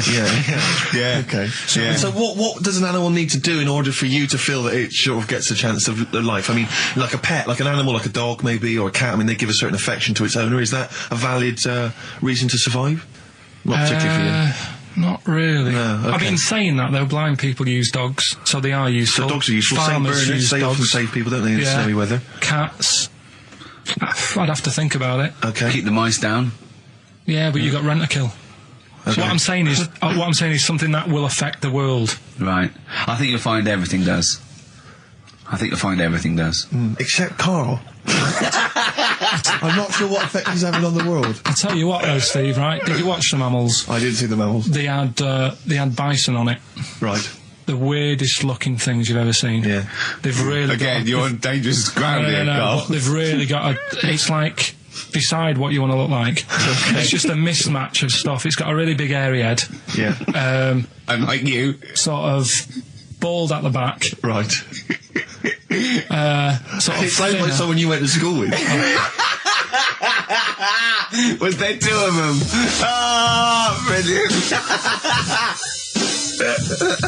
It's that thing though, you see. This happened years ago to me, right? When, you know, you get pally with someone and then you wind each other up and then there comes a time when you just go over the line. Yeah. Right? What happened? Well, it was this lad called Anthony, right? Who was my mate. Yeah. And we used to sort of always have a little fight in the toilet and that. Right? Sure. Punch each other. No, I want to wipe it. And the punches, you know, used to get harder and stuff. And then, you know, so he hit me harder. Turned out into a proper fight. Yeah. I chipped his tooth on the sink. Right? Right. This happened at school, and it was time for assembly, and I thought, oh, and he's in the toilet crying. I thought, oh, go to assembly. There's police in there. in the assembly that day telling people about unnecessary violence. And you thought they were there for you? So I'm like, oh no, Anthony's going to come in a minute, like crying with all blood coming from his mouth. I'm going to get arrested. Yeah. Did you go running and sleep? That was an example of... Yeah. I mean, it kind of happened because I went out with a girl who he fancied. How old are we now? About 8 or 9. I think that's out of order, going out with a mate's girl. Yeah, but she didn't like him. He had like big ears and that. He had no chance. You're so why should I? No, but do you know what I mean? All right, I haven't got the looks like I used to. Sure, when you were 8. But that's before the stress of, having head squoes and that sort of thing. I have aged a lot. Having your head squeezed. I love your own grammar. I know, that's the past tense, is it? Squeeze or to have squeezed. Oh, he did squoze his head. Yeah. Oh, brilliant. So, what about a bit of Bowie? Be my wife. Carl, I'm asking you. I think we can squoze that in. Be my wife, Carl, come on. You've been voting in all week, sending your emails. So here's the clips that you wanted. So, would you like to start on your... to Steve, because I've heard all these.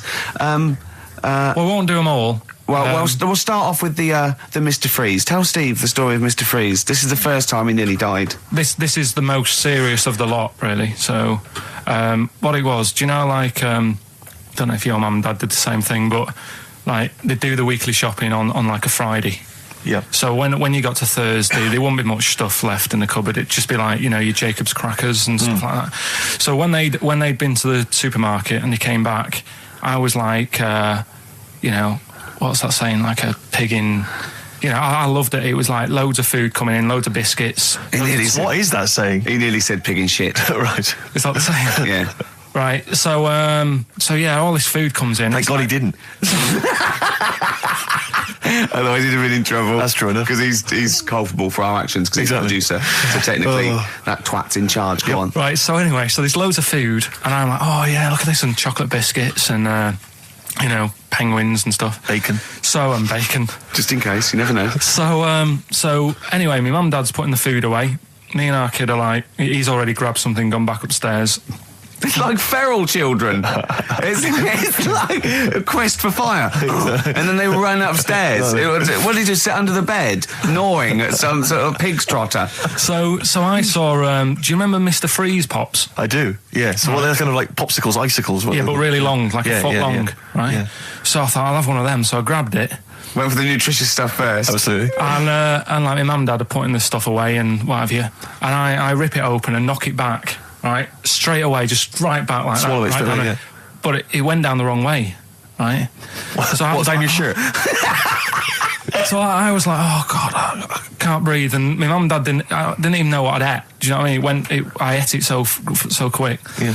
And I'm sort of tapping my mum on the back, going, and she's going, oh God, he's choking again, because I was always choking. If it was one thing, I don't know if I've got like a small throat, but I mean, even Ricky knows I can't drink that much, can I? Yeah. Do you know, or eat pebbles. I'm not a quick drinker. I'd always, I think I'm scared of like swallowing stuff. Yeah. And it was like bottle tops and mint imperials and stuff. I was always choking on stuff. So anyway, she's going, oh God, what's he picked up on it now? Drop it. So, hit his nose with a stick. So I was going, I'm choking. At this point, my dad had I think he'd put his share away, his food away, and he'd gone. His share, I love it. He'd gone to watch Winner Takes All or whatever in a lounge, and I was in the kitchen, and I was starting to I didn't care anymore. Do you know what I mean? I just got to that point where I wasn't struggling anymore. You just thought, I'm done. I just was falling to the ground. And my mum's going, get in here, I think it's serious. And my dad comes in and sort of starts shouting at me, saying that's what you get for being greedy. He didn't even know what I'd eaten. Well, it was the moment to teach you a lesson, certainly. So he's there like that, and my mum's going, oh, look at him. And my lips were going purple, and my eyes were rolling into the back of my head. You look like Marilyn Manson. And so anyway, she grabbed me from behind and did that fireman thing. The Heimlich manoeuvre. Yeah. And, winded me. And it came up, and I was all right. What, the whole popsicle came flying back out? You see, that's what I don't understand, because there was nothing there. No, just a little bit. No, it swells up, doesn't it? Because it irritated it, so it went down your sort of like your epiglottis. It went down the wrong way, it went into your air canal instead of your throat, and it sort of it sort of spasms, and that's the fear. You just got to calm it down and relax. So in time, I would have been all right. Yeah, anyway. you don't. Well, no, you might have. So that's so that's hang on. one. So, but No. But the weird thing is, like for like 3 days after that, I felt like a sort of special person. I went to school. I'm saying nothing. I did full days. A special needs person.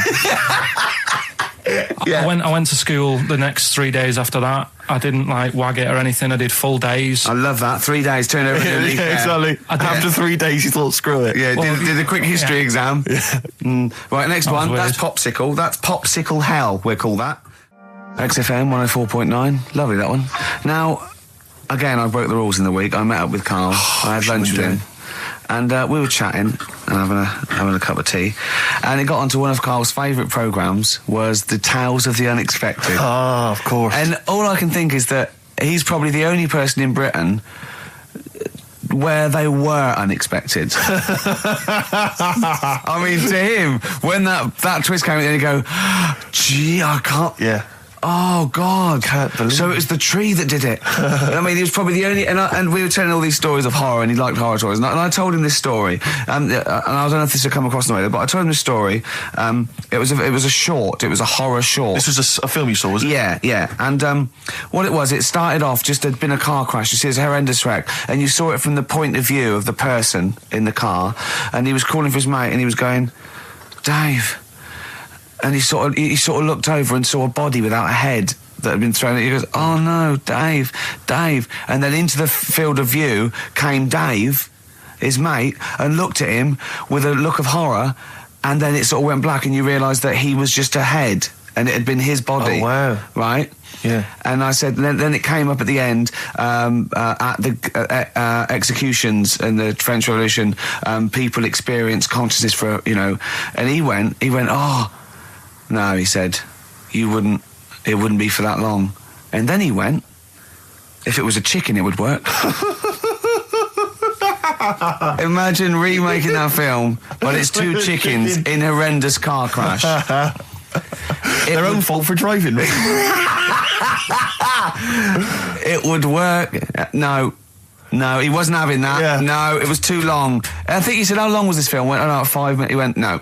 It would work if it was a chicken. I like the way that Carl is something like when you relate an incident like that, he's appalled and offended and annoyed by the people that made it, even though he's never seen it. Oh, he's annoyed. Yeah. Do you have a favourite Tales of the Unexpected, one that you remember particularly that shook you up? Yeah, we were talking about the one on where there's some woman in prison. Have you seen that one? No, I can't remember them all. Right. This woman's in prison. Yeah. And she gets a bit friendly with the guy who takes the dead bodies out. Right. And he said, I can get you out of here. He said, what you've got to do, right? You've got to, at midnight... When you hear the bell toll, that means there's been a dead body. Yeah, there's been a dead body. So what you've got to do is go into, like, the place where all the dead bodies are, get in the first coffin on the right, and then I'll come along and carry you out, and you can run away and escape, right? So she goes, yeah, all right, then. So she hears the bell go. I'll bury you, right? And then I'll come back later and dig you up. Right. Yeah, but that's the point. It doesn't matter. It does matter. Trust me, Carl, it really matters. Okay. Listen, I don't know if I'm going to ruin this for people at home. Yeah. Can I just skip to the end? I would imagine that she gets buried and he doesn't come back, and she has to get buried alive. Better than that. So she gets in the coffin, and she's lying there for ages. She's buried. She can feel a bit of movement going on, so she's obviously, being carried somewhere, so she's thinking, this is it, I'm getting out. And she's lying there for ages and thinking, why ain't someone coming and lifting the lid off this? Do you know what I mean? Letting me get out. So she's really bored. She gets a lighter out, right? Lights it to have a look at who she's lying on. It's only the fella who said he'd help escape. Oh. How bad is that? That is... How bad is that? So it is quite important that she's buried alive then, isn't it? In retrospect, you realise that the jeopardy is that she's buried alive and can't get out. Yeah.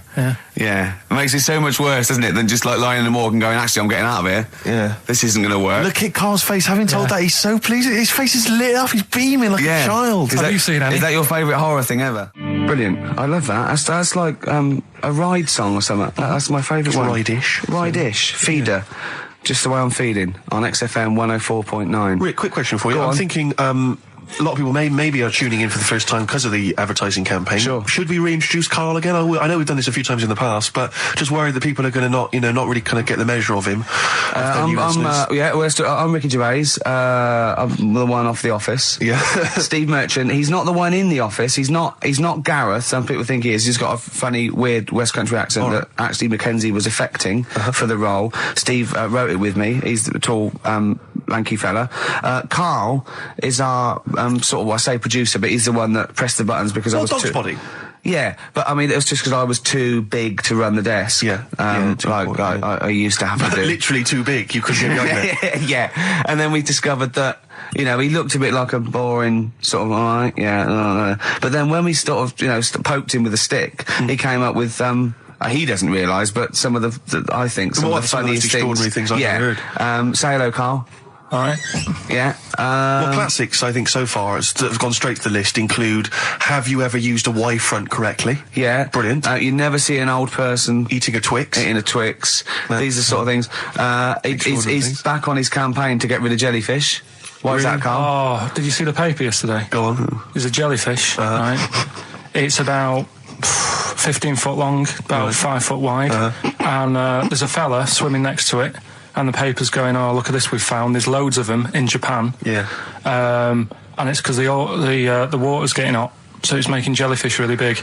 Oh dear. How's the campaign going to get jellyfish get rid of them? What was your point about jellyfish? They don't do anything. There's no point. They get in the way. Jellyfish, yeah. It ruined me holiday because I got stung by one. Yeah. But you think the same thing about Liverpudlians, and we can't just go around, wiping out things that ruin your holiday. Let's do the jellyfish first. And then we'll move on to the Scousers. Yeah. But I don't know what they do, and I'm trying to look on the internet. I've been busy this week. You're jellyfish now, not Scousers. Yeah. I don't know what they do either. To sort of try and work out what would happen with the sea if it didn't work, because they say, like, if there's no... See, this is what we're talking about. People who listen for the first time, they've got to listen to every word you say. You want to find out what would happen with the sea if it didn't work? If jellyfish weren't in there, do you know what I mean? Because stuff like coral, apparently the sea would be in a right state if you didn't have any coral in it. Fish, do you know what I mean? I always worry about how many fish we're sort of eating. Because you go past... Sorry? No, do you know, like, you go in Marks and Spencer's or Selfridges... There's loads of fish in there. And there's really fancy stuff that you think they've killed that, and it looks good on the counter, pretty impressive. Yeah. But is anyone going to buy it? Yeah. Do you know what I mean? It's a big, like, a shark sat in ice. Yeah. And you go, they've got like, a lot of fish... Sure, you won't go around the Tate Gallery. Do you know what I mean? I've never seen a big shark sat in ice in Selfridges. They do it. And it's like, you go in the morning and you can go back at night and the same shark sat there.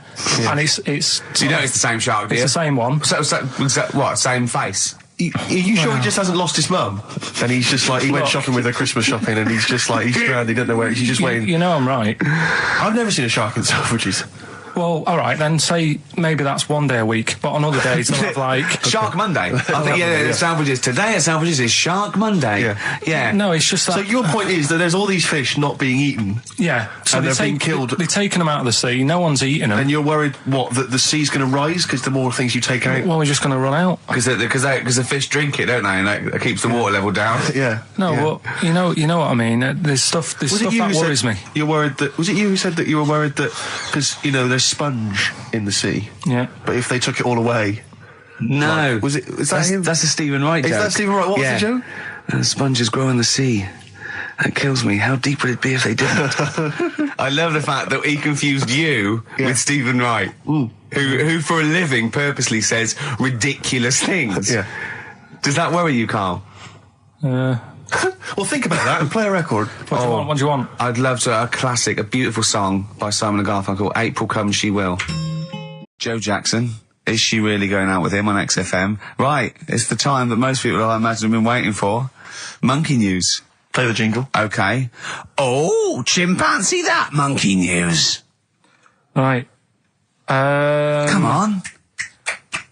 Come on. Should be ready, Carl. That's amazing, isn't it? It's like Nicholas Witchell. The bomb. No, that's not the first. Come on! No, it's always difficult, isn't it, to sort of find something that's good each week, right? Last week, We did the chimp. It is for us, yes. We had the chimps who were running a health spa. Yeah. Right. We've covered the one who nicked a car to go on to Spain to sort his future out. All shite. The hairdresser, I think we've done that one, the little monkey hairdresser. This week we're looking at monkeys that they use in. Do you know, like monkeys? They know how like. I've lost the will to live, Steve. Oh well, I don't want to do it. Right? Well, come on, come on. What are monkeys good at? What are monkeys good at? Yeah. Well, running small businesses, cutting people's hair, and driving cars. Yeah, they love Spain. Oh, and foiling bank robberies. Yeah, they're great. Well, something else they're good at, right, is like weighing up the situation.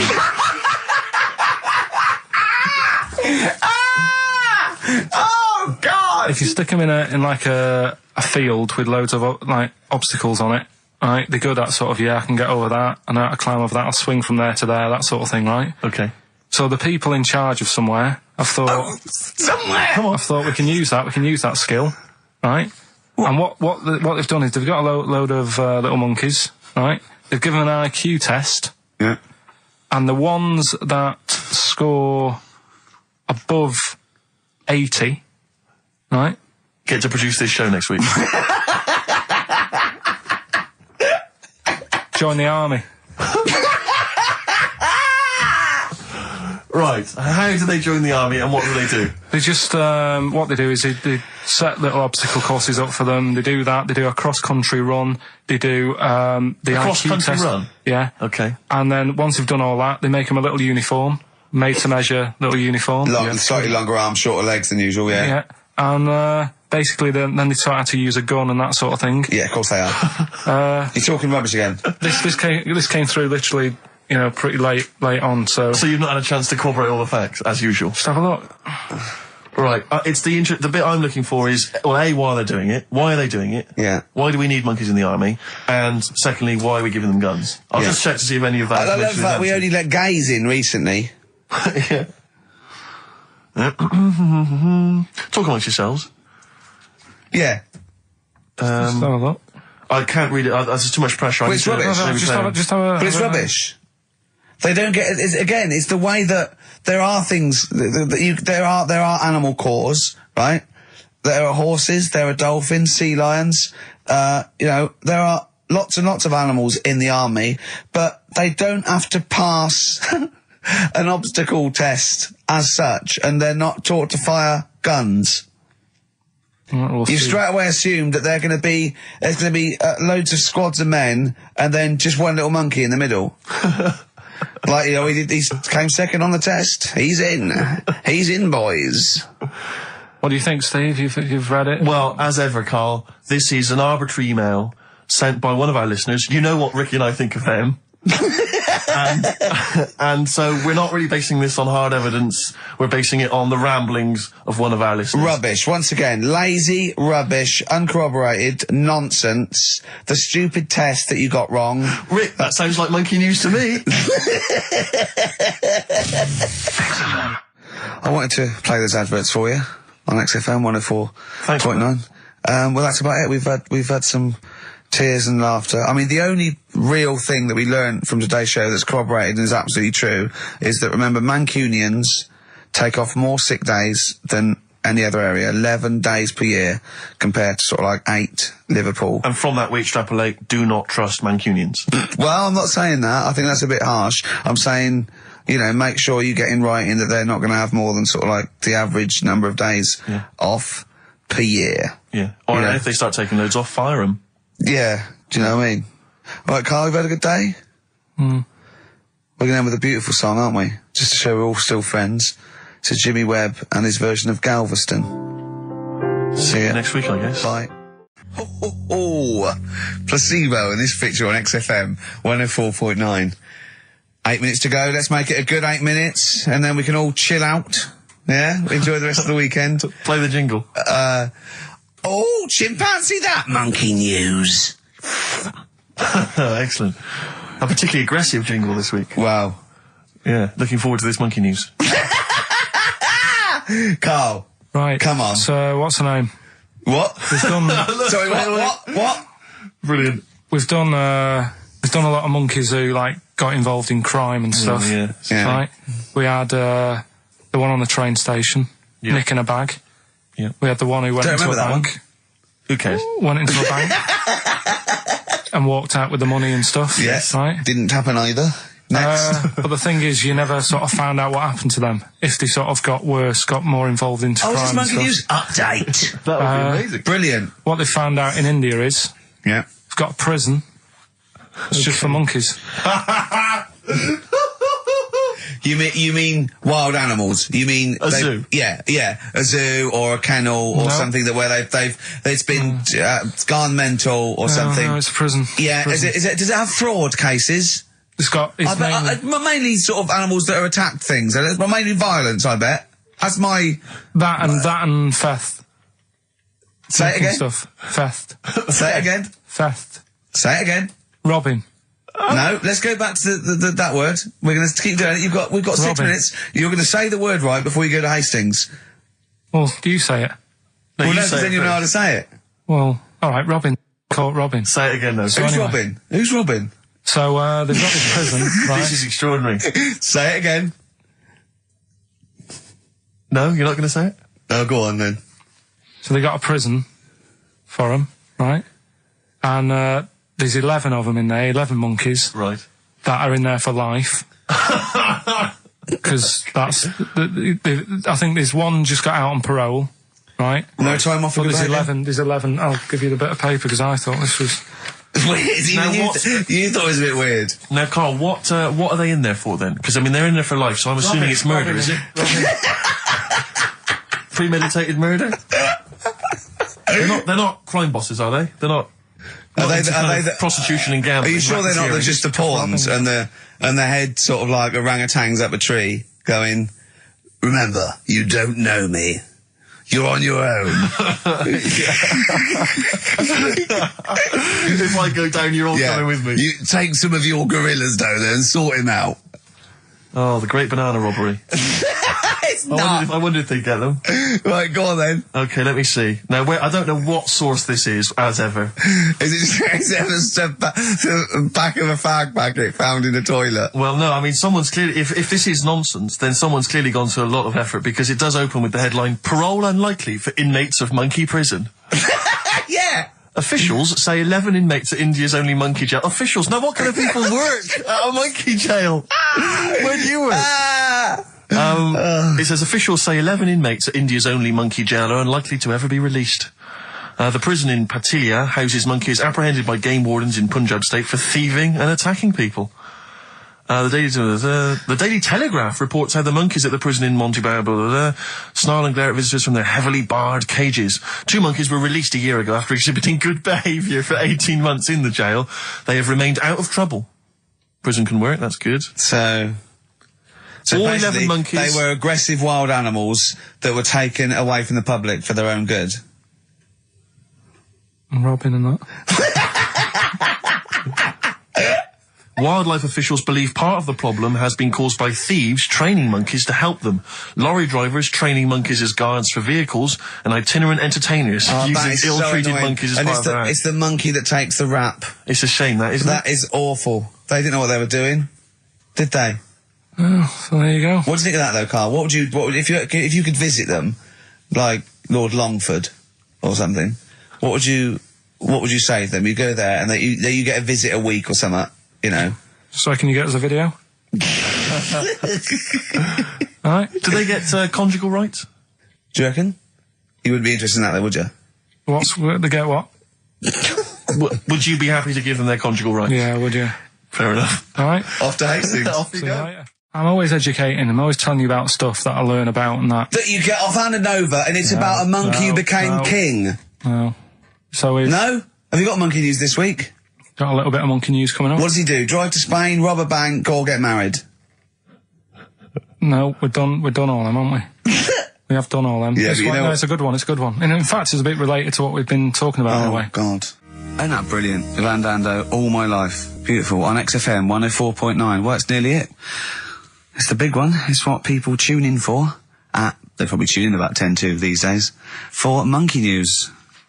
With, Karl Pilkington. Can we hear the jingle? Only 4 to go. Oh, chimpanzee that monkey news. Right, this one's about it's been emailed into me. Right. I haven't really had time to check it out this week. No, you're joking. Been busy. Ooh, I hope it's not stupid. Goes back to 1908, and the person's saying it's a good story and that, and they're surprised I haven't picked up on it yet. Right. The Olympics, right? In 1908 in London. Apparently it was meant to happen in Italy, but it was cancelled. Don't know why. Right, and it happened in London. Anyway, 400 metres. Right, it was meant to. There was a fella who was going to do the run, right, and the favourite to win it was this Bulgarian guy, right? Who was like a newcomer. Okay, these are a few things it cannot be. One, he injures himself, so a monkey steps in and wins.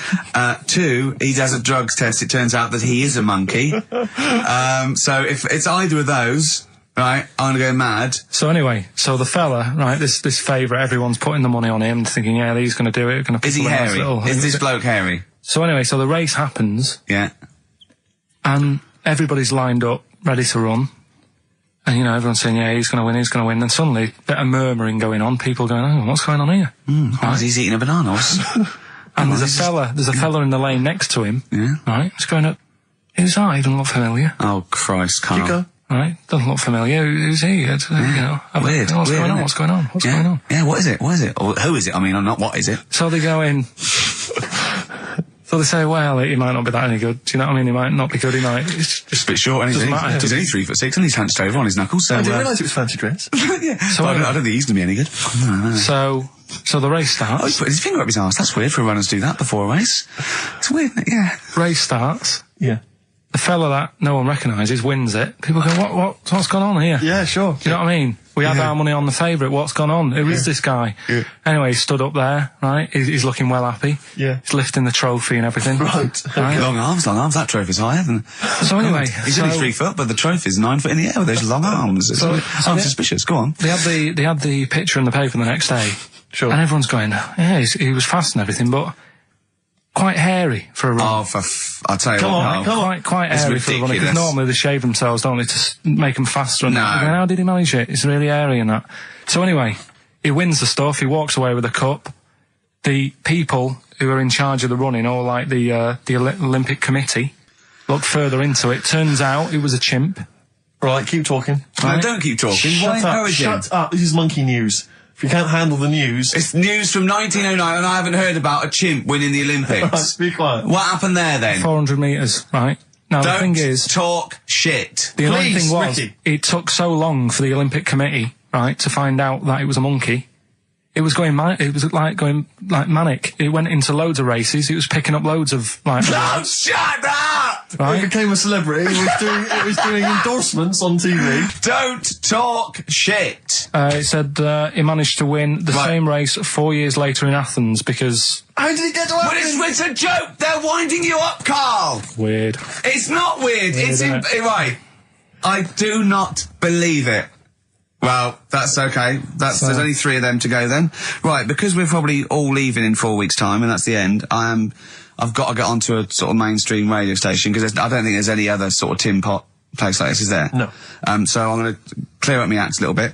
I've got an album from the Capital Radio Library, and it's the best punk album in the world ever. So if Cap's listening, I'm just going to show that I can do a mainstream. I'm going to play a classic song and I'm going to announce it right and everything. So if you get a job on a decent station, you'll take me with you, will you? We're a pair. Brilliant. So, okay, here we go, right. If anyone's listening, just to show that I can do mainstream radio, okay? Well, that's all. Okay. Well, you're getting nervous. Okay. Come on. Shall I get a monkey and do it? It's alright. Okay. Well, that's about all there is time for today. You've been listening to Ricky Gervais with me, Stephen Merchant. Across the way, K-Man Pilkers. We're going all the way back now, a classic song from the late 1970s, and this is Devo with Mongoloid. Monkey news? Monkey news is safe, isn't it? That's a monkey news, that goes without saying. I told a bit of monkey news. I did a photo shoot at the zoo this week, and one of the people in charge... Trying to make yourself look good. Yeah. They told me that they used to have an orangutan, right? But it escaped. It worked out it lifted up a drain, got out the drains and got out up into the zoo. It actually did a Coldix type escape, right? And Karl goes, what happened? I said, well, they sort of like, they surrounded it and sort of got it back in. He went, that's no good though. I mean, it's not monkey news unless it steals a car and goes to Spain. Exactly, yeah, or opens a small I mean, that's bistro. real. That actually happened. Yeah. But it's not real unless it, you know, takes a gun, gets mistaken from a president and, you know... runs the country for 3 years. Monkeys, Pleasant Valley Sunday, brilliant. XFM 104.9, Karl Pilkington. This show is monkey heavy, isn't it? It is monkey heavy. Karl, if you were president, would you sort of make it compulsory to maybe have a little monkey? Everyone has a little monkey of their own? Little chimps out and out, old age pensioners? It's not a bad little, It's funny, you know, because there was a story the other day, when I was looking for monkey news.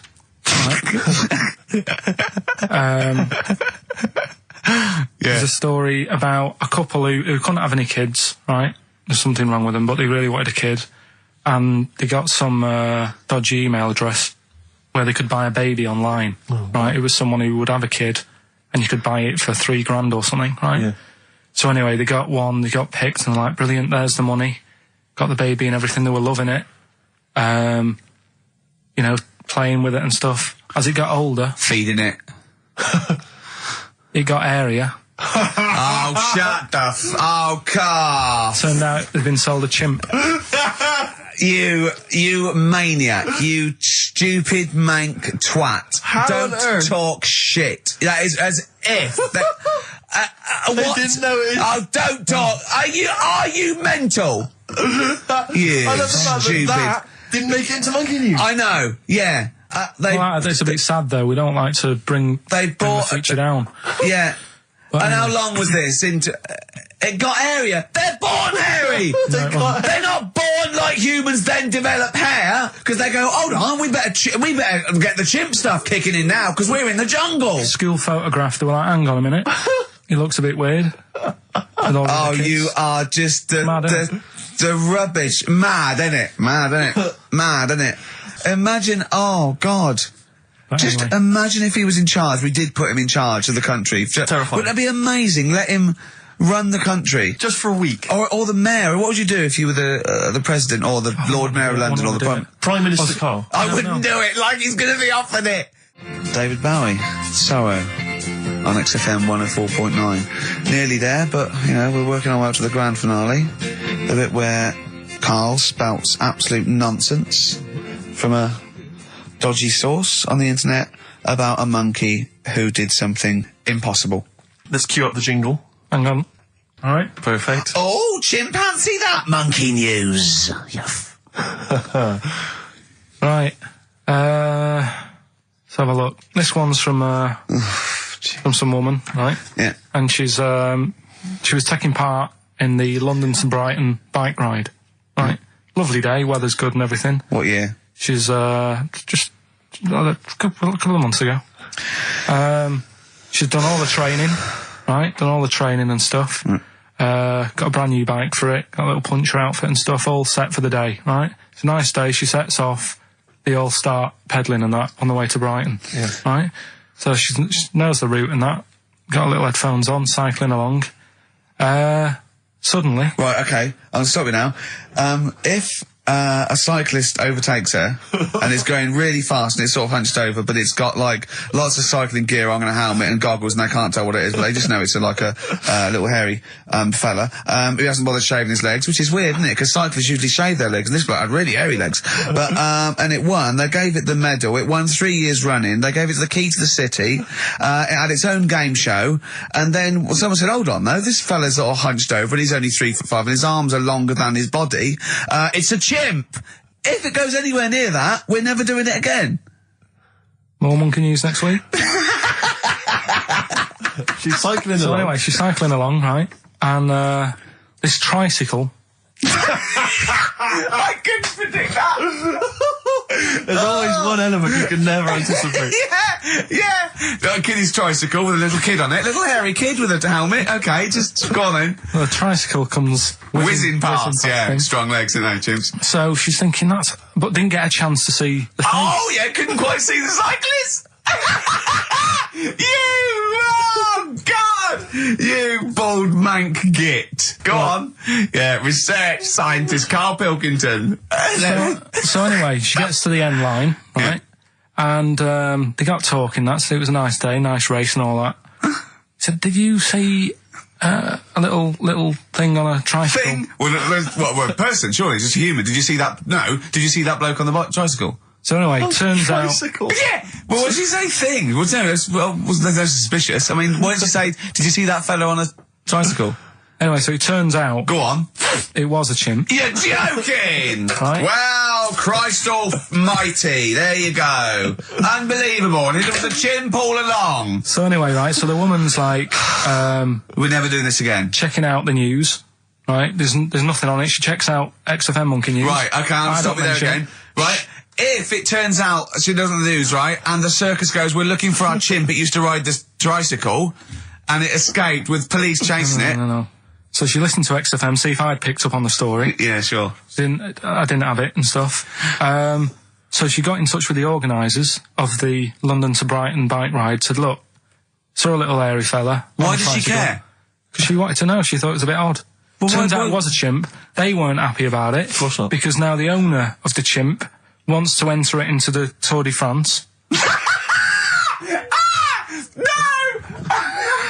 Oh, God! I'm gonna die! Oh, God! In 2005. Now, a couple of questions. I trust you'll be able to answer these. Oh, God! Steve, help me out. How did it get hold of the tricycle? I don't know. Okay. Okay, no, that's fine. That's not an important point. Look, that's important. What's the matter with you, Steve? He doesn't know that. How did it know to... well, firstly, how did it know which way to cycle? But more importantly, how did it know there was a major bike ride? Following the crowd, Steve. What's the matter with you? The owner of it had trained it and stuff. No, he hadn't. It had already done the run beforehand, before the big day. No, it hadn't. Like I say, it wants to do the Tour de France in 2005. No, it doesn't. But there's something about animal rights. If they don't let it enter, they can kick up a bit of a fuss. No! The animal rights is that it's cruel to make a chimp ride a bicycle. Not if it that wants it's to. prejudice that it'll go, is it because I is hairy? You idiot! Right. So... Wow, that is the worst. That is the worst one yet. Absolute twaddle. Absolute rubbish, Karl. Have you got a tricycle? Unbelievable. If we didn't allow a chimp to enter, the Tour de France, what do you think we'd do? Who's going to stop it? Do you know what I mean? Who's going to stop that? I mean, you're asking me if I'd be president, what would I do? Yeah. That wouldn't be high up on the list to sort out. I'd say let the kid have a go. Do you know what I mean? Let him have a go in the race. What harm is it doing? Not a kid, though. This is a chimp. Well, do you know what I mean? Can I also just remind you of something else we've learned today? Go on. This is from the listeners. Turns out Chris Moores is a bit of a prick. See you next week. Yeah. Oh, chimpanzee that monkey news. Okay, monkey-related news from Karl Pilkington. Right. Do you know the monkey that went into space? Yeah. Yep. It happened in 1958. Right. Now you know that. Yeah. Yes. What did he do next? What did the monkey do next? Yeah. One appearance on Celebrity Squares and it was, forgotten. Right. Yeah, cut a novelty record. Yeah, just like Rick Waller. I'll tell you what happened. He got back and all that. He got back. Heroes welcome. NASA sort of said, you did a good job. And that's where a lot of people think it all ended. Sure. Yeah. But NASA were like, well, hang on a minute. We spent a lot of time, we've trained him up and stuff. So he's like, he's saying, sure, I've learned a lot, I've still got it all, I've kept it all, I know what to do. So they said, right, we'll use you. So he turned into a bit of a trainer at NASA. We want to send you out on the top of an organ. yeah.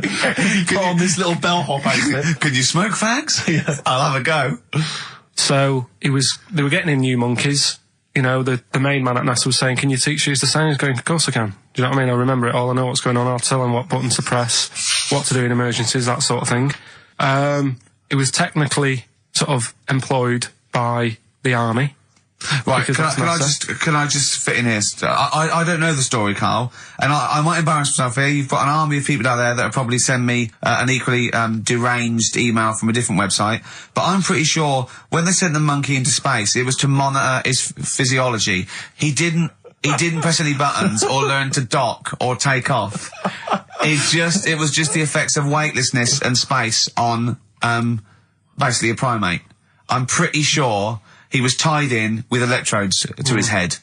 So, well, yeah, I'm pretty sure. I could be proved. But even if that were the case, and he had learned to press one or two very basic buttons. Definitely not. Definitely not. Even if it were the case, I'm pretty certain they wouldn't have brought him back to train up Neil Armstrong. Right, definitely. Go on. Going, Neil, what are you going to say when you come out there? Yeah. I was thinking of just saying, hello, I'm on the moon. Hello, it's made of cheese. Don't say that. What about, I've noticed that you got little legs, right? But mankind stepped forward. Well, how could I put that? I was just going to say, hello, I'm on the moon. It's great to be here. Wish you were here. I've got to think so. Hi, Mum. Yeah, go on. Anyway, basically, he got back. They sorted him out with a nice pension. He was happy. Because of, like, the rank that he got, he was like, he had loads of medals and stuff. He said, right, we'll make him a colonel. He got that.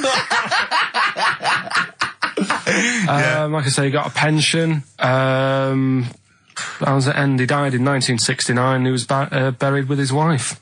He passed away. His wife. I'm sure it just goes on to a different website about something completely different. And you're talking about Buzz Aldrin. Yeah. His page is missing. Oh dear. So well, Carl, if someone could call in. Did they train Leica the dog to sort of dock and re-entry? He never made it back, did he, Leica? They didn't bother. They didn't even bother. They didn't bother to bring him back. They just sent him up there, and they didn't have technology to bring him back, and they just went, yeah, that's that. That's brilliant. Well, I can do that. Yeah. Amazing. Really? Yeah. What do you think of that, Carl? Rubbish, isn't it? Sort of brought it down a bit. But but the little monkey made a colonel. Hero. Big hero. What was he in? What craft was he in? Sputnik. Just hang on a minute. He was in Jupiter AM. Yeah. Let me see that piece of paper. Yeah, I can guarantee there's nothing there about his training other than let's hope he's not sick on the control panel when we shoot him up at 400 Gs. Oh dear. I love the fact that you think that this monkey was a high... Do you know what I mean? When you think of these things that are less than a monkey's face, do you think of the Planet of the Apes? Like they're sort of talking... sort of chimps and gorillas, and they're in tunics on horseback with snub-nosed rifles. What do you think of? Just a little monkey getting on with it. He knows his job, he knows what he's got to do, he gets on with it. Look, he's pressed the button. Watch him press the button. This takes me back. Do you remember 1965, I think it was? We're going to use him to train other DJs. That's it then. Goodbye. Thanks. Cheers. Okay, monkey news? Do you want a bit? Yes, please. Play the jingle. This rash is weird. Oh, chimpanzee that monkey news. Right. They were filming a documentary, right? This telly company. Yeah. Doing a documentary. Who? Which one? Don't know. No, right. What was the documentary about? About monkeys. Yeah. Where was it? Africa. Right. When was this? I haven't got a date. Okay. Recently though, since the advent of television, obviously. Yeah. Actually, a bit of extra monkey news if you want it. Okay, always. Do you know the monkey news extra? Go on. Do you know the Halfords ads? Halfords ads? I don't think so. No, what happens? Halfords, they've they sell nuts and bolts and stuff. Right. They were using monkeys in the ads. Okay. Yeah. And what happened? Don't they sell bikes, Halfords? Well, mainly bicycles and motorbike stuff in that. Okay, so they're using monkeys in the advert. What happened? I can't handle it. What? I can't do this. Look at him. I don't care what he's doing. Well, basically, right, there was a load of hassle because they were using these monkeys in this Halfords advert. Yes. Right. And what happened? Get to the point. It turned out it wasn't a problem because they were mechanics in the first place. Well, they were monkey mechanics? Yeah. What are you talking about? Mental. What are you talking about? That's not a story. Right, anyway, listen, let's get back onto They were mechanics in the first place. Right, listen. Right, so they're making this documentary. Right? And stumble across a little gang of... Come on! Just... Get Get on with it, please. Little gang of monkeys. That's Yeah. the first time I've ever laughed. I'll hear that. I know. Well, brilliant. What do you want? A cake? Come on. Can we play a song? Oh, I don't understand what is wrong with you, you freak. It's making me laugh. Just tell us the story. All right then. All right. So anyway, right. So there's this documentary being made. They found a little gang of monkeys. Right, play a song. I don't know what's going on here. I apologise. It's just if you were looking forward to monkey. Got to hide your love away. According to the Beatles on XFM 104.9. I'm Ricky Gervais with me, Steve Merchant. Right, Carl, come on. Monkey news. Everyone's composed a jingle, please. Oh, chimpanzee that monkey news. Excellent. Okay. Right, where were we? We were just start again. There's some people making a documentary. For what? Okay. Making a documentary in a jungle and that. Right. Stumble across a little gang. Okay, come on. All right. A little gang of monkeys. Yeah. Oh, come on. So the camera crew are there filming it. Yes. Everything's going normal. It's all fine. Nothing odd about it. Okay. They're not running a restaurant. They've not got any barber shops. Nothing. No. Just regular monkeys going about their business. Yeah. So anyway, what normally happens is the monkeys sleep with a partner. They already do what? They don't sort of sleep around and that. Once they find the girlfriend or the boyfriend or whatever, yeah, they stick with them, right? Okay. But anyway, they were watching this one, right? And it's going around a bit, sleeping around. Oily. And it was getting fatter. They thought this is a bit odd. Yeah. Right. So followed it round and see it having it away. Turns out, little prostitute.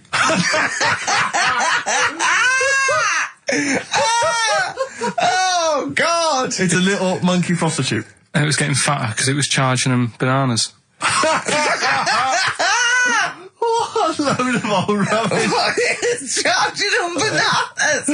What was it, a boy or... It was a... Woman. Little woman monkey. That's the most extraordinary monkey news I've ever heard. Oh! That is genius! Has this documentary been televised? I don't think it's been on yet. No. And that's all the information you've got? Yeah. And is that's one banana for everything? The half banana is for... Just oral? A poor job. Right. If you want full-blown monkey sex, it is 2.5 bananas. Sure. So, let's just play a song. let's just play... All right, well, this is our penultimate show, so we're back next week. We're going to make it a barnstormer, I'm sure, lads. I want 100% behind it, 110% next week. All right, none of this giggling, none of this infantile giggling, like two schoolboys. Right. All right, we're going to come back, we're going to have some quality monkey news next week. We're going to have all kinds of treats, I would have thought. Okay. Some great prizes. All right, are we okay? Yeah, best show. Let's make next week the best show ever. Good luck. If you miss it, then you miss out. We're ending with a track from a couple of years back. I think it was 92, 93. Dinosaur Jr. Start Chopping. Play that. Start playing. Forget start chopping. Start playing. All right. All right. See you next week. Yeah. Anyway, it's what everyone's been waiting for. It's what Carl exists for the last time. It's monkey news. Play the jingle. Oh, chimpanzee that monkey news. Right, are you familiar with 100th monkey? Keep talking. 100th monkey? 100th? Yeah, like as in like one more than 99. 100th? Yeah. The 100th monkey. Yeah, are you familiar with that? No. Anyway, thanks. That was monkey news. Next week, Adam and Jet. What do you mean you're going to leave that? Well, I thought it was a popular phrase or something. What, 100th monkey? Yeah. What do you mean a popular phrase? What, why? What? Because you're going to do songs and phrases with it next week. We've said it once before, 100th monkey. No, it's just, it says the expression 100th monkey.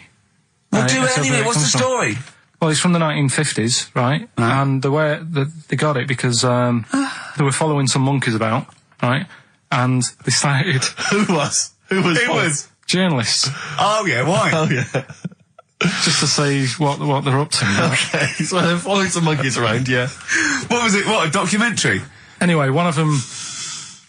Come on! One of them washed some potatoes. Right, okay. Right, let's leave that, right? Let's leave that one. Come on! A monkey washing potatoes? Can we leave that one? No, you've got to do it now. They're following what is it? Sort of like a family. Is it a family of monkeys or? It was just one chimp, and it was washing a potato, and he thought that's a bit odd, right? Yeah. And then it turns out that ended up teaching another monkey how to wash a potato. No, they do it. They go down and wash them in the sea because they like the taste of salt. And the weird thing is though, when it got to the 100th monkey, right? Even though it hadn't been taught how to wash a potato, it automatically knew. It knew what to do. What do you mean? What do you mean? It was in them. It was in them that they knew that when they get a potato, they had to wash it. That isn't the monkey news. I'm just saying that's where the expression come from. But you haven't even heard of that. So well, there's a couple of things there that it could be another upshot, and an instinct is part of your genetics and everything else. Washing a potato. But you can't pass on acquired characteristics. So that's nonsense. If you mean that. Someone was taught they had a child and it knew it. There's no chemical memory as such. So that wasn't even monkey news. No, the monkey news. We've covered a lot of stuff. There was sad stuff, wasn't there? Yeah. There's some funny stuff in there. Yeah. Do monkey news. Playing robbers and that. Football team. A monkey football team. Yeah, in Costa Rica. Oh yeah. Got all the team members here, right? Right. All the different things. Little goalkeeper. Apparently he's on transfers from some other club. But the bit that got me attention is, apparently he's a holder of PhD of physics. Do you want to have a look at that? Oh, the goalkeeper? Yeah, just the goalkeeper. The others haven't done that much. The others haven't done that much? Well, I believe that he's got better exam results than you, Carl, but I don't believe he's got a PhD in physics. Obviously. Do you know what the name of the team is? Coconuts.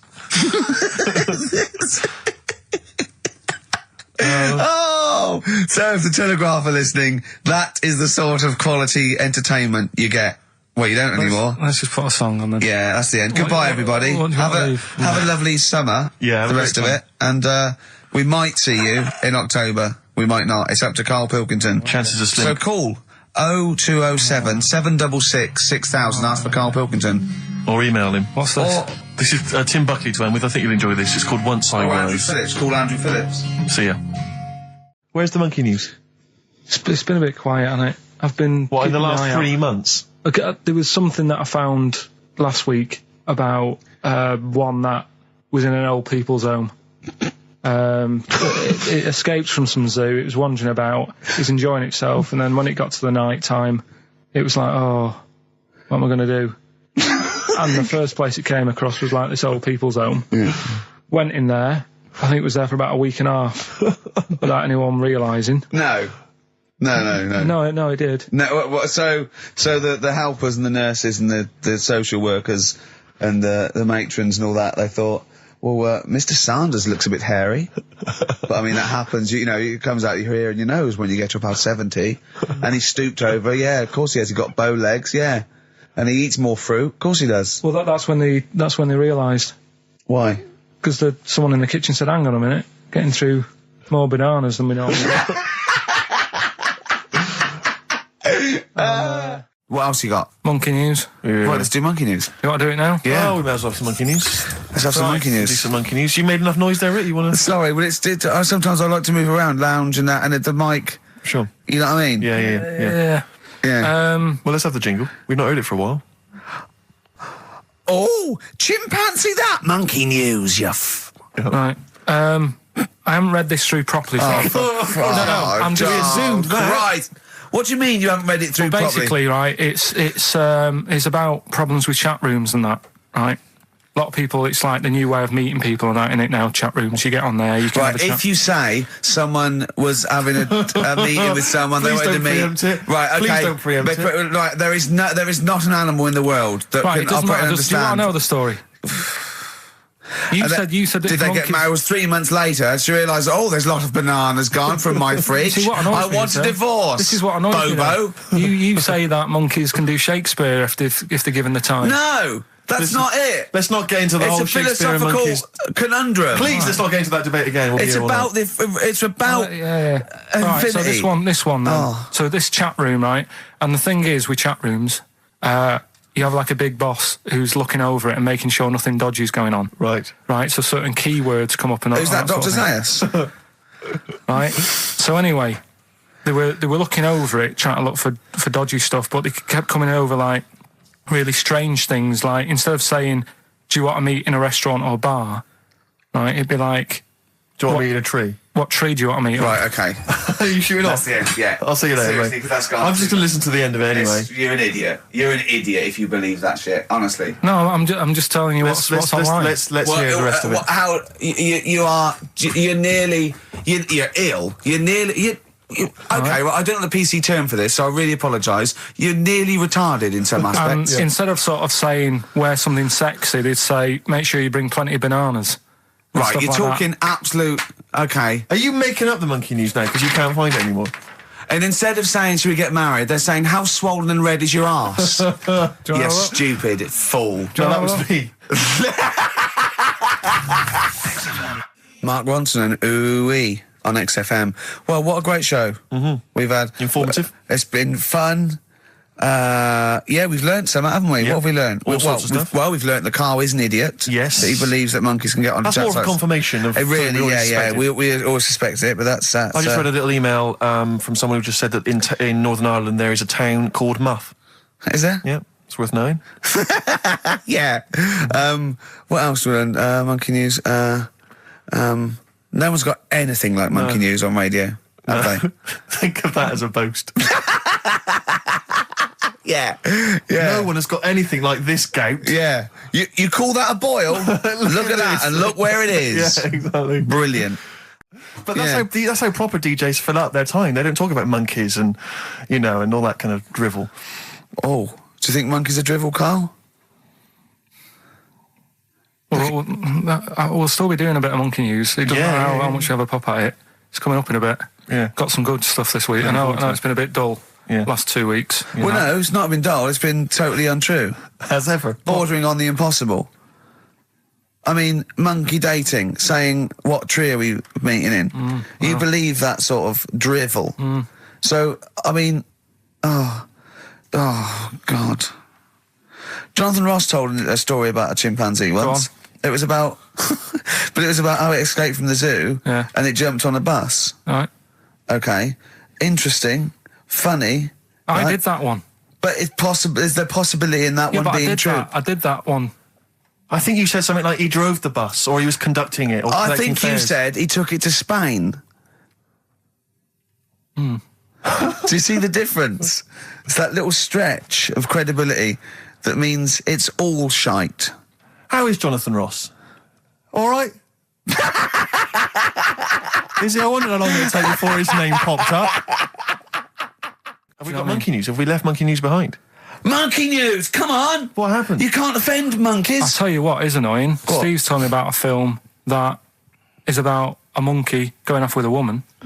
The Charlotte Rampling thing where she... It's a film called Max Mon Amour. Yeah, she has an affair with a monkey. Go on. Yeah. Oh, what happened? You wouldn't like it. We can't go into You it. wouldn't like it. You wouldn't like it. It's not like it's weird and you wouldn't... Carl, it's not like a nature programme where he wears a bowler hat and can talk. Okay?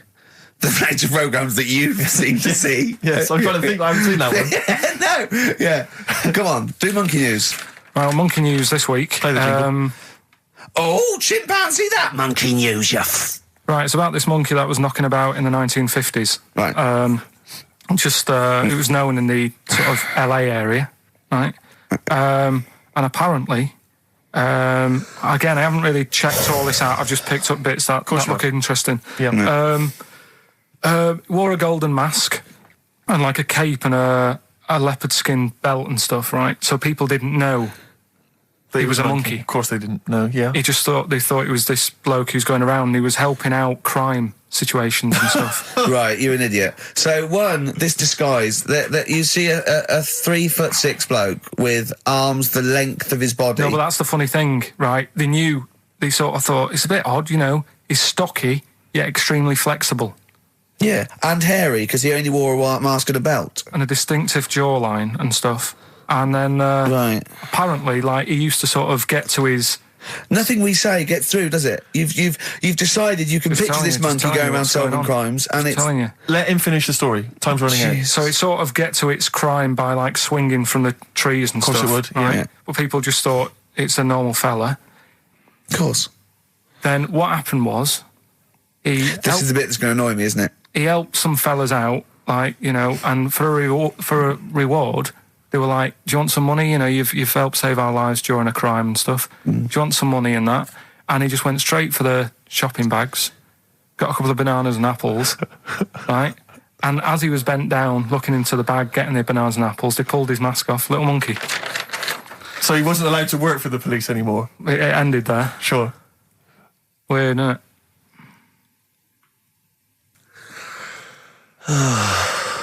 Rick, can I tell you the meaning of One Flew Over the Cuckoo's Nest? Yeah. Can we never speak of monkey news again? Yeah. It comes apparently from an American children's nursery rhyme. 1, 2, 3, 4, 5, 6, 7. All good children go to heaven. Some fly east, some fly west. Some fly over the cuckoo's nest. Brilliant. Now, thanks to Ian for emailing that in. Shall I give someone the prizes? Yeah. Phil Corbett, there you are, that's the first one I've pulled out. He correctly guessed that it was E. It was an E that Karl got in history. The only qualification he's got, and it's an E. Do you know that woman? Judge the monkey news based on that. Go on. That woman who went out with the monkey. What? It's a film. It's a film. It was Charlotte Rampling in the film. I don't know who played the monkey. Did she have any kids? What, with the monkey in the film? Yeah, I'm just thinking if I'm going to get it out and stuff. No. Why? Oh, because that would have been interesting. Well, no, it's just that the problem there is the kids would always look more like the dad. See you next week. Couple of emails. Monkey Matt's emailed us. Who? Monkey Matt. Oh, Matty, yeah, go on. Yeah. He says... How's the Monkster? He's all right. He says, Karl has missed a cracking headline from The Sport. Hide-and-seek champion found dead in cupboard. I hope it's real. I don't know if it is. I doubt it. They got rid of monkey news. Was it? Oh, is there no monkey news? No, it's gone on this week. Don't talk... There must be some monkey news. It's not like it's real news. You tell us stories about chimps from the 18th century. It's not. Don't give me nothing happened this week. You just didn't look at the internet. Did look. And there's no news. Nothing happened. There was one little bit of monkey news about how you can now buy tea that's been picked by little chimps because it tastes good. Right. That's what they're saying. Right. Why does it taste good? What do they do to it? I don't know. It just annoyed me. Is it those chimps from the PG Tips Act? Well, that's the annoying Are thing. they dressed up, having funny conversations? But like that's in a the house thing. somewhere? Everyone made a fuss about, that's cruel, making them pick a piano up. Yeah. If I was a chimp, I know what job I'd prefer. Sure. Do you know what I mean? Doing removals rather than standing in a field picking tea and that. Yeah. I love the fact that he probably thought that was a documentary. Yeah. He thought it was a trailer for a Channel 4 programme. Oh, we'll be back next week. I've got a little treat for them. Right, that winner of the DVD, watch the behind-the-scenes footage because you see Karl's little round head. So they're enjoying that. Who won that, by the way? We're giving that away, haven't we? Yeah, we forget what it was. It's gone. Oh. Don't bother watching the rest of the stand-up, though. It's a bit poor. Leave you with 50 Cent's outfit. Fiddy, I called him Fiddy. I called him Fiddy Cent. Back next week. Fiddy. Right, haven't got long. We better give the winner. We got monkey news coming up. We haven't really got any monkey news. What do you mean? What do you mean? There's nothing going on, seriously. What do you mean? The last few weeks I've keep telling you. No, right. This really annoys me when you say there's nothing going on because you call it monkey news, but it's not monkey news. You have stories, dubious stories. But shut up a minute about it's always chimps, which annoys me. You call it monkey because they're apes, right? And it's often from the 18th century, so it's not news anyway. So don't tell me there's no monkey news what I'm this saying week. is, if there's monkey news worth doing, I'll know about it. And there isn't anything, so let's leave it. Right, okay, you are going to give me some monkey news, I'm telling you, you are going to give me some monkey news, or we're not leaving. Right, well, my mum sent me some. Right. I got a little letter from her doing the usual sort of stuff, telling me what she's been up to and that. It was a little thing about somewhere in Lincolnshire or something. Right, good. To do a bit of monkey throwing. Oh, God, what do you mean? Because some fella got attacked by one once. And sort of to remember him, on this certain day, they go, oh, it was today, wasn't it? And that fella got attacked by a little monkey and that. and the something about chucking monkeys about. That's horrible. I don't know if they're real. I think it's just like to remember. All right. But that's the only sort of stuff that's knocking about out there. But it's not. That's not. I've got my mum and dad on it, looking all the time. For stuff. There must be more monkey news than that. There isn't nothing. I mean, there's bits and pieces. There was a bit about Donna Eyre, how when she has a kid, she's going to let a gorilla look after it for a week or something.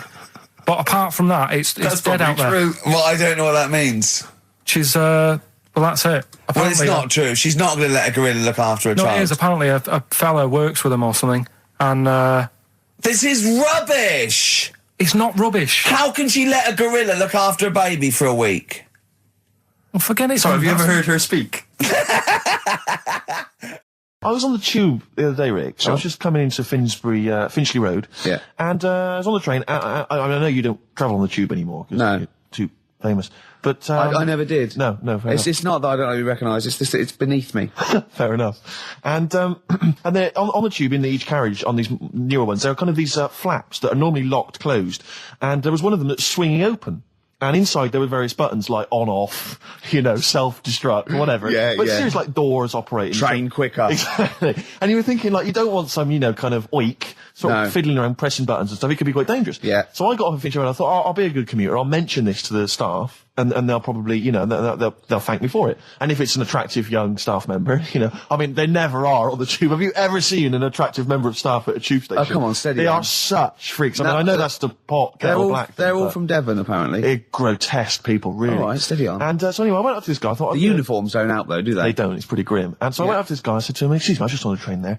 And there was a flap open. I could see all these buttons and things. He went, right. I was like, yeah, well, I just think, it might be, wandering hands, a small child or something. Yeah. Right. Small child. He went, what carriage was it? I said, well, I don't really know what carriage it was. I just, maybe at the next stop someone should come and check. He went, well, how are they going to check if they don't know what carriage it's in? And at that point, I just wanted to smack him in the face. I just thought, I'm in a hurry. I've got no reason. There's no gain for me about telling this. It's not going to help me out in any way, not financially, nothing. I'm just trying to help you out, and that's your attitude. And I was absolutely livid. I'm getting so intolerant in my old age. I won't. What about the fact that the world's tallest man is living in a semi in Neaston? It's all right, isn't it? Something that someone told me in the week is that, do you know all these tall people like this guy? Yeah. Which is a bit weird they've only just found him, considering he's the tallest man. I think that's a bit weird. Yeah. Someone told me that, do you know the guy who was in James Bond, the big bloke? Yes. Jaws. He's got the same illness as this bloke. Right. And what it is... It's called tall. It's something about... You're suffering from tall. You've got a small tumour or something just behind this part of your head. Yes. Oh, yeah. Just sort of in the middle of your eyes. Yeah. And the pressure on that makes you grow really tall or something. Yeah. So he needs to get it sorted. That's your advice to him. Yeah. Get it sorted. Okay, very finally, Karl, this is important. This is just projecting into the future. Get it sorted. Just projecting into the future now, K-Man. Have you seen that man in a jar without a brain? Sorry, is that something? Is that a product you can buy? In like Sainsbury's? Is it a dream you had yesterday? You wondered if you could. Can I? Yes, hello. Could you make my dream into reality, please? Oh, we can't actually, sir. In plastic would be good. Sorry, what do you mean? In the future, you'd be able to download your dreams and then just like act them out again, probably in the year 2000 or something. Soothsayer. No, there's some museum somewhere Yeah. that's got this little fella who was born without a brain, and he's in a jar, and it's just that he's got a really round head. Right. And when I saw this picture, I thought, God, it just reminded me of this little fella in a jar. Oh, and what do you mean he's born without a brain? He was born without a brain. So it's a baby? It's not a little fella. Yeah, but it's weird. Do you know the difference? Do you have conversations with like people in prams thinking that fella's little and he doesn't talk much? Yeah. You know, babies aren't like little people. Well, maybe... Well, they are little people, but I mean, they're not very small adults. They're not like midgets. They don't do a job of work, is what we're saying. Yeah. You're very, no.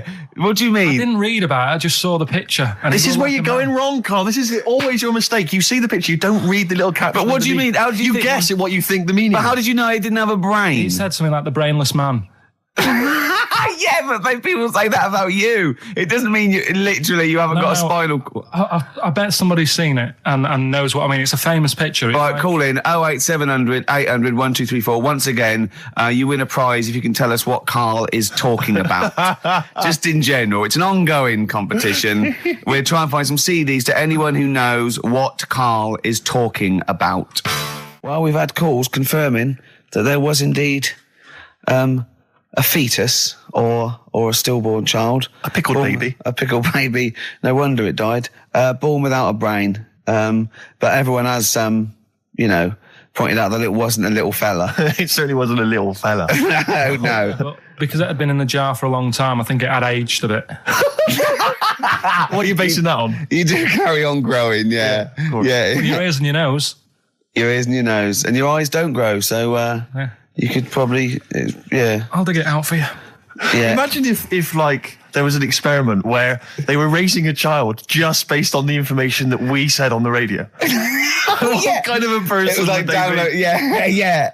And What kind of information would they have? And it took everything literally. Exactly. And I think, there's no irony or, it was just... everything we said they assumed was fact. Everything that Karl said. And any question it had about the world, it could only ask Karl. Exactly. And it would now, this worries me because without wishing to be disrespectful in any way, Karl, I think you're the best man on earth. When you have a child, we could be in a situation a bit like that. Is it a concern for you, do you think, that like when your son's growing up or your daughter and they're asking you questions, you're conscious, I mean, you yourself have admitted that you have a sphere of knowledge which you are an expert on. Ask your mother. You'd say ask your mother. That's good. That's great, fair enough. That's good. And I'd play with it. I think I'd be a good dad. Yeah, I think you would. But I wouldn't be the one who's shouting at it. No. Who would you get to shout at it? Probably Windsor Davis. He'd be good, wouldn't he? You horrible little man.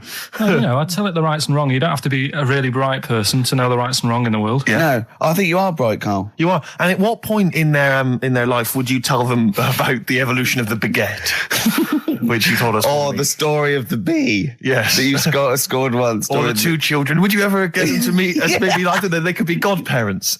The friends you had at school. Yeah. Webbed hands. The big heads and webbed hands. They weren't my friends. That weren't friends. I wish we could track them down. Oh, that'd be great. I imagine they're in a zoo. Oh, wow. Oh, yeah. Two big jars. Park, yeah. 2 big jars. Industrial strength jars. Oh, dear. You're like our little fella in a jar. Yeah.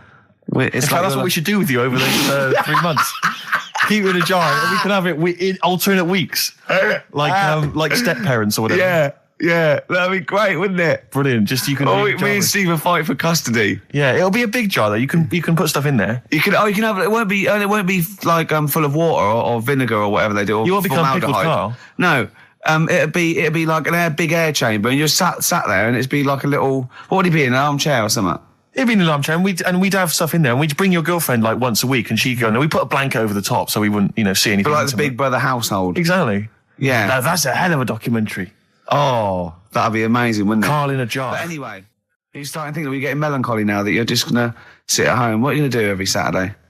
Dunno. Go shopping. Let's sort out a jar.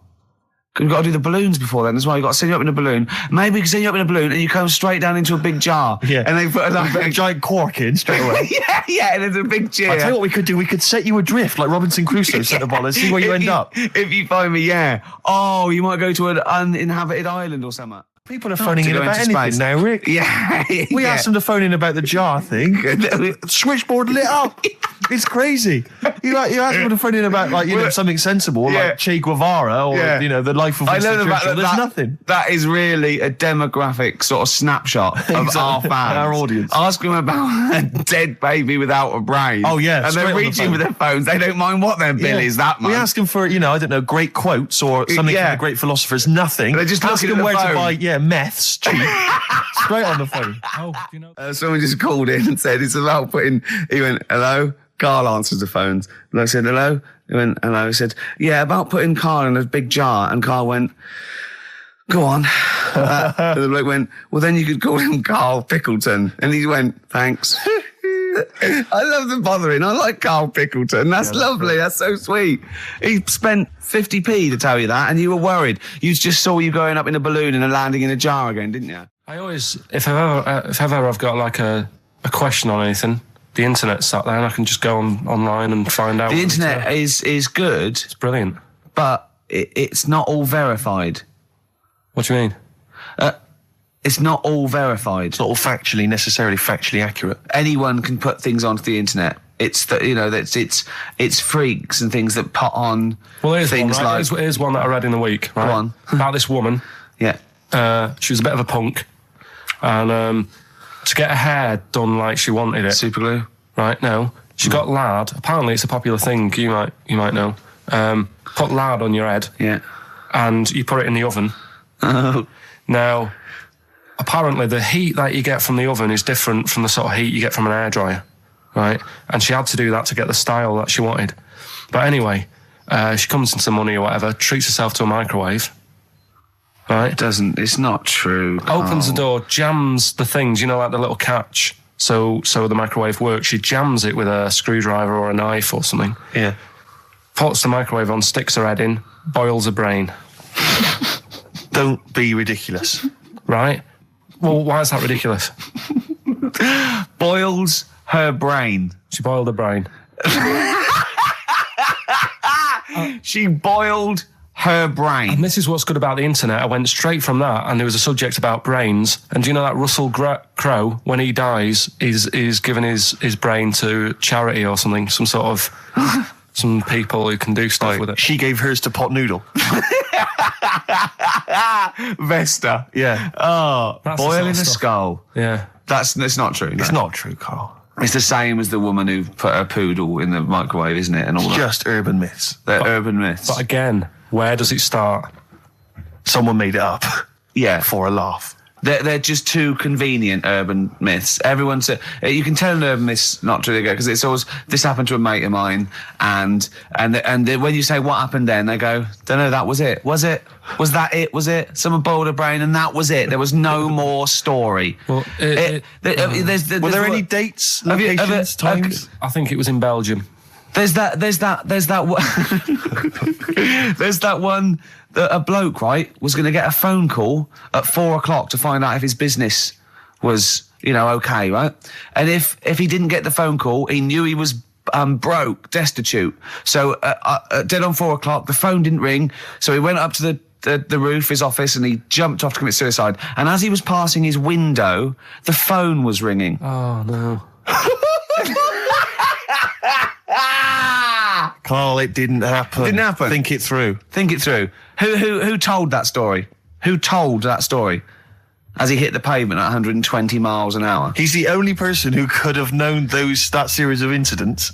Also, why didn't he wait? Dead. As his life's at stake, why didn't he wait till 5:00? I'm going to give it 5 minutes just in case. In case the lines are busy. Yeah. And what sort of bloke goes out? I'll call you at 4. Okay, if your business. Well, call me anyway. No. If I don't call exactly 4, then no, you commit suicide. Commit suicide. I would, because if I don't call at 4, that's the end of it. Well, call me anyway. No, that's not the way I work. Why can't you just call me and tell me the other way? Well, I'm telling you how I do it. If you're bust, I don't call. Can't you just call to verify in case something goes wrong? What if it's engaged? If you want to be engaged, just commit suicide at 4, please. It didn't happen, Carl. The other one, right? A bloke, right? He's on a train station, and I'll tell you how I heard it. He's waiting for a cruise station, and he shits himself. As you do. And so he goes, my train's in 5 minutes. So he runs across to Millets and goes, quick, Levi's 36. The bloke just puts it in a bag. He runs onto the train. He goes into the toilet, takes his trousers and pants off. His soiled trousers yes, and pants. Throws them out of the window. I won't be needing those again. Cleans himself off. Open the bags. It's a jacket. Oh. No, it didn't happen, Carl. At what point did he go into it and go, quick, Levi's 36? And the bloke went, sorry, Levi's 36, what, a pair? No. Shall I wrap them? Them? It? Shall I wrap? Just wrap whatever it is. Do you want to look? No. I'm not looking when you're putting it in the bag, please. Right? 36 waist stories. Don't say anything. I've told you 36 Levi's. They put it in a bag and charge me for it. Yeah. I don't want to discuss it further. Yeah. There was one. Here we go. There was one about a woman whose husband died, and she had him cremated. Yeah. And made like a little egg timer out of him. Right. And she said, I did that so it can still help around the kitchen. Well, that might be true. That might be a joke. That's quite sweet. That might be true. It's a true story, again. It was all... No, not again, because the ones I just told weren't. Nor is the boiling the brains in a bag curry microwave head story true. Yeah. They're too convenient. Will you be buried or cremated? What? Will you be buried or cremated? I don't know. Cremated. I imagine. Like you, Steve? I don't know. It's out of my hands. Yeah, I haven't thought about it. I've not thought it through, and I don't care either way. Have you heard the one about... Sorry. I'm just worried that we're getting into a macabre world now of ashes, boiled heads. I think we should play some music, let people just calm down. Levi's. Just think about some of the urban myths they've maybe heard, assess them. Maybe they are absolute bollocks. Yeah. And they can move on from it. Well, it's just that the death thing, right? Yeah. There was an argument on there about, do you know that Twilight Zone or whatever it was, Tales of the Unexpected? Oh, yeah. Where the woman got buried alive. Yeah. They were saying how, like, years ago, they'd bury people thinking they're dead. Yeah. And they've recently, like, dug coffins up. And then the people who were in the coffin weren't dead. They might have just been, like, in some sort of deep sleep or whatever. And they've lifted the lid off. Yeah. And there's scratch marks on the thing. Yeah. And that's pretty scary. And makes you think, I mean, I hope they check these days. That's all. Carl, you went to Habitat this week, didn't you? You're not going to believe this, Steve. Go on. They told me Is it a bargain? No. Do you know I tell you about those lads at school with big heads? Sure, yeah, the big head lads, yeah. Right. And the web feet? Yeah, webbed hands. Webbed hands, was it? They weren't there, were they? They weren't there, but do you know, like, Ricky was always saying, oh, they don't exist, they only went to your school, you know, la la la. It was in Habitat, there was only one sat on a sofa. Not one of the lads, but one of the... big-headed lad? A big-headed lad. What? Is that like, when you say a big-headed lad, is he like Frank Sidebottom, big head? I mean, is it like... I don't know what it... This is why... You know, it'd be nice to... You think it's maybe a medical... Well, it'd be nice to, if there's a doctor listening, sure. Right? Yeah, a doctor listening to XFM thinking, I must phone up and fuel Carl's obsession with the deformed. Yeah. No, but it's not really deformed. But how big is the head? Probably, you see, it's weird how it's always kids who I see with it, so I'm wondering whether they have a full-size head. Right. And then when they get older, it works out all right. Like jumpers. My mum used to get me jumpers a size too big, so it'd last a year. So I'm just wondering if it's the same. So how old are these generally? Are they not like adults? They're like kids. Well, when I was at school there, I was probably about 7, and this kid on And do they have to wear Sunday. any kind of apparatus to sort of keep their head from kind of, you know, not tipping them over or sort of staying upright? I mean, well, I'm just worried that the head's kind of too heavy for their body or something in there. No, it's not that big. Right. It's just not right. You kind of go, you sort of do a bit of a double take. Yeah. Like the fringe isn't sort of, you know, just above their eyes. It's quite high up. Sure. That sickens you, obviously. And is it something that repulses you slightly? Do you get No, that'd be cruel. No, sure. But, you know. But it's not cool to discuss it on the radio. Well, it happens, doesn't it? Sure. You know what I mean? Yeah. So, and I'd just like to know what it is. If it's like a water on the head type thing. Water on the head type thing. Like water on the knee. Yeah. But on the head. On the head. But, if anyone knows what it is. Yeah. People with big heads. Yeah, it'd be... and it's... Yeah, okay. It'd be good. Good information. So, what time are we doing? You sure it wasn't perspective? You sure he wasn't sort of leaning forward and he was really tall? So the top of the head looked quite big, but then it went to a little body, but really his body was a lot further away. No, big head. Yeah. Just a big head. Rest of his body, fine. Face, okay, everything's normal. You weren't looking at him in a kettle? If you wore a hat, it'd be alright, but... What do you mean if you wore a hat, he'd be alright? You'd probably just think, oh, it's a big hat or something. Yeah, but what sort of hat? So you'd have to wear like a 10-gallon hat. Yeah, that would go down onto his shoulders with 2 eyes cut in it. Yeah, like something from the Ant Hill mob. Yeah, Michael Bentine's potty time. Yeah. How would a hat help him? Yeah. Are you sure this wasn't a Diddy man? I'm not being mean, I just want to know what it is. No. Okay. Right. But if you are a doctor listening and you want to use your kind of free Saturday... Not the doctor who phoned the bloke in America and said, where do I get blood from? Sure. Not that doctor, because I assume he's been struck off now, Sure, give us a call and sort out the whole big head conundrum. What's the number? 08700 800 1234. That's also the number to call if you have Bruce Springsteen tickets available. I will pay up to £47. Don't do it. Go yourself. Don't give them to Steve for cost price. Make a little profit. Oh, come on, don't take the Mickey. Don't you know what I feel. You've already ruined the bad thing. Don't ruin some more of my dreams. But I'll tell you what, if you do get Steve a ticket, he'll be so grateful that he will spend a bit of money on you, I imagine. Exactly. You'll buy the tickets and, give him something pretty special because you're earning now and, Yeah. So let me discuss that with them, Rick. I mean, let's not make any promises. Well, what was that thing you told me the other day as well? I'm talking about it. People have been phoning up about this. I don't think we should talk about conditions of the mind and brain. Well, that woman's put you right. Yeah, shown us it's hydrocephalus. It could be, and all it is that it's totally curable and normal life. What they do is it's a baby born with sort of water on the brain, and it comes out. Must hurt a bit in childbirth, and then they just drain it off. It's just full of water. I tell you what. What? It's just reminded me of weird stuff going on in the world. But it wasn't a baby, was it? Maybe it was a baby.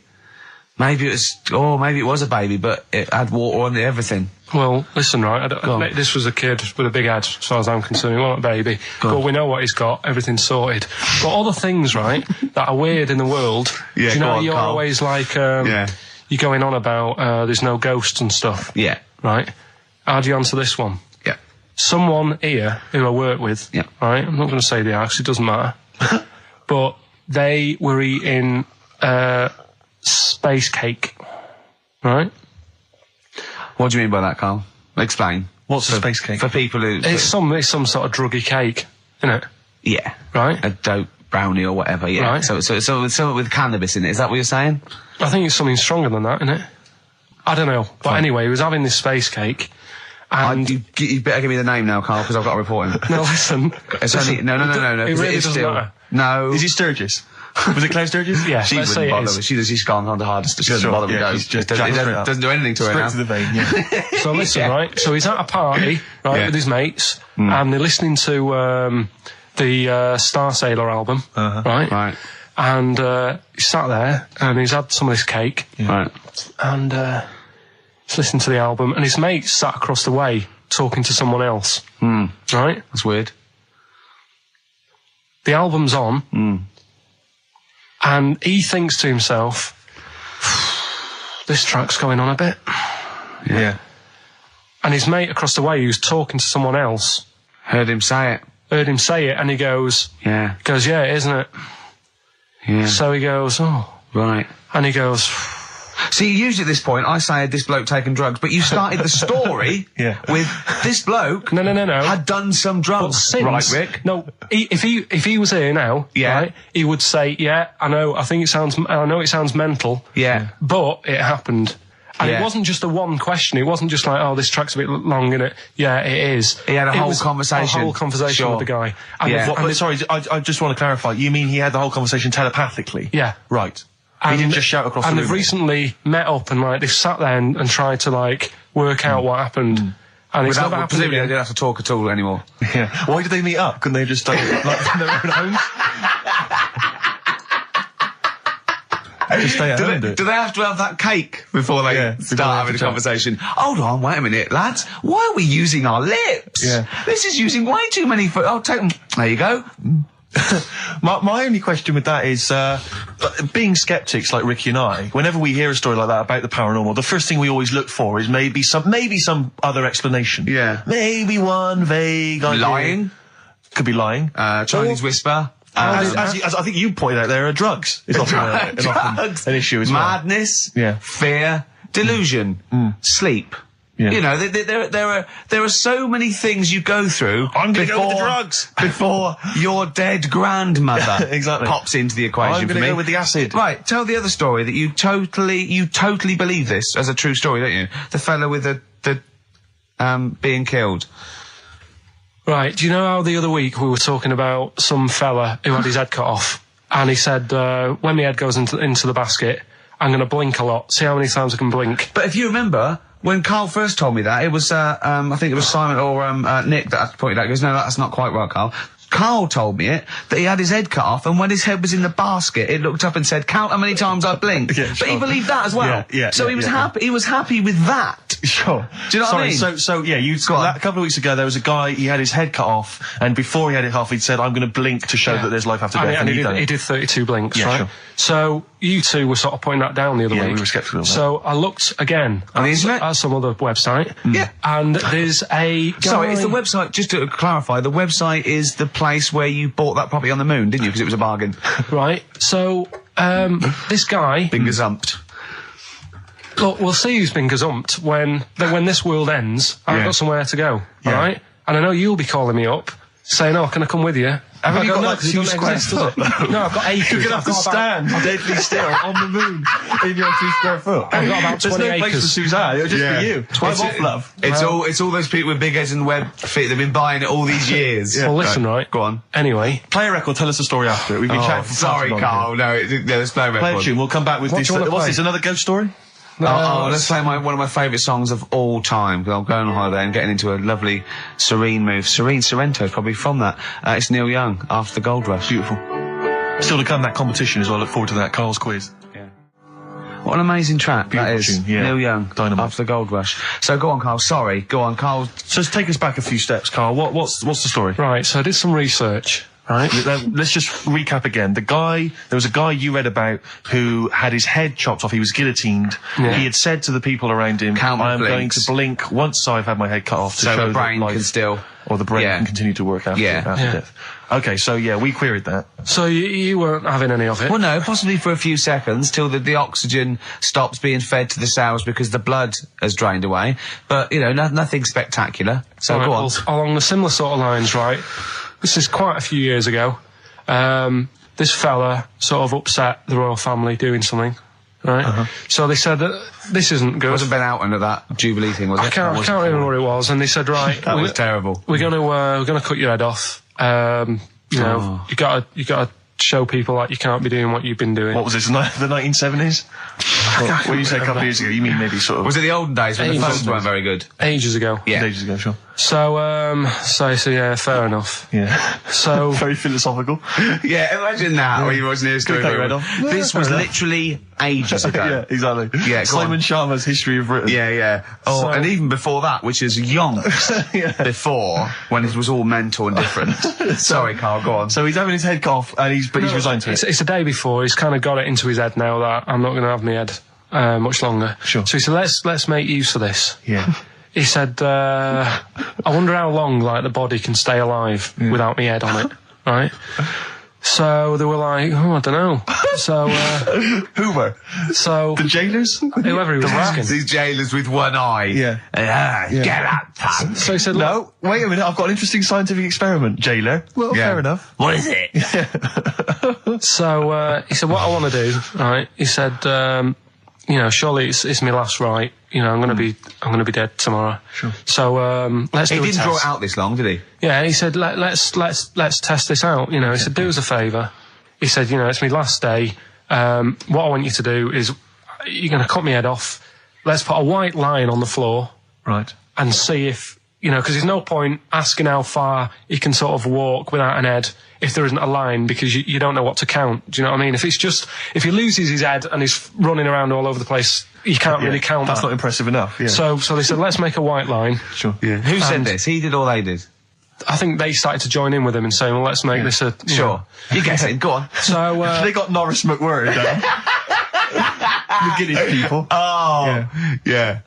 So they said, let's get this white line. Yeah. And dedication's all you need. We'll do this. We'll do this tomorrow. And he said, all right, then I'll see you in the morning. Yeah.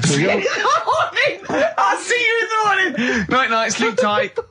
Bye. I love the fact that Carl knows exactly what was said. Yeah. Oh, that's beautiful. Yeah. He doesn't know the story or what order it is in or when it was. Exactly what was said. But he knows the intricacies. All right then, see you in the morning. Bye. Oh, kissy. Oh, I'm not like that. Oh, you joker. Don't let the bed bugs bite. Yeah. Anyway.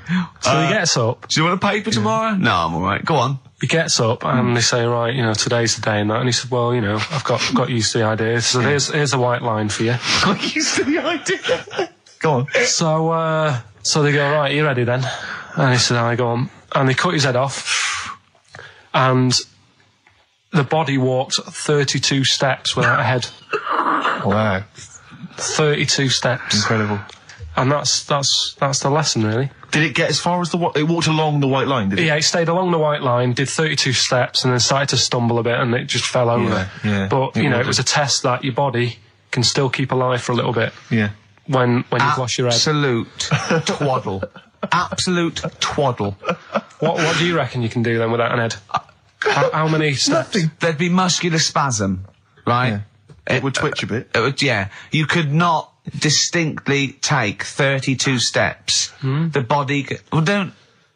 Yeah. Is the doctor still on the line? Yeah. The fella that bought 6 parrots. Yeah. And, you could look 32 steps. Right, so you don't believe that. Doing a bit of line dancing. Right, you don't believe that, but something that you do believe is that a cockroach can live a week without an head. It can. Slightly different kettle of fish there. Why? Wow, insect to human is what I'm thinking. Yeah, that difference. There's not that much difference in some insects. Do you know that a snake has a heart and lungs and kidneys and stuff? Go on. No, well, I'm just saying. So? You're making out as if like they're a totally different species. I am making out. I mean, call me old-fashioned. Do you know what you're talking about there? I don't want you embarrassing yourself, Rick. Yeah, I am suggesting they're totally different beings. Yeah, that is. Yeah. Now, Karl, the cockroach is a very different thing. The interesting there is that it lives without its head, because a lot of it's on, there's some of them are phototropic, chemotropic, some of them just literally have, irritation and muscle memory. I mean, they do have a central nervous system, but it's very different. So if you lose the head, it bypasses a lot of that anyway. All this is running around. The reason it dies is because it can't take on water. But it's very different to a man, right, having consciousness and then losing that, and the body still going, no, I think I remember what I was going to do here. Yeah, so I'm going to carefully walk 32 steps along this white line.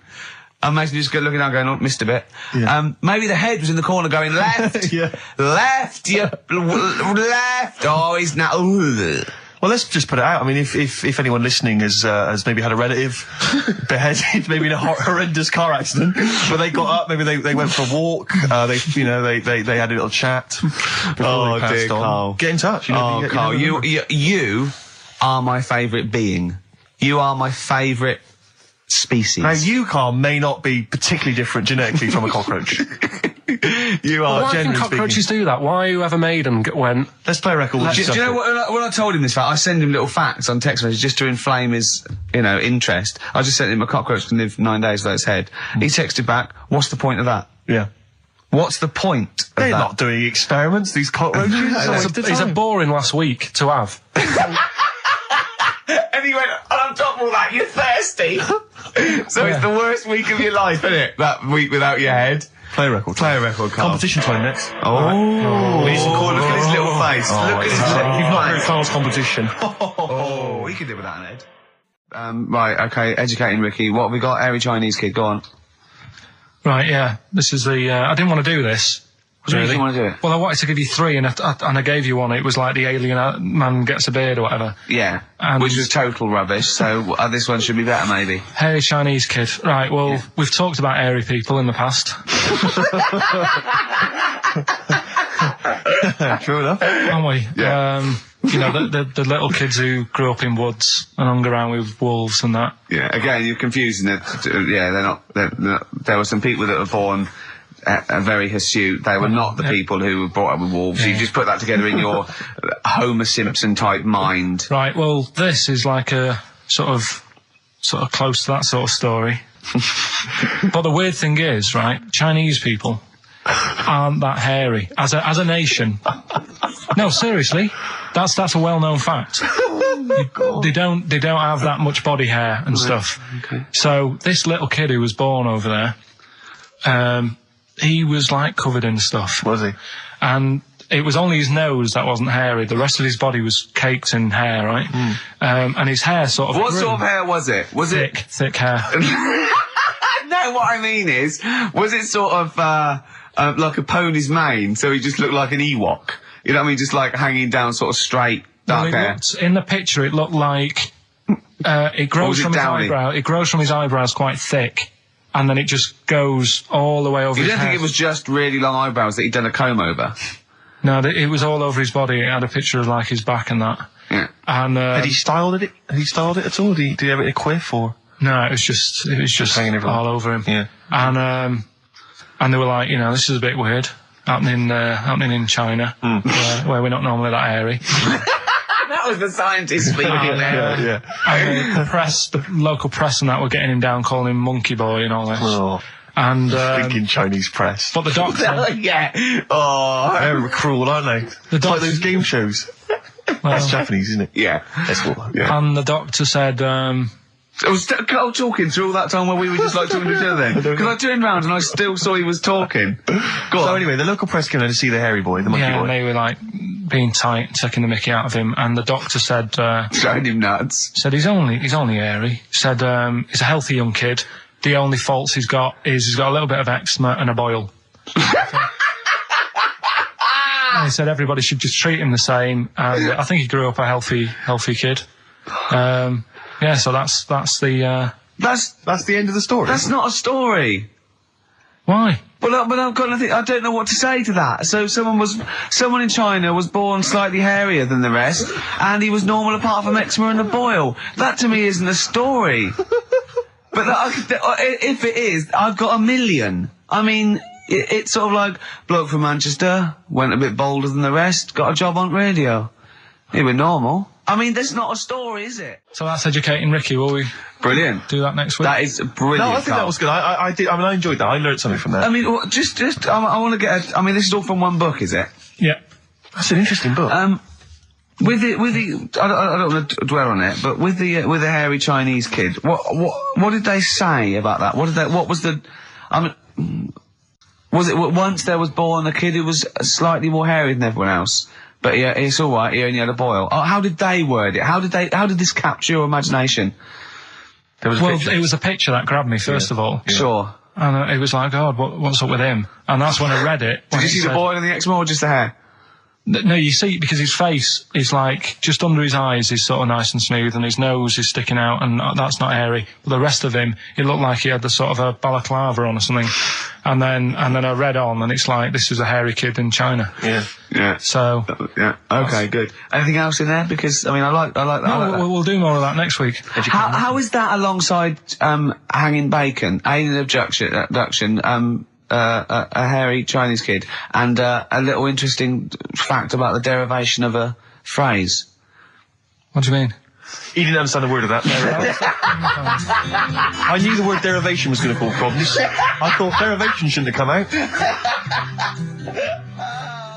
I wasn't disputing. He's all smug because he just had a phone call. That was Beck, lost cause. Go on, tell him why you're all smug. Because Adrian just called up. Yeah. After hearing the story about the Chinese kid. Yeah. And he said, yeah, that's true. He said that there was a TV programme on it. Yeah. He had a chromosome defect. Yeah. And it made him hairy. And his mum and dad used to have to shave him. That wasn't in the book. But thinking about it, that's not a good move anyway, is it? Because they say that for women, if you get a few hairs on your top lip, don't shave it because it'll grow back thicker and faster. So they should just let him. They should have just said, well, let's see how bad it gets. But if they went in there straight away if he came out as a baby and a little bit hairy, they should have left it for a little bit. But Adrian called up and said, yeah, he was hairy. He was all right. We weren't disputing there was a Chinese kid born slightly hairier than the rest. We were disputing the fact that you didn't actually tell us a story. You just told us. And what we are disputing is that man was abducted by aliens for 3 days and grew a beard. Yeah. That's definitely not true. No. We don't know about chewing the fat, but it sounds quite viable. Yeah. You see, the difference is between me and Steve and you is that what we believe isn't random. Well, anyway, listen, a good friend of ours, Ross Noble, he's given me this picture, Carl, which he's got from a magazine. He loves you. And I have to say, I think this... I just looked at it then. Obviously, it's not going to mean much to the listener. Oh, this is self-indulgent. But it is currently available. I think it's in the current edition of Bizarre magazine, so you might want to buy that. It's not horrible, though, is it? There's a certain grotesqueness about it. Oh, it's a deformed person, isn't it? Well, to a degree, but I think what it's going to do for Carl is give him, I think for you and I, Rick, we're going to see his face. Light up. Lighten up, like opening a wonderful Christmas gift. Oh, you know what? I think I've seen this. Is this the one with the kid with the big head? I'll be honest with you, Carl, it is. Have you seen it already? Yeah. Let me just show it to you again so you can I haven't seen it. It's like... yeah. We shouldn't be laughing at that. No, but that is like the kid who I went to school with. that is the same. That can't be the So same. do you recognise him? Seriously, that is the same thing he had. I mean, I have to say, it does I'm look not like sure. it's been computer generated. It's so odd. Oh, I don't. But look at the child's face. I Look know. at his Well, reaction. Don't take another photo of me. I'm not sure this is right. It's not right. It's not right. But I was hoping that would give you, Carl, just a little glimpse of. We've had a the request wonder. as well on the best bits. So someone wants to hear you talking about your mates with the big heads. I don't believe it, because every time we go there, we get some sort of complaint about something. About what? Just believe it. Well, that for some reason that always goes from the story with my dad going to Blackpool for taking those kids there. And what kids? And, leave it. No, what? No, I don't know. There's people that know what you're talking I'll about. tell you when we put a song on. No, well, I know what it is, Well, but you if can't you just say wanna that. know, well, Is it when? email Is in. it okay? Is it when your dad put a kid in the wheelie bin because he was getting it home? Yeah. So we're going to We can't go through it again. It's too controversial. And it's in one of her magazines, and there's this article, right, about these identical twins, brothers, right, and one of them meets this girl, right, and it turns out she's got an identical. I've heard this. This is true. Right. They get married. She's got an identical sister. Right. So they both go out. So two identical twins, male, going out with two identical twin sisters. Yeah. So I was looking at it going, oh, that's weird, because you see them like they're always wearing the same cardigans and that, and that's like. But then, that's no, all but right. if you're an identical twin, then you probably would fancy the same sort of person, wouldn't you? But then I was asking, she was going, it's getting near the, the plot, the murderer. If they had a kid, would they look the same? Yeah.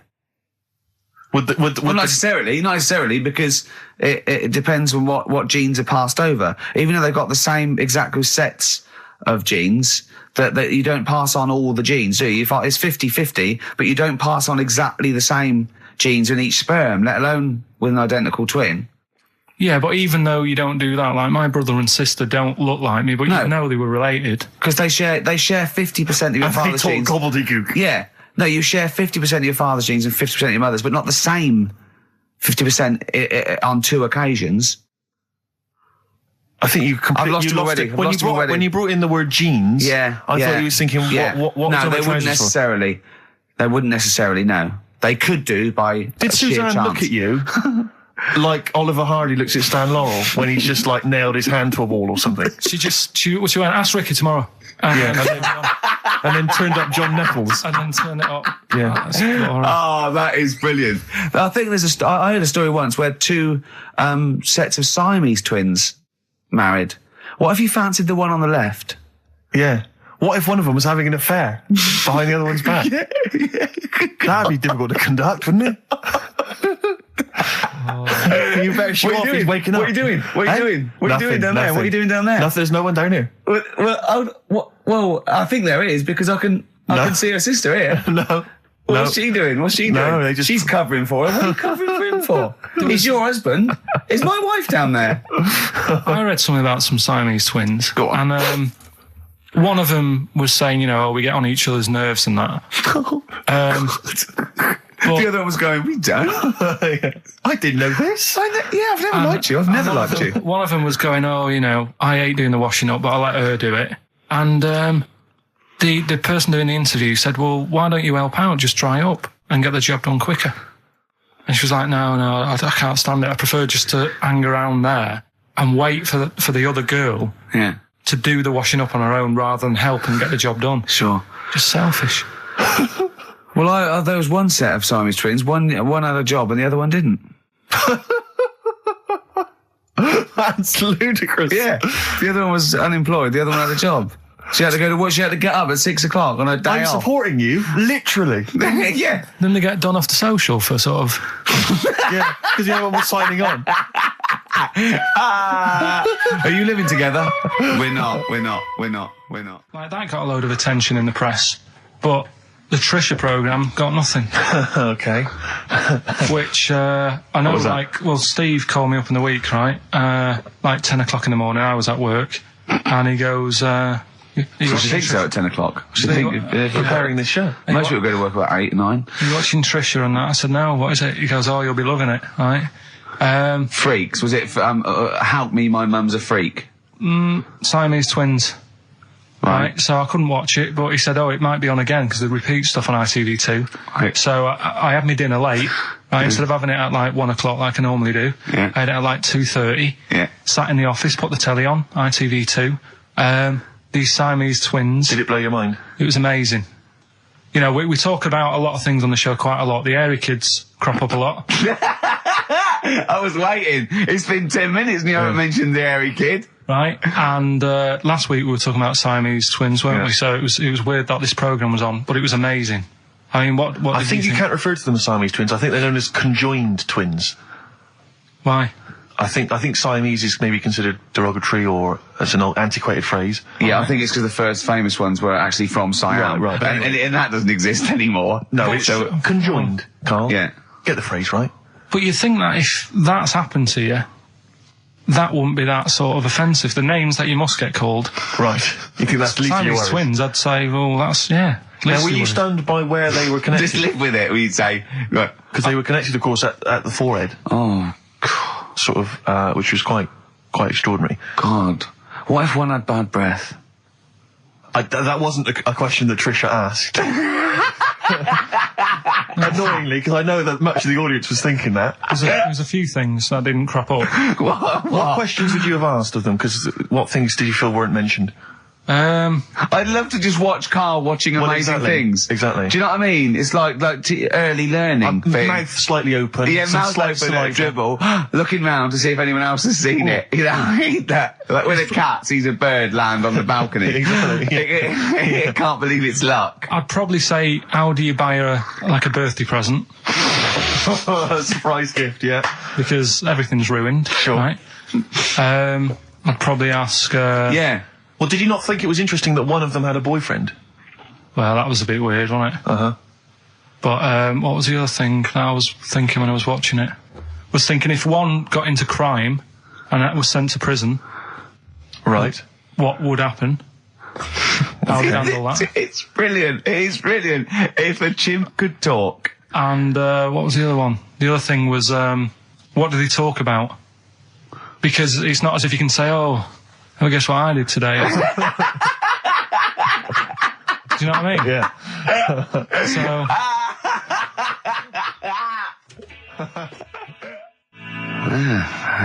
Brass in pocket, and if they're pretending to be good, they're doing a bloody good job of it. I love them.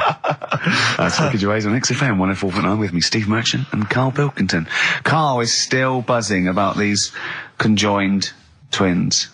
It's just... One of them, of course, had to be... Because one of them was sort of shorter than the other and had to be sort of wheeled around on a kind of trolley thing by the other. This isn't Molly and Dolly, is it? No, they're not called... One's called Reba. I forget what the other one's called. Sheena, maybe, or something like that. Do you remember, Carl? No, I wasn't that impressed with the names. It's just... Yeah. So you immediately put them out of your mind. Those are rubbish names. Forget, Carl, forget them. They're gone. Were they British or American? Yeah, American. Oh, because I've seen some American ones on Jerry bizarrely, Springer. one of them was apparently a country music star. This is Molly and Dolly. Well, they're not called the Molly one that and joined Dolly. at the Oi. The one that joined. But they're not. I think you've made up the Molly and Dolly. No, it was on Jerry Springer. There's a little one that sits on a seat, and the other one carries it round, her around. And they're not called Molly and Dolly. There was something like that. They're called. Well, we know that one of them's called Reba, and I forget. And one of them's a country and western singer or something. Yeah, but she was saying, I've just made a movie. It's coming out shortly in theatres. Is your sister in it? Yeah, and the other one said, I'm not involved. It's utterly bizarre because they live there. They work so hard to live their lives separately. Yeah, they say it's all. Yeah, exactly. of course. So, yeah, they try not to.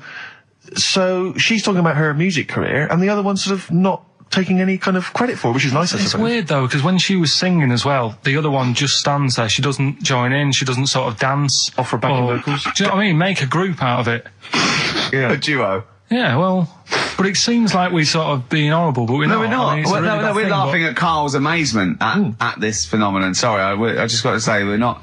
Taking the mickey. The really weird thing about all this, right? And it's annoying because you were saying about, what should have Trisha have asked and all that. Yeah. But one of them mentioned that one of them was adopted, and the other one wasn't. Don't talk rubbish. No, seriously. I didn't understand it, right? Of course you didn't. And then Trisha sort of said, well, let's have a chat, and they were like, no, don't want to go into that. What do you mean one was adopted? That's what he said. One of them... don't quiz me on it, but that's what was... That's what was said. Hello there, Hello there, I'm a multi-millionaire, and I've just seen your orphanage. I'd love to adopt one of your children. You'd like to adopt one? I'd love to adopt a children, because I've got loads from around the world, so I'd love to adopt one. I'd give you $10,000 towards your orphanage. We're speeding through then, yeah. Okay. We've actually got 2 left. I only need one. I'm only interested in one.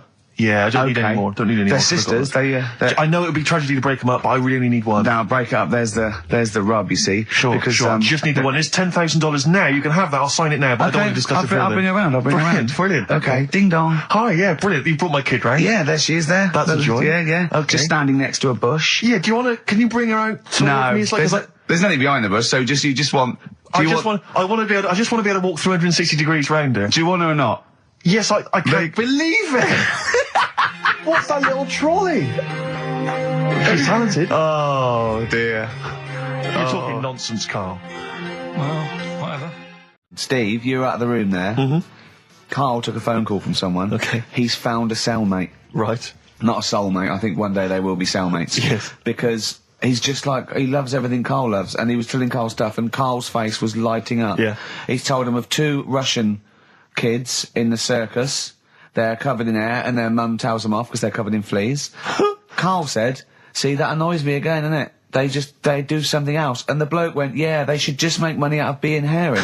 And Carl went, exactly. And he said, have you heard of the 3-legged juggler? And the bloke went, no, what's that? He went, that annoys me as well. Because he thinks they shouldn't have done juggling, they should have done football.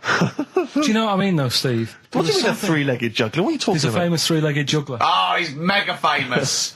He's like the Beckham of wherever he's from. But the other day I was looking in, I don't know, Bizarre magazine or something, right?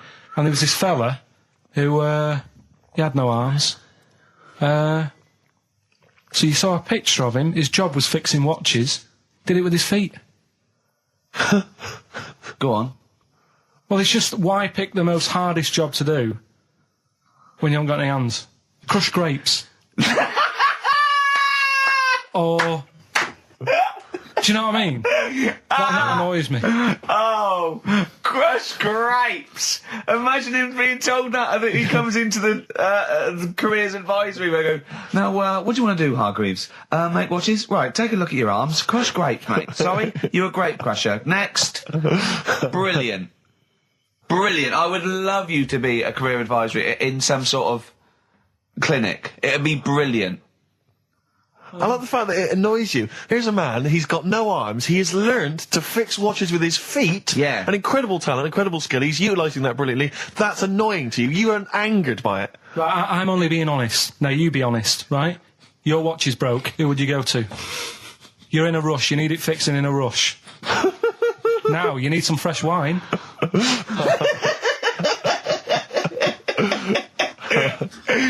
Be honest. Oh, you're amazing. But what's this thing that you've been talking about, this video? Freaks, right. It was a thing that was banned for like 50 years. I think it's been taken off again, but I don't know why, if it's just been deleted, right? It's a quest. If anyone out there has got a copy of Freaks on DVD or VHS, can Carl borrow it, please? I mean, I almost want to set up a camera to see him watching it. It's absolutely real. They used people in the circus of the time. I think it's the 20s or 30s of the Depression. And there's people, there's coneheads, there's a bearded lady, all genuine. There's a bloke they call the human slug who's got no arms and no legs, Carl. And he's just there, and he rolls a cigarette and lights it with his mouth. I think I've seen his brother, who isn't called the human slug, is called the pillow. Right. How does he make a living? He, Does anyone want to meet Carl for money? Do you know what I mean? Like that, the annoying thing was, right, there was a picture of him. I was going to put it on I think I've seen his brother. on our website, we put things up like this, right? If you go to ricky.gervais at xfm.co.uk / What? You put things like that on my website? It's nothing to do with me. I want people to know that website is not kept or looked at by me. So, what have you put on there? There's a fella on there who's known as the Pillow. And he's, you see, I get a bit worried with things like this, because we're not sort of having a go or anything. It's just things that fascinate you. Yeah. And, yeah, it's a guy, he might It might be the same sort of thing. What's your one? I bet you used to stare at people with goiters, didn't you, when you were little, in Tesco's? Well, just go to xfm.co.uk/Ricky. It is. What's the worst thing you've ever seen on, like, a human face? You know what it is, and I don't want to talk about it. I can't remember. Have you told me? Yeah. What is it? But go. It's not go the to, elephant lady. Go to the. Yeah. Is it the elephant lady? You talked about that, I know. Yeah, I don't want to talk about it again. Go to the website and see the human pillow. Why is he a human pillow? That's what annoyed me. I thought he was more of a draft excluder. Oh, that breaks all kinds of rules. Buzzcocks, harmony in the head. Now, things are flying here at XFM. People have called in. There is a video of Freaks on the way. Carl's going to see that within the week. That's exciting. That is exciting for me. Do you know what I mean? About our education of Carl. We started off trying to teach him about science and history, and now we just find that he likes pictures of hairy Chinese kids and women. Who doesn't? No, true. You've got a theory about pictures of freaks, haven't you? You see, you always bring things up that I don't want to talk about, because I'm really worried that people, if you've just tuned in for the first time, it's the first time you hear it, and we're talking about hairy Chinese kids. Yeah. Talking about the human worm. Carl, listen. People don't think that you're taking the piss out of those people. They lump you in with them. Do you know what I mean? They think that you're a freak of nature. So you can say anything you want. Do you know what I mean? Because it's honest, it's from the heart, it's genuine. So don't worry about that. Yeah, but Suzanne was saying last night that I've got a heart of stone, or whatever it is. Why? Because I wasn't crying at Comic Relief. And all I always used to say to her, get out Elephant Man, let me watch that for 30 minutes, I'll be crying my heart out. Why? Why do you care about that but not... Because it's... That is more real, isn't it, right? Think of John Merrick. Sorry. What, the film starring John Hurt is more real than footage of starving people in Africa? No, but what I'm saying is, think about... See, this is why I didn't want to bring it up, because people are going to just say... Well, you're allowed to cry at what you like. People can't have you for not crying at someone and crying at someone else. Imagine that, like, if you've seen the film, you know, his head's all, you know, messed up and that. Yeah. He's getting picked on all the time. Yeah. By Michael Elphick, I remember. Yeah.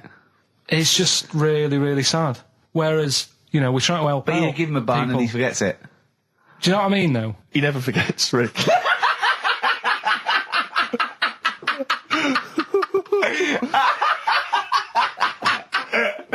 Oh, dear. Anyway. Oh, God. We're giving away stuff again. Yeah. Tell me a theory about freaks who have their picture taken. No, I'd leave it. Can I tell you? We'll do it next week, then. Can I tell you what this is? Go on, quickly, what is it? Right, when he sees a little picture, like in his books he's got, he carries round those things, right? And there's like a fella with a little head with some, like, able-bodied people. He goes, the only reason they got to take that picture, right, was so they could show their mates, say, look at me, the little fella with a little head. That's his theory. Yeah. That every picture of a freak, they're being... Steve, let me describe the picture to you. This little fella with a little head. Right. Playing on the piano. I've seen it. All his family stood around and mates and that. When have you ever seen a picture of someone playing the piano and everybody wants to be in on it?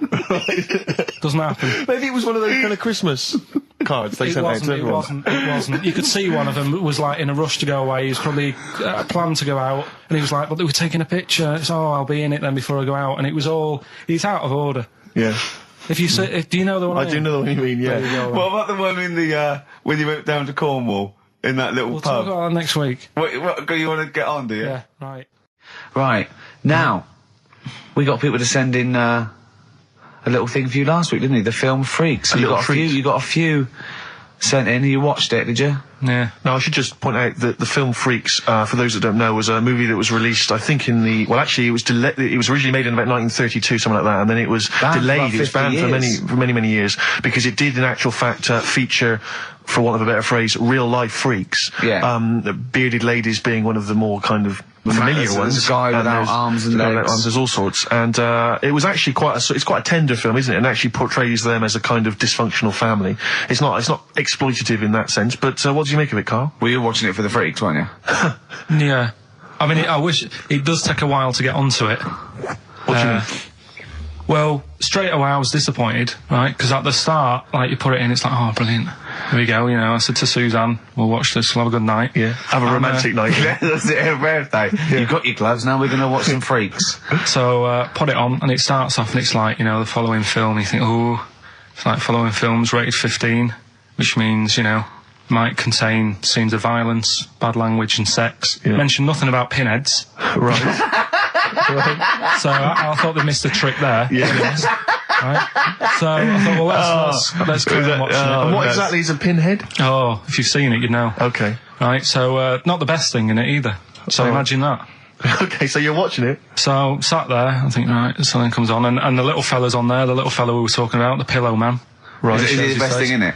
Now, what's the Pillow Man again? He's a fella who years ago, he's got no arms and legs. Right. He's just a torso. Just rolls, yeah. And there's a scene where you see him sort of rolling a cigarette up, just using his mouth, and it's like he lights it and stuff. And that's weird. And then what else is on it? Smoking stunts your growth. And then there's a little fella on it who is fed up because he looks 5, but he's actually 34. Right. But there's a woman who is 42 and looked 8. So they both had the opposite thing. They were both really fed up. And I kind of thought that shows that, you know, you always want what someone else has got. Sure. Do you know what I mean? Yeah. So in a way, there's a story there in that. No, you described the same there. No, it was like... No, they both, you just said, they both looked young, but they are actually both older. No. This was like a little man. Yeah. Who was 35. Who was 35. And looked 8. Yeah. And so did she. No, well, the other way around then. What? So she was an 8-year-old that looked 35? Yeah. So, oh, maybe not then. Anyway. No. But that wasn't that weird. I kind of thought it's a slow start on that. Yeah. And then... It's not a difficult film to follow. No. Yeah, but I wasn't really listening to what it's all about, just looking at what they had. And they had like a fella who's running about on just... They had like he was shopping. You know, they had a fella with no legs and he's running about on his hands and sort of got about on a skateboard, talking to someone about it. They said that's how E.T. was done. There's actually a little fella in E.T. Right. Who's just half of, sort of half a body. Is that true? I've no idea. I've never heard that before. Why haven't we heard that before? I've never heard that before. I don't think he would fit in E.T. Because where's the head? He's got no neck, E.T. It's a skinny little thing. There's no human neck couldn't fit in that skinny little neck. Wow. Well, you sure it wasn't Kenny Baker up to his old tricks? What are you talking about, Carl? There's a fella with no legs in E.T. In E.T. they had two fellas, right? I think they had a little, a midget fella. Right. Who did it. And then I think he was off sick and they were like, oh, you know, what else are we going to do? So they saw a guy on a skateboard going by. And said, do you fancy some work? Right. And he's done it. I think someone told me. I mean, it might be wrong. Exactly. Might be wrong. It might be, mightn't it? I mean, you've never been wrong before, so I don't know why you'd be wrong there. So what's the worst thing in it? Now, it's intriguing to me because here's a film called Freaks, featuring real-life freaks, and you're sort of a bit nonplussed by it. Just because it wasn't, because it's built up. If you call a video Freaks, you've got to make sure that there's some good stuff on there. Yeah. What were you disappointed about? Was it that? Because there was a few things on it, right? There was a woman who said she was half man, half woman. And it's like, well, you're not, are you? It was just like she had some makeup on. I thought, well, that's rubbish. And then there was a woman who could eat using her feet. That isn't that freaky. Do you know what I mean? She's not hungry, she looks normal. Yeah. And that's when I was thinking, I mean, I'm not being right, Steve. You know I'm not being funny. Oh, here we go. No, but I'm just saying, if that woman wasn't eating and you were sat next to her in that film, yeah, I'd probably be sort of drawn to you more than her. I'm not... I know you hate me saying it, but there's no point sort of pretending.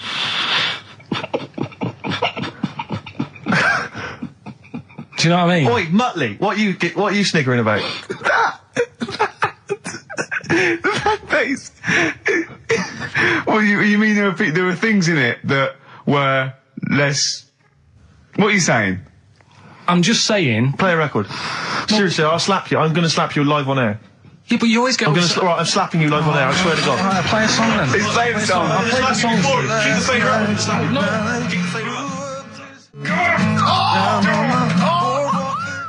Bruce Springsteen, Atlantic City from the album Nebraska. So melancholy, that one. I love that one. Wow. So freaks then. All in all, not as amazing as you first hoped. It was built up too much. Do you know what I mean? It's like is that my fault for getting you excited? I just can't believe it. I hand you this thing on a plate. So and I'm not being out of order, Steve. I'm just being honest. We've always said that about this show. We only talk about stuff, you know. Yeah. You know, being honest and that. Yeah, no, sure.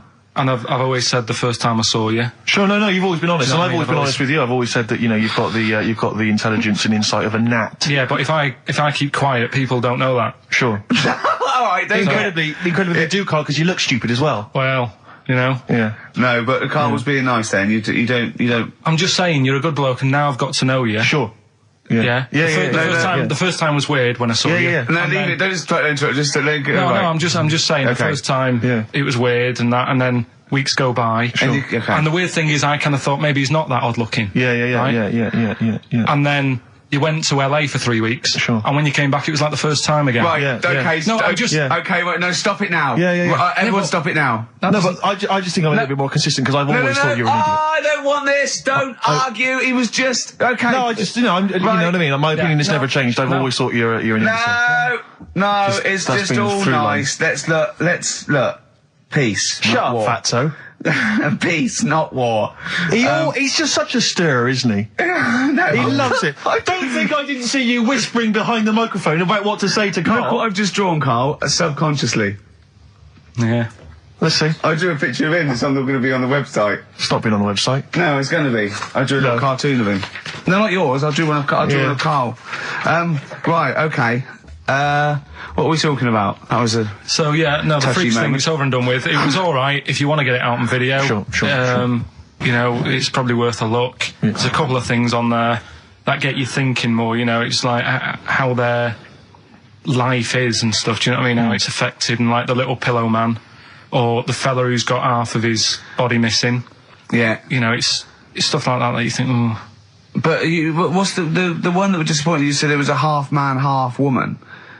Yeah, I don't quite understand that one. Do you mean hermaphrodite or half? I can't remember it. Do you mean it was one sort of like it had bits of both? It was just like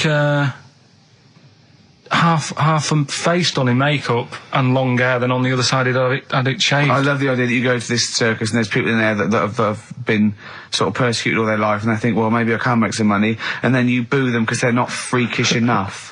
I love the idea. They go, boo, you're not freakish enough, boo. Oh, you've got bits of legs, boo. You know what I mean? Yeah. But there was, talking about that, you see, why did they join the circus and that? Because there are things they can do. I was telling you in the week that I was reading something on some news website about some sort of Olympic-style games where they're going to see, like, disabled people against able-bodied. Right.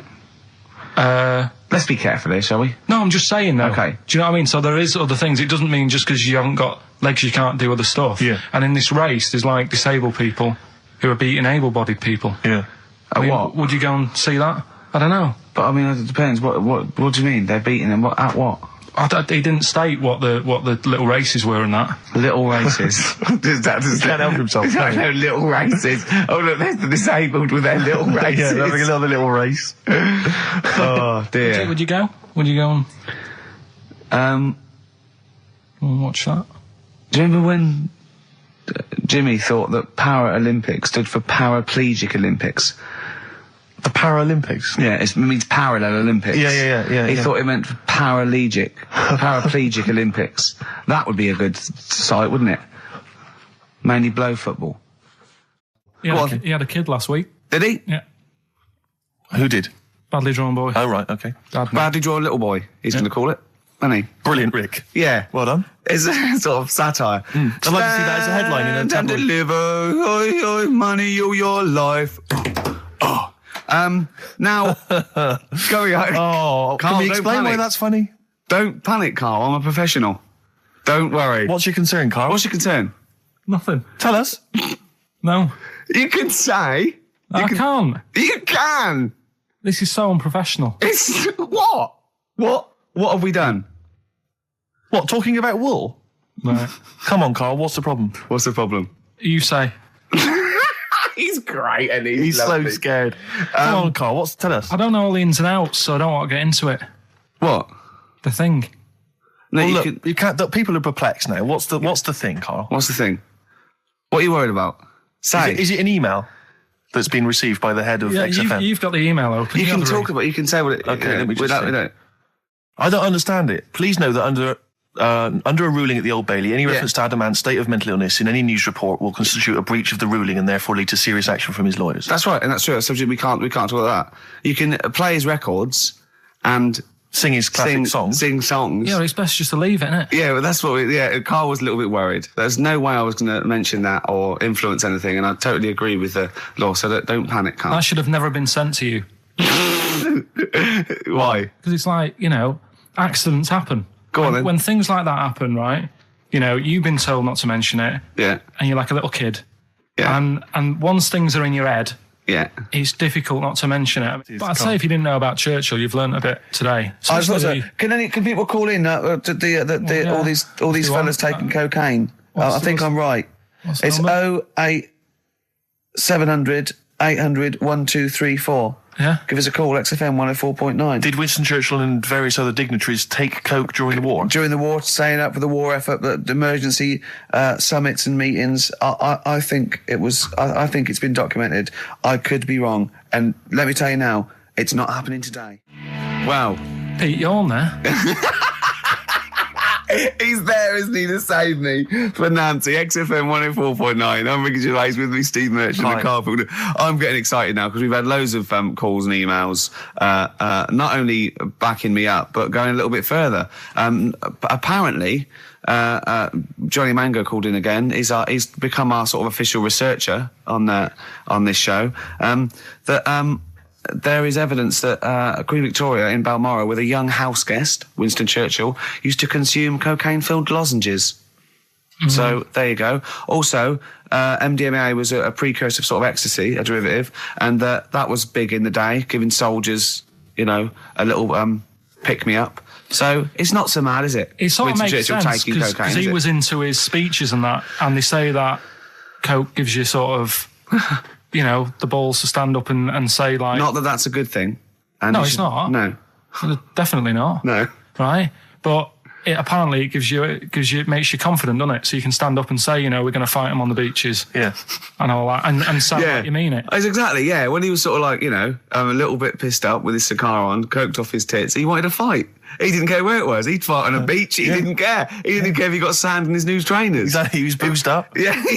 You want to fight? Yeah. That's why he was coming hard. He was very much. You got to think of him as the Liam Gallagher of his day. Yeah. Oh dear. Are we allowed to talk about this? I mean, I don't mean in terms of referencing drugs, but are we allowed to? Is this like libelous to Winston Churchill? One, you can't libel the dead. Yeah, but two, is that only in America? I'm asking, and we're not saying. Two, I think you'd probably going to also a fair comment. Three, we say we were joking. Yeah. 4, it's a satire. Yeah. 5, we love him. 5, we're not condoning drugs in any way. 6, this is Dermot O'Leary's show. I didn't have a go at him anyway. I said he's all right. If there's any law against Rasputin, we might be in trouble. Law against Rasputin. You did willfully Rasputin. Yeah. All over the airwaves. You did slag off Russia's greatest love machine. Yeah. You didn't shoot him till he was dead, did you? Oh, put some poison into his I'll tell you wine. this, if there's any other historical questions that people want answered, then we're the men. Because really, with the three of us, our knowledge of the fact that the Hindenburg was filled with helium, the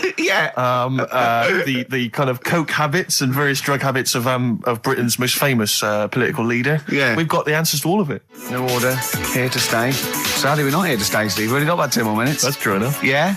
Well, I think that's just time for some interesting facts that Johnny Mango, our researcher from loosecontrol.com, has emailed us.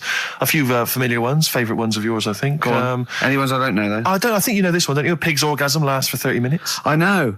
And a pig can't actually look directly up. Wouldn't have thought so after 30 minutes of coming. No, absolutely. Then you can be careful here. That's incredible. Remember what happened to Tom Bins? Go on. Humans and dolphins are the only species that have sex for pleasure. Bonobos do as well. They've rediscovered, which is a bonobo. A chimpanzee, like a chimpanzee. Right. So it's 3 now. Can't believe dolphins are getting. They're 3. They're all at it now. Dolphins get Yeah. Polar bears are left-handed. Yeah. It's extraordinary. I don't quite know how they worked that out. Did they give them spelling tests? Or writing tests? Oh, yeah, they probably just do it. It's probably the paw they use to hide up the black nose during a hunt. Of course, of course. Some lions mate over 50 times a day. Yeah, not every day of the year. Okay, they don't do that every day. No. Okay, because again, I'm worried. No. I didn't think that dolphins. What day of the year do you do it 50 times? What is it? It's coming up to it. It's April, isn't it? You'd like to get out there. I have a special day. Yeah. Yeah. Maybe we could coincide that with the balloon event. It'll just be me quietly humping in the corner. Volunteers, welcome to email now. And all the proceeds go to charity. If you are a desperate lioness, exactly. Yeah. Butterflies taste with their feet. I didn't know that. Interesting. I didn't know that. That is interesting. But they don't eat much, do they? Because they only live a day. Good point. They wouldn't need to eat. An ostrich's eye is bigger than its brain. Yeah, I knew that. Yeah. That's extraordinary. That is, yeah. And the... But Carl, how big are your eyes? Cruel. Finally, I think we've discussed this before, haven't we? A cockroach will live 9 days without its head before it starves to death. Yeah, it's only because it can't get water and food. Yeah, it would be quite happy going around doing its normal things. Yeah. I mean, probably to work. If you're just as good without your head as with your head, may as well not have a head. I don't see the point. Well, that was thanks to Johnny Mango there of, what's his website called? Who's turned into a sort of volunteered researcher. Yeah. He's very fast. Losecontrol.com. Can I just say as well, we've had lots of emails from different people just saying they enjoy the show and offering little tidbits and things. Nick Wilson, Sarah and Lauren, Ken, Dan, Jane. She wanted some Ash. We didn't play Ash. Never mind. Lee, Jez, Derry. There's loads of people there. Well, I'm gonna, again, we were talking earlier about, you not caring about being like a geek or a freak or not trendy. No, I'm just saying. I am trendy, yeah. And I know, yeah. And I'm going to play a bit of an easy listening. I apologise to those people who still tune in and expect to hear 2 hours of new metal or Gorillaz. And this is a very old-fashioned, lovely tune. It's Bread. I hope you enjoy it. Ladies and gentlemen, please welcome to the stage, Bread. New Order, and here to stay. On XFM 104.9. Well, we're here to stay, aren't we, Steve? True enough. Well, for another 4 weeks anyway, then we're off. Then That's 4 more right. shows. They'll have to order a new DJ. All right? That was genius. Hey? Oh, wow. It's as simple as that. I'm Ricky Gervais, Steve Mitchell, and Karl Pilkington. Oh, man. Did anyone read the Guardian yesterday? It was Steve's big... We were interviewed together. I've never been interviewed before in the paper. I've certainly never had my photo in a national... We were very excited. We loved the interview. It was talking about our top 10 albums between us. We loved it. We talked really fast, like school kids. We were excited. It was a great interview, and all the way through, it was Ricky Gervais with his writing partner, Steve Mitchell. Stephen Mitchell. It's not even like Merchant. He phoned me up the night before and he was gutted. And I know it's awful. And it was big letters and just all the way through and the caption. And it's just like, oh, God. But it's embarrassing. Do you know what I mean? It's embarrassing because it's like I was trying to get in the paper. I couldn't believe my luck. And then that just draws attention to the fact that I'm not a celebrity and consequently they can't even remember my name. But the worst thing was that one of my favourite albums of all time, I said in there, was Blood on the Tracks by Bob Dylan. And I said, because, I think one of the most beautiful songs ever is If You See Her, Say Hello. And of course these people were sort of transcribing it from, a dictaphone. It came out, my favourite song of all time was If You See a Sailor. If you see a sailor. Oh, hello. Fruity. Oh, Bob Drillboyd's up on the trap with Where's the Sailor Gone to? With Ricky Gervais and Stephen Mitchellings. Oh, I don't know. They must have thought my name was Mitchell all along. They obviously never knew. The evidence is there. But I don't know why. It was like they reported in the paper that we'd been nominated for a Sony, and it said Ricky Gervais, who hosts the breakfast show on XFM, and it's that sort of. It's just guessing. It's like presumably someone's gone. Does he host the breakfast show? And someone's gone, yeah. And that's their research done. Yeah, but there was a thing about The Office set in Swindon. That's someone going, just writing an article about The Office. Where's it set? Swindon, I think. Is it? Yeah. Okay, that'll do. Yeah. Yeah. Even we research the show now and again, don't we? Yeah. Even we look things up. Well, actually, people phone in. Usually that fella. What's that fella's name that calls in who's not got the website? It's got a funny name. Oh. Gilbo or something. James. Phone in if you remember what his name is. Yeah. James at Lose Control. Yeah, what's his surname, though? Oh, for goodness sake, this is just going to be interesting to him and his friends. Oh, yeah. Oh, yeah. You remember? We better play another record. Yes. I'll tell you what. If Johnny Mango. Mango, that's it, yeah. Now, if you like Elvis Costello's Alison, or maybe Freeze, My Brother Jake. One of my favourites. Stay tuned. That's I Am Clute, a track called To You from the Teachers soundtrack. That's also got, I noticed the Electric Soft Parade, The Hives, Star Sailor, Feeder, Turin Breaks, Mercury Rev on there. It's a good little collection. Lovely. Carl has just had confirmation. He's looking smug because someone phoned up and went, it is true. It's a Laogai chi worm and you wrap bacon around your head. That's all the bloke knew as well. Yeah. And his name was Gary. Yeah. So I'm not having it. No.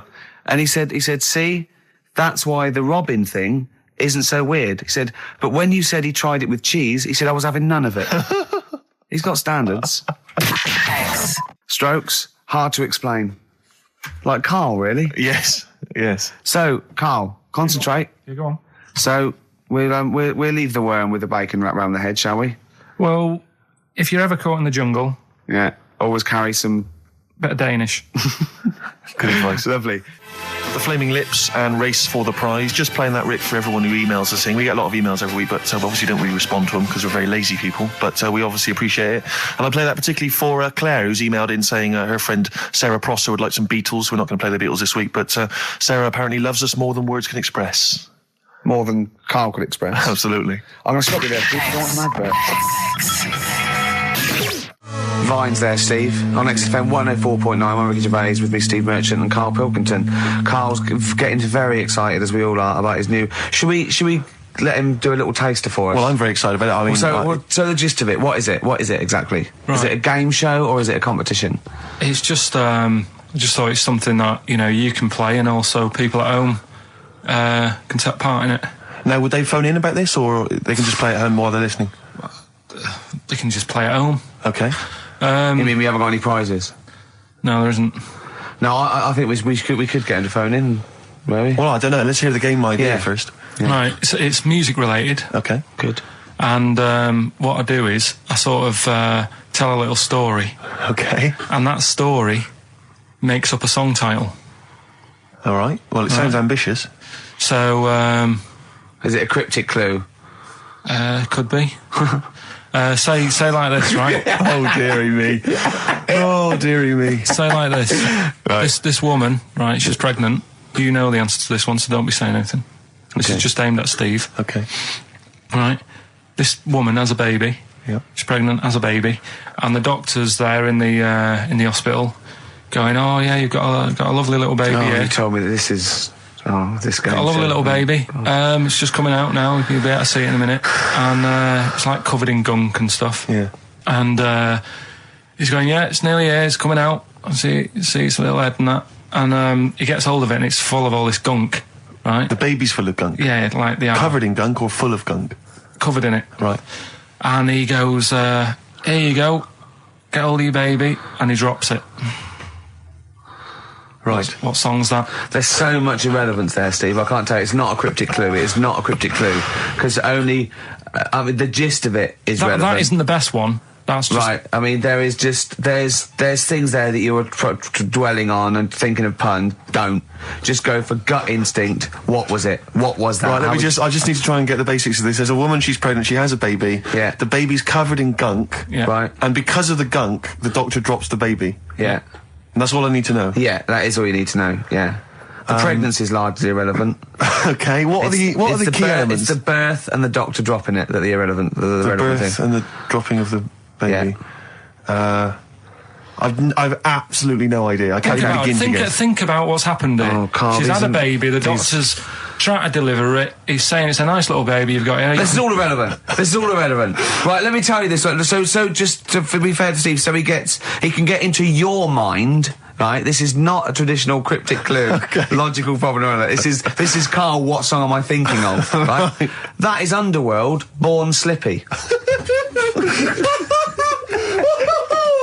I have to say, actually, that makes textbook sense. Yeah. No, that does actually. No, I'm sorry. Do you like all the story about? It's all right. You can see it in a minute. Oh, it's just covered in gunk. Yeah. No, I agree. There is some extraneous detail, but I have to say, that Born was good because it was. That's the look of it. Born was good. Yeah. And Born Slippy, No, I was quite impressed by that, Carl, I have to say. No, to be fair to you, I'm not just patronising you. Oh, well, wow. I actually think that was really good, and I disrespect Ricky Gervais for slagging that off, because I actually think that was quite good. Well, let's go ahead with it then. I feel we could maybe open this up to email correspondence or okay, or the let's phone go lines. for it then. Okay, this is Karl Pilkington's new game show idea. It's just what's the song? Karl Pilkington presents What's the Song? Ladies and gentlemen, please welcome to the stage Mr. Karl Pilkington. Okay, what's the song? then? I'll tell you what, let's play a record. Let's come back after Give out that. the number ready for him. Well, you should make a note of this. You can email us. The email's up and running. ricky.gervais@xfm.co.uk. ricky.gervais@xfm.co.uk. What's the phone number, Carl? Have you got It's 08700 800 1234. Okay.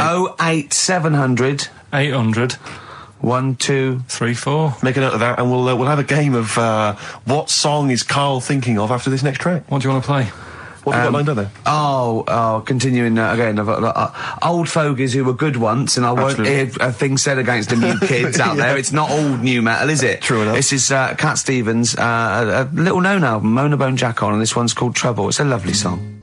Cat Stevens, Trouble, from Mona Bone Jack On. On XFM 104.9, playing some new songs, playing some old songs. True enough.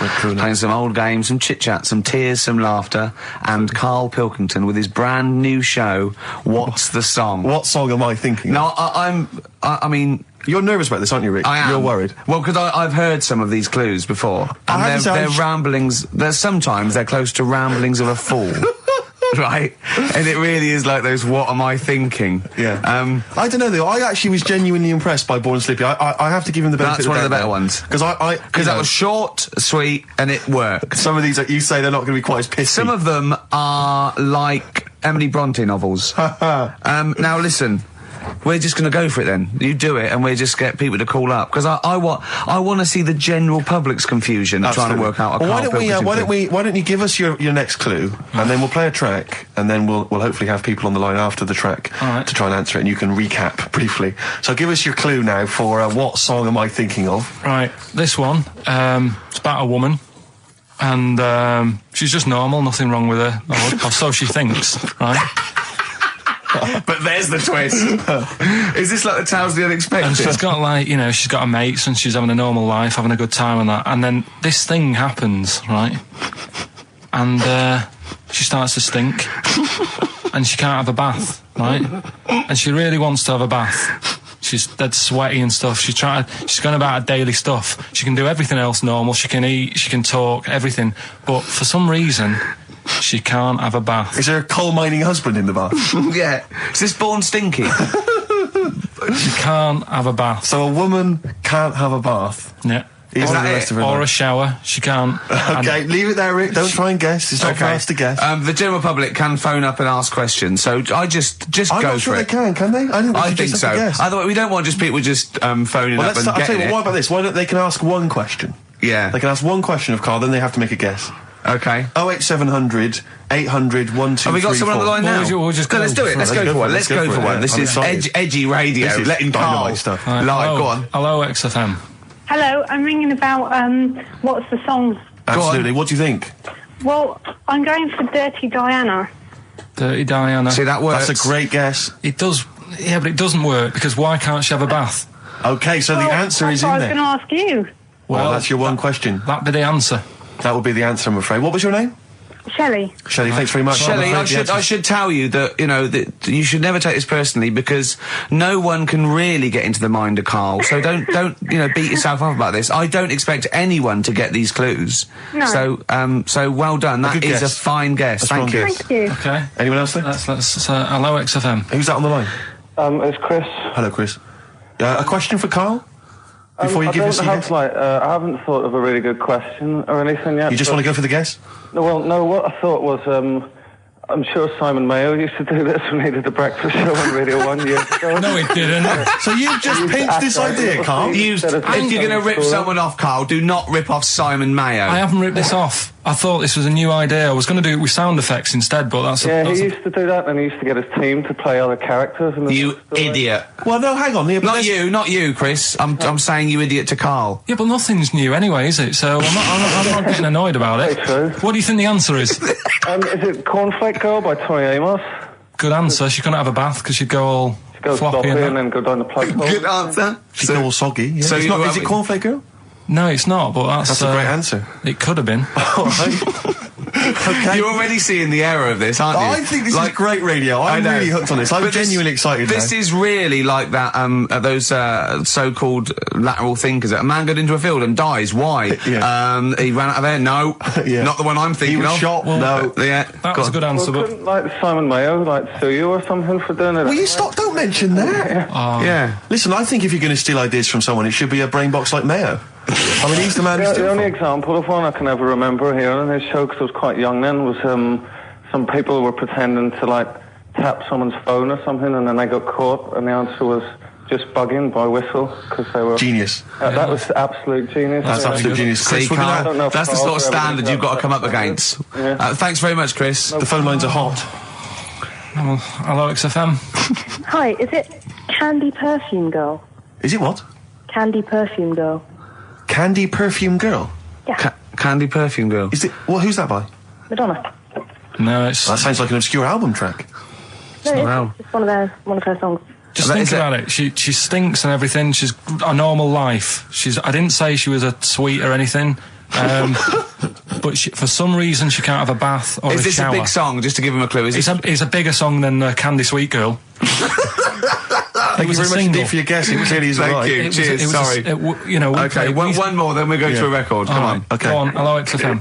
Carl. Yeah. Is it High and Dry by Radiohead? High and dry. High and dry. Now that's great. She smells, which is another word for high. She's dry because she doesn't have a shower. Carl, if it isn't that, yours will never be as good as that. He's the winner. Whatever you're thinking of, that clue is brilliant. What's your name, mate? It's Richie. Richard, I mean, you can't beat that. That's a bit too lateral.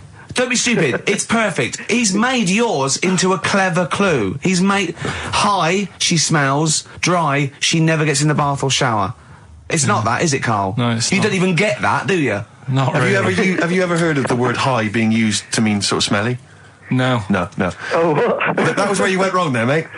Richard, I'm declaring you the winner, even though that isn't the answer. I don't think we should give up this early. Can we just let's play a song and, Let's play a song. Give it one more chance, because if people think about it, it is really easy. So I'm not going to find out the answer now because I've got to go out. Okay, we'll do it very quickly. Stay in for 10 minutes. We're just going to play a new Coldplay track. Okay, let's hear Coldplay and then we'll come back with this. Coldplay, One I Love. That's for Nick, Neil, Olivia. In Tower Bridge. Absolutely, and also Nikki from Bromley who emailed in, she's enjoying the show and she wanted a bit of Coldplay. That's the B-side of the current single. This is a great show, isn't it? We've got great music, we've got laughs, tears, we've got requests, we've got Simon Mayo games. It's just like Radio 1 for less people. Exactly. Radio 1 for less people. This is great, isn't it? So go on then. So listen, Guy, you were so excited about this game, weren't you, earlier? You came in with a hop, skip and a leap in your step. Although I must say, the phones are going mental. We're going to have to take some more calls. People love Carl. High and dry is great. I mean, it works. Can we have a very quick recap in case someone's just Can you make it so High and Dry doesn't work now? Give us a bit of information that makes it different to High and Dry, or can't you? So for those that have just that? tuned in, Carl describes in a roundabout way a story which somehow is representative of a song. Is that right? Title. A song title. Yeah. Okay. So this woman, she's all right. You know, she has a normal life. Pretty much. Kind of. Yeah. There's probably a few things actually that she can't do thinking about it. But the main problem would be having a wash or having a bath or having a shower. Yeah. Maybe going for a swim thinking about it. Right. Let's go. I think water is the clue, isn't it? That's the clue. Who's that on the line? Hi there, it's Mark. Hello, Mark. Hi, Mark. Right, What do you it think? smells like Teen Spirit, Nirvana. No, it's not. That's a great guess. Smells like Teen Spirit again. He's also brilliant. Thank you, Mark. Well done. No, it's not that. All right. Hello, XFM. Oh, that's a dodgy mobile. Oh, that's a bit of a clue. A dodgy Hello, mobile. XFM. Oh, they've just given up. They've all been going for Smells Like Teen Spirit. They just hung up. Hello, XFM. Hi, is it She's Electric? Excellent. She's Electric. It makes sense. That's fantastic. Oasis, Carl. She's Electric. Why does she smell? Because she doesn't have a bath and that. Because she can't have a bath or a shower. What's your name? Neil. Neil So got does it. that? So Neil got it. So did you get it straight away? No, only during the song. A process of elimination from all the other wrong answers. Yeah, basically. So she's electric. Rick, I have to say, you're holding your head in your hands, and it looks like you want to shoot off. But I have to say, I thought that was quite good. I genuinely thought that was quite good. But it's not a cryptic clue, is it? Because it's not. She smells. There's a few things you can't do. She's electric. Yeah, but do you understand what I'm getting at? She's electric. I always understand what you're getting at, Carl. That's never been a problem in the years I've known you. Neil got it. Yeah. I have to say, Rick, I think you're down on this idea. I could definitely see that. ITV1 replacing I'm a Celebrity, Get Me Out of Here. Karl Pilkington hosting. Simon Mayo on the phone. Exactly. To the lawyers. Well, Neil, there's no prizes or anything, but well done. Well done, that was well worth it. Right. Well, you go away with the award in the knowledge that you've beaten Karl. Yeah. You can secure the knowledge that you thought how Karl does. Absolutely. Well done, Neil. I have to say, I think you're being harsh on him. I think that's a great game. All right, let's do it again next week then. I thought that was a great game. Yeah. Brilliant. Well play done, record. Carl. Play record.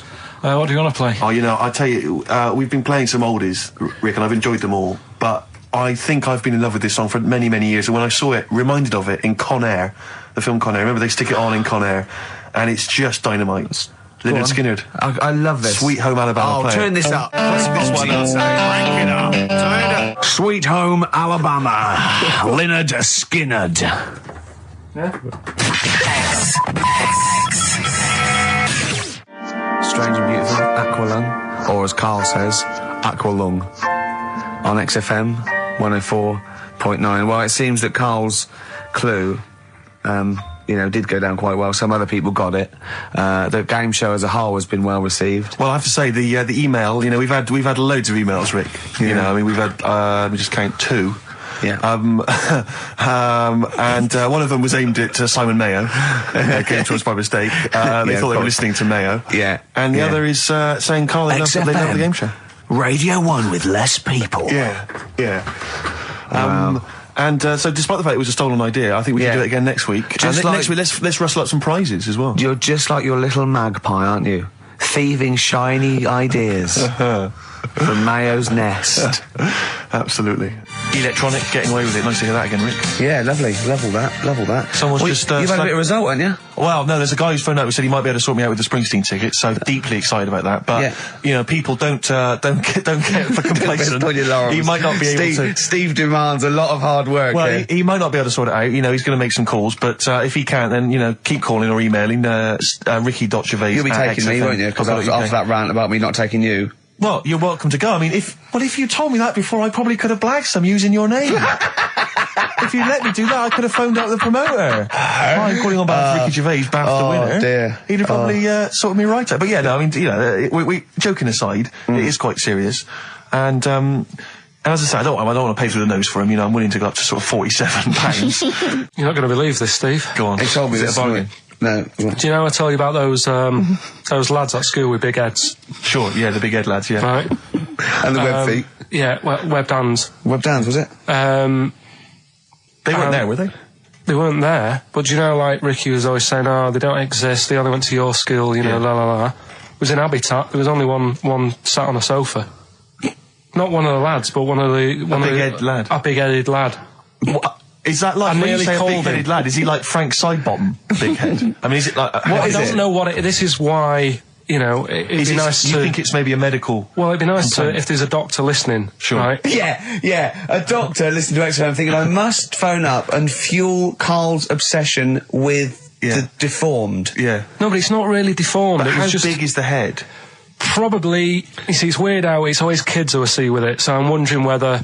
They have grow a full-size head, right? And then when they get older, it works out all right. Like jumpers. My mum used to get me jumpers a size too big, so it'd last a year. So I'm just wondering if it's the same. So how old are these generally? Are they not like adults? They're like kids. Well, when I was at school, I was probably about 7, and this kid on. And do they have to wear Sunday. any kind of apparatus to sort of keep their head from kind of not tipping them over or sort of staying upright? I mean, well, I'm just worried that the head's kind of too heavy for their body or something in there. No, it's not that big. Right.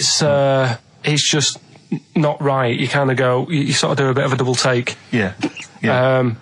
Like the fringe isn't sort of you know, just above their eyes. It's quite high up. Sure.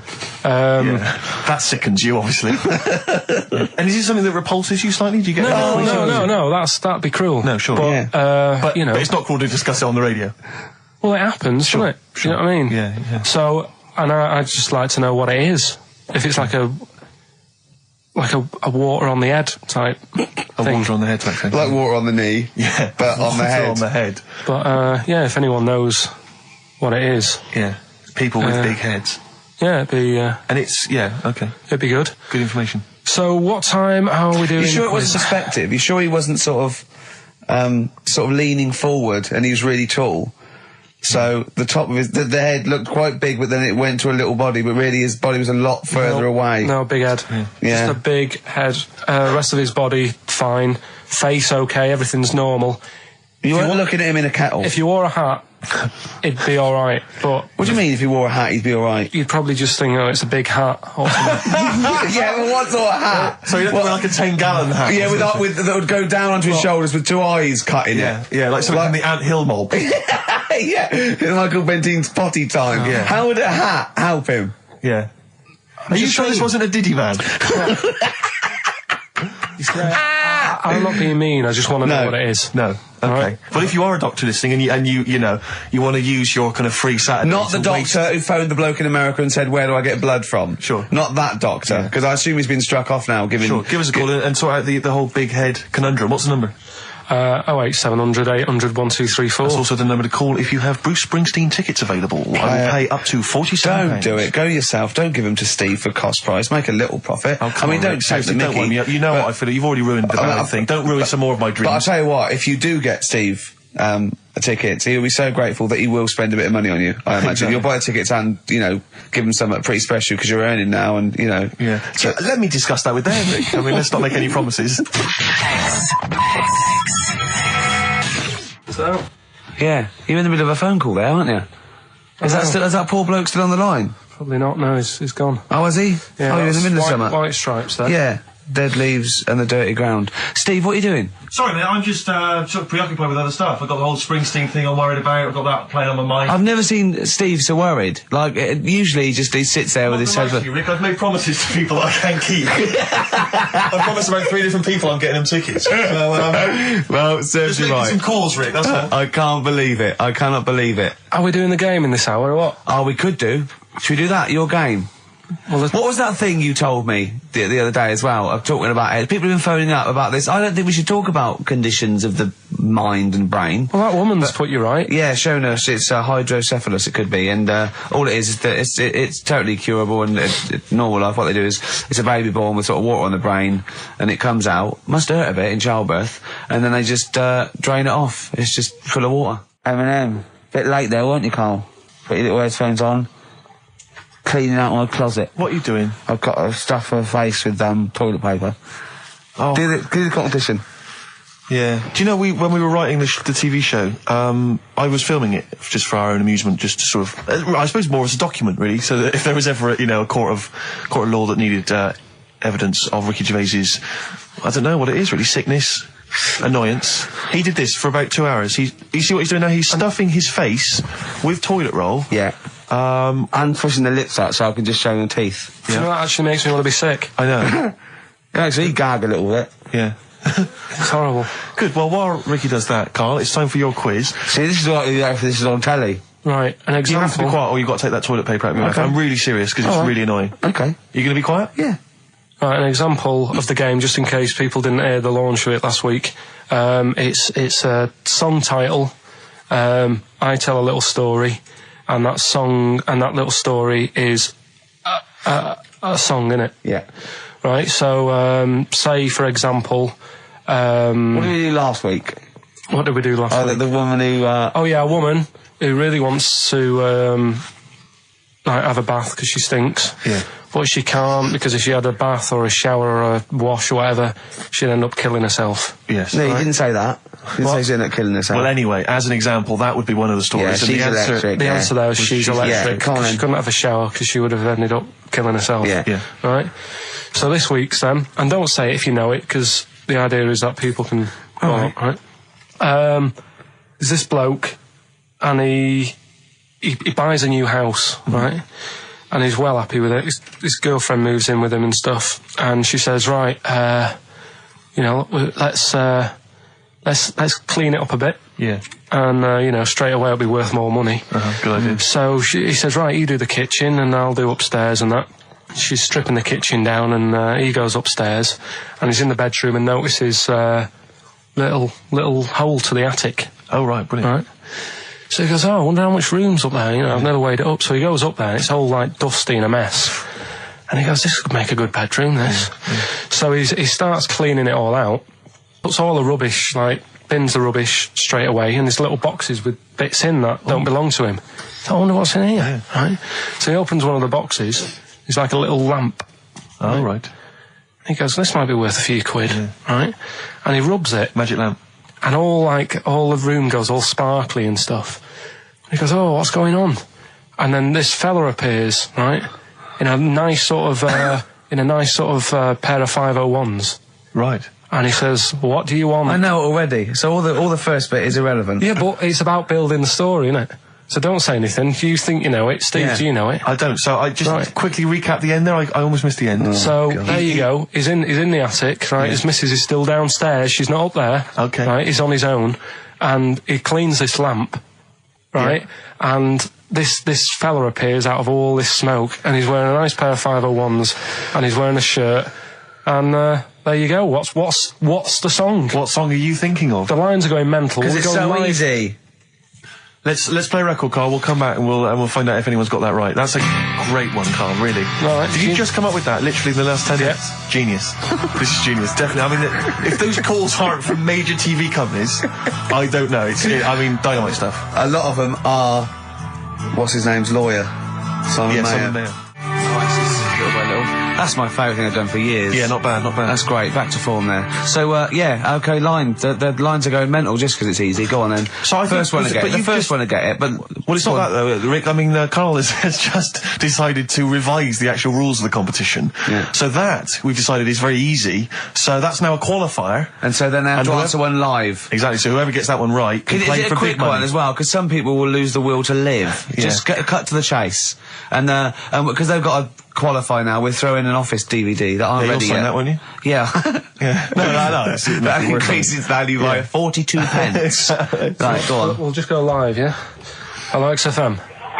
Yeah, hi, how's it going? Not too bad. Not too bad. Listen, a very, very quick recap, Carl, if you will, please, for the people listening. Very quick. Right. A man ends up in a loft. Man's, after moving into this house and that, he's in the loft. And he's tidying up. His missus is downstairs doing the kitchen because that needed doing. He's up there. He's cleaning up, emptying the boxes. He finds a little. He rubs a lamp. A fella comes out wearing 501s. What's the song? What's the song, mate? are you talking to me? Yeah. Sorry. Yeah. Well, look, I'm sitting in this bar, right? I'm not ringing up relating to anything that's going on right now. I'm after one of these armbands to go and meet Bowie on Monday. Can you help me out? What? What? Piss off. You can't say that to our public. Yes, I can. What I can't bear is people begging, Rick, on the radio. You know, I can't bear it. Is that the Australian bloke who's got the Bruce Springsteen tickets? Hello, XFM. Hello. Hello. Are you phoning up for an armband? No. Okay, great. Gene Genie, of course it is. Well done. Well done. Right, what's your name? Everyone else can ring off now because this. Well, she might not take the challenge. What's your name? Hello. What's your name? Christina. Christina. Right, do you want to take on the challenge? Yeah. Yeah? Oh, right. So this is for... She's already won a couple of CDs. This is for the Office DVD. Right. Okay. Signed by Ricky Gervais. Right. So this is the same game again, but we're doing it live. Right? Okay. So this is a song title. Right? There's this insect. I'm loving it already. Right? Yeah. And it's in its little, like, nest. And all the other insects, all its mates and that, are really, like, working. They're grafting hard, they're tidying up. Some of them are going out getting the food. Some of them have even got heads, they're still working. Some of them are, like, rushing around. But there's this one insect who's just sat there with its feet up. And it's like, just doing nothing. And it's annoying all the other ones, but it's sat there. The Ricky Gervais bug. And it's sat there doing nothing, having a little, like, fag and that. What's the song? I don't know. Oh my God, I'm brainless. Hold on, I don't know this either. So, obviously it's a type of insect, that's why you've avoided saying what it is. So it's something like lazy ant, lazy bee. Well, maybe we should throw it back open to the public. No, and I hope this poor woman who's called in and now got a stupid one. But Christina's lost it now, She's lost it. No, she's blown it, Rick. Oh, sorry, you got only because you changed the rules halfway through. Anyway. She hasn't got a DVD player, so she's not bothered. Okay, alright. Cheers, then, Christina. Bye. See you later. So we can throw that back out then, can we? Well, I don't know. Is there anyone on the phone? Yeah, go on, take the next person. So what was it? There was some bugs. There was a bug, and one of them wasn't doing any work. Loads of them are working really hard. Sure. This one's just sat there doing nothing, annoying them all, right? So, XFM. God. Hello. I'm glad to say it's in Karl Pilkington's mind. I like him. Hello, XFM. I like him. Hello? Hello. Oh, yeah. Is it Animal Nitrate by Suede? No, it's not. Good answer. No. Good answer. Is it a good answer? That doesn't make any sense, does it? It does, it? Oh, no, like Carl does. Yeah. Hello, XFM. Hello? Hello. Is it Ichiku Park? No. Ichiku Park. Bugs are a bit cheap, though. Yeah, sure. I think they're stabbing in the dark. They're starting to think like Carl, which I like. Go on, next one. Hello, XFM. Is it Scratch Pervert? No, it's not. Scratch Pervert. She's come out of nowhere there. It's good. It's something to do with lazy bug or lazy ant or Hello, lazy XFM. bee. Hello? Hello.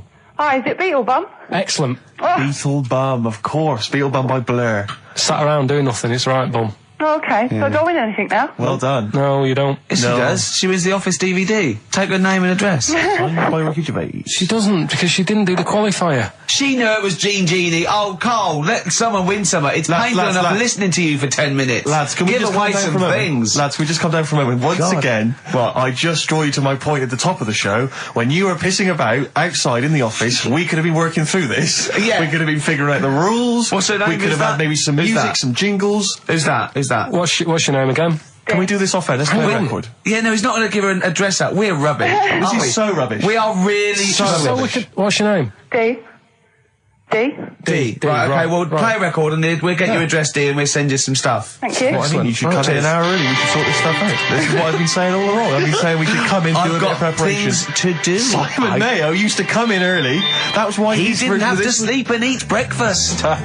We had an email from Glenn and Sharon, and Sharon was rushed into hospital last week, and they wanted us to play something for her. She's back now, and she's okay. But anyway, they also listen to the show. They're big fans. They asked for some Nick Drake. I'll play some Nick Drake next time. But instead, I thought we could play a classic Dylan track. I know you're a big fan of Dylan. Yeah. Just Like a Woman. It's just beautiful, and that's my song for the ladies. We won't see you next week. Ricky's away, but there should be a hilarious compilation of all our best moments. I look forward to that. Sweet Thing.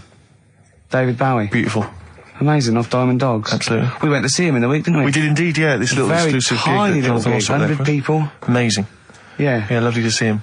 Yeah, lovely to see him again. Lovely to see Dave again. Yeah. No, he's looking good. He looks great, doesn't he? He was. Yeah. Was he bisexual? Sorry, I don't know why I brought that up. Sorry, at the gig? No. It's just the fact, because I know he's married now, isn't he, with a kid and stuff. Yeah. But there was some sort of... Oh, I think, possibly, I don't know, I wouldn't want to... These pop stars, they dabble with anything, don't they, I suppose? Try anything once, don't they, these rock and roll stars? But, yeah, so, if anyone knows the truth behind Sumo... Yeah, well, how does Sumo begin? Because that's what I've never understood how it began as a sport, because it's... Do you know what I mean? Because they are so huge. Well, I reckon it was a fat bloke who was picking on a little skinny bloke, and the skinny bloke knew kung fu, and so he goes, right, let's fight. And the fat bloke, no punching. Yeah. And what do you mean? He went, it's just leaning against each other. Yeah. And they went, well, you're bound to win. And they went, right, I've won. And went, bloke, okay. Yeah. And that's how it started. And the fat bloke... He grabbed him. Are you wearing a nappy? Well, I'm pretty big, I'm having problems now. I can't wipe my ass. I can't wear a tuxedo. I just can't. Exactly. I just, that's the next step for... John has been banned wearing a thong in public. So... But seriously, if anyone knows how sumo began, I'm genuinely interested. Email maybe, ricky.gervais@xfm.co.uk. Just, as Carl, what are your thoughts? Where do you think it began? Because don't you think it's an odd sport? I mean, it is a weird... They've always got nice hair. They seem to care about the hair a bit. Sure. So he's sort of nicely pinned back. Yeah. Are you ever asked when people are doing Sharma's Britain, or people are doing big historical things? They say, well, we'll ask Carl about this. He might have an opinion. Yeah. They've got. I'd like to see you as a pundit, definitely on those kind of on Newsnight. It's just I think it's a funny one because the whole idea of sport is to keep fit. Yeah. And that's sort of, you know, it's a bit of an odd one, isn't it? Oh, All Along the Watchtower there by Jimi Hendrix. Beautiful. Can I just say straight away, Rick, before you carry on, we've had some people emailing in about the origins of sumo wrestling. Yeah. But they've sort of cut and pasted a huge ream of information from the web. Thanks very much, but we need bullet points, or not. Don't bother. You're wasting our time, frankly, with any too many sentences, proper grammar. We're talking about Ricky Gervais here. Yeah. So not that I'd read the bullet points either. You'd read them too. Exactly, but your concentration would lapse so quickly that it just needs to be keywords. You know, arse, sumo, things like that. Yes, arse wipe. Yes, arse wipe sumo. Correct. Yeah, or maybe even a picture of someone wiping an arse with a tick next to it. If you could get words out. If you could send through the origins of sumo wrestling in sort of diagram or sketch form, or in a kind of comic book, or one of those flick books. That just maybe draw a quick flick book, send that in. But thank you very much. Thanks for thinking of it. Someday, XFM 104.9, Ricky Gervais. Lads, can I just stop you there straight away? Because the record finished before we'd finished chatting about what we're going to do next. We're going to do Carl's stupid competition again. We're just trying to get the... I think that... What are the rules? Right, because last week it was a shambles, Rick. I know, it was too easy, that's why. The week before, I should say. I think people should phone up now and be held in a queue, and then he should have the clue. Otherwise, because people will just phone up when they know the answer or not. But how is that entertaining to the listener? That's what I'm going to throw back at you straight away. I don't think this is entertaining at all. I just think people might want to talk to Karl for just a split second. The way we'll do it, right? Yeah. Right. This is me role here, right? This is the way we're going to do it. Right. We're going to say, if you want to win The Office on VHS, right? Yeah. You can call don't it now. say it like that. Like it's a rubbish prize. There is some... If you get the DVD, there's some special frottage. All right? So, it's impressive. Right. So they call up now on 08 700 800 1234, right? Yeah. We, bung on a bit of Elton John in a bit, right? We line up two callers. Look forward to that. It's a beautiful track. Yeah. We line up two callers. Yeah. Right? And then we have them on the air and we say, right, I'm going to tell you the little story. You've got to tell me what song it is. And they're playing against each other. Well, could they be up at the same time then, so they can speak at the same time? Yeah, of course, yeah. But how can they play against each other? Because they haven't got buzzers or anything. It's the first one, they can say the name, they can shout the name, and it's organised. And they've got as many goes as they want? No, I think they should have one go at a time, and then the other person can have a go, and then they can have another go. Yeah. It's like duelling. It's like duelling. And if they don't win, no one wins this week. We're not giving away prizes willy-nilly. Sure. You know, we can give one away next week again. Because you know, The Office is not costing us anything. Because we were involved. We can get as many copies as you want of that. I like Seriously. it. I like it when we got them coming out of our... Do you think the listeners are usually in on sort of board meetings like this? Or do you I said this before, guys. I said before we should do this off air, but you refused to chat. Imagine Chris Town going, hold on, what? They can. What do they do? They can phone a friend. They just phone a friend. Look, come down. Right, okay. Look, we haven't got this. We've got this sorted. Phone up now. We'll play some adverts. Phone up now. Yeah. Right, so that's the plan then. Okay, we're going to have a beautiful track here. Continuing our... Wait, whoa, hold on, wait. Steve. Go on. Right, I've said your name 5 times now. I don't need to mention you at all next week. Right? We're going to play Elton John, continuing our sort of thing of don't diss them just because they're old and bald now. Yeah. They used to be good. This is a beautiful track. I dissed him, didn't I? Yeah. Called Tiny Dancer. We're going to enjoy that. Yeah. Enjoy that. Enjoy that. And then, if not now, the show. Steve, what were you going to say? Thanks for asking. I was just going to say, what should the audience be doing now? If they're listening at home, they want to play the game, what should they be doing, Karl? Should they be phoning you now? Say the phone number again. They should be ringing 08 700 800 1234. Right. 08 700 800 1234. And 2 lucky contestants get to play your game. Yeah, what's the song? What's the song that Karl's thinking? Could I give you a clue when you call up? You've got more chance of playing if you don't sound like a mentalist. Exactly. Most of the people that phone sound a bit like Karl. We're not interested. We don't want those sort of people. Yeah. We want people who can, who are maybe eloquent. Why you watch me in my pants? Elton John, Tiny Dancer. What Beautiful. A great track. Oh, that is magnificent. Well, we've got... despite Karl's actions, you should have seen Karl. It was like squiddly diddly. His arms and legs there. He'd have been better with feet, I'll tell you. He didn't know what he was doing. We were getting angry. At one point, he went, we get a man and a woman. And bloke phones up. He goes, are you a bloke? Bloke goes, yeah. He goes, hold on. And then another bloke goes, you're a bloke. We wanted a woman. And the bloke said, he goes, put the woman on. She came on, he went, are you the woman? It's the way he speaks to people. So who have we got on the line? Here's the woman.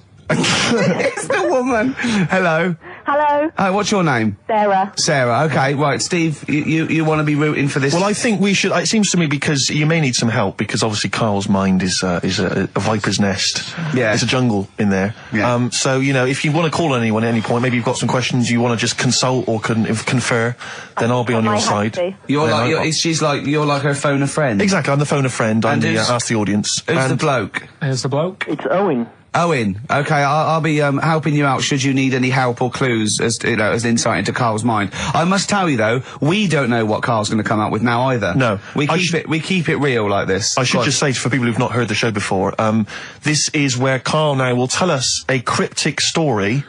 And basically, hidden within that will be a clue to the title of a song. I say cryptic. It's gobbledygook. Yeah, nonsense. So okay then, just to find out who goes first, my lad or your girl. I'm going to toss a coin in my head. Okay. So who can guess? Well, first? ladies first. Okay, what was your name again? Sorry. Sarah. Sarah. Okay. So, heads or tails? Heads or tails? Tails. No. Right, my lad will go first. Okay, so what this means is, when he's finished the cryptic clue, you, Owen, will get to guess first, but if you get it wrong, it goes over to Sarah, and then back and forth until hopefully one of you gets it right. Okay. We could be here for some time. Yeah. Right, and what are we playing for here? Of DVD or video of The Office? Whatever we can Whatever find. you've got, whatever format you've got. Yeah. Okay then. Brilliant. Okay, Carl, go. Right, so here we go. So it's the name of a song we're looking for. Brilliant. Right, this bloke, he's had a good night out at the pub. Right. This is probably all irrelevant. Remember that, Owen. This could all be irrelevant. Yeah. Okay. Right, so he's had a good night out with his mates and that, and he's really enjoyed himself. And he's on his way home, and it's just like any ordinary night, right? Everything's just normal. He's seen the same people leaving the pub, going home. And he's like, see you tomorrow night. I'll be out tomorrow, 7:30 and what have you. And they're on the way home, and it's a nice night. Everything's nice, and he's walking home, and he sees this sort of smoke coming out of a grid. Right? Some smoke coming out of a grid. Yeah, a bit of like smoke, and he thinks, what's that?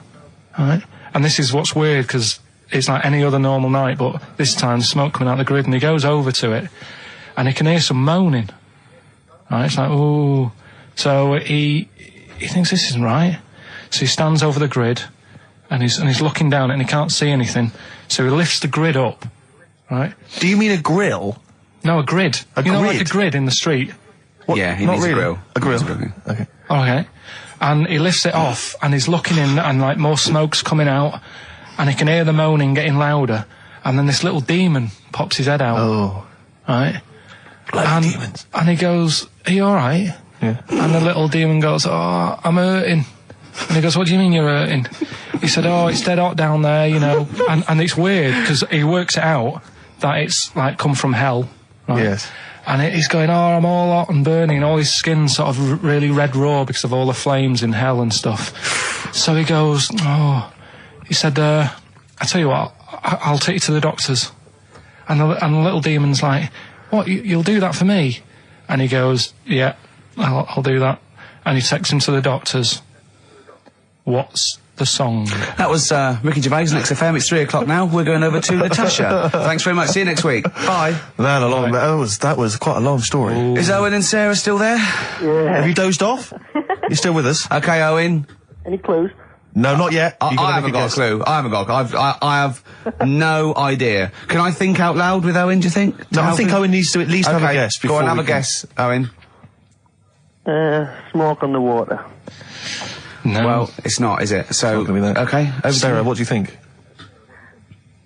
Bat out of hell. It's a good guess. No, it's not right. Not right. Right, Carl, you'd have to give him a little clue. Well, think about the little fella. Think about the little demon? Yeah. Okay. There's the clue. Brilliant. Thanks for that. Where did I say he came from? Highway to Hell. Along the right lines, but not the right song. Back to Sarah. Stairway to Heaven. Carl, if this is rubbish, I'm never working with you again. If this doesn't work... What do you mean, if this is rubbish? Right, okay, take the main bit of the story. What's happened? We don't know what's the main bit of the story? It took 30 minutes.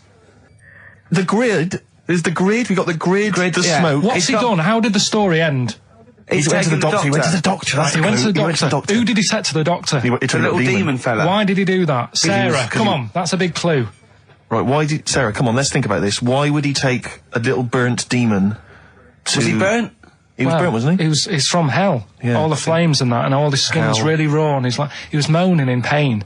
And the little fella goes, yeah, I am on the way home. My tea's going to be in the oven and everything, but do you know what? I'm going to take you to the doctors and sort you out. Sick.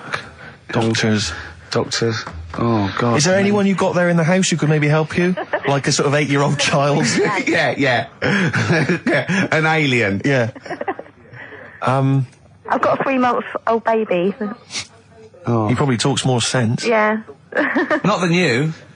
Than Karl, we mean.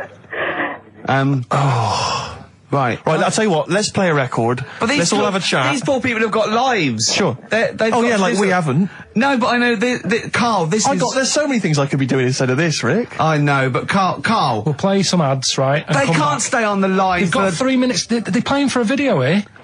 They've got 3 minutes to think about it. Is that all right with you? Okay. Yeah, and is that all right, Owen? Yep. Sorted.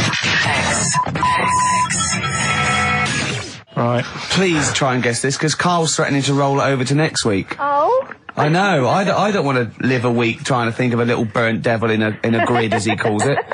Burnt devil in a grid.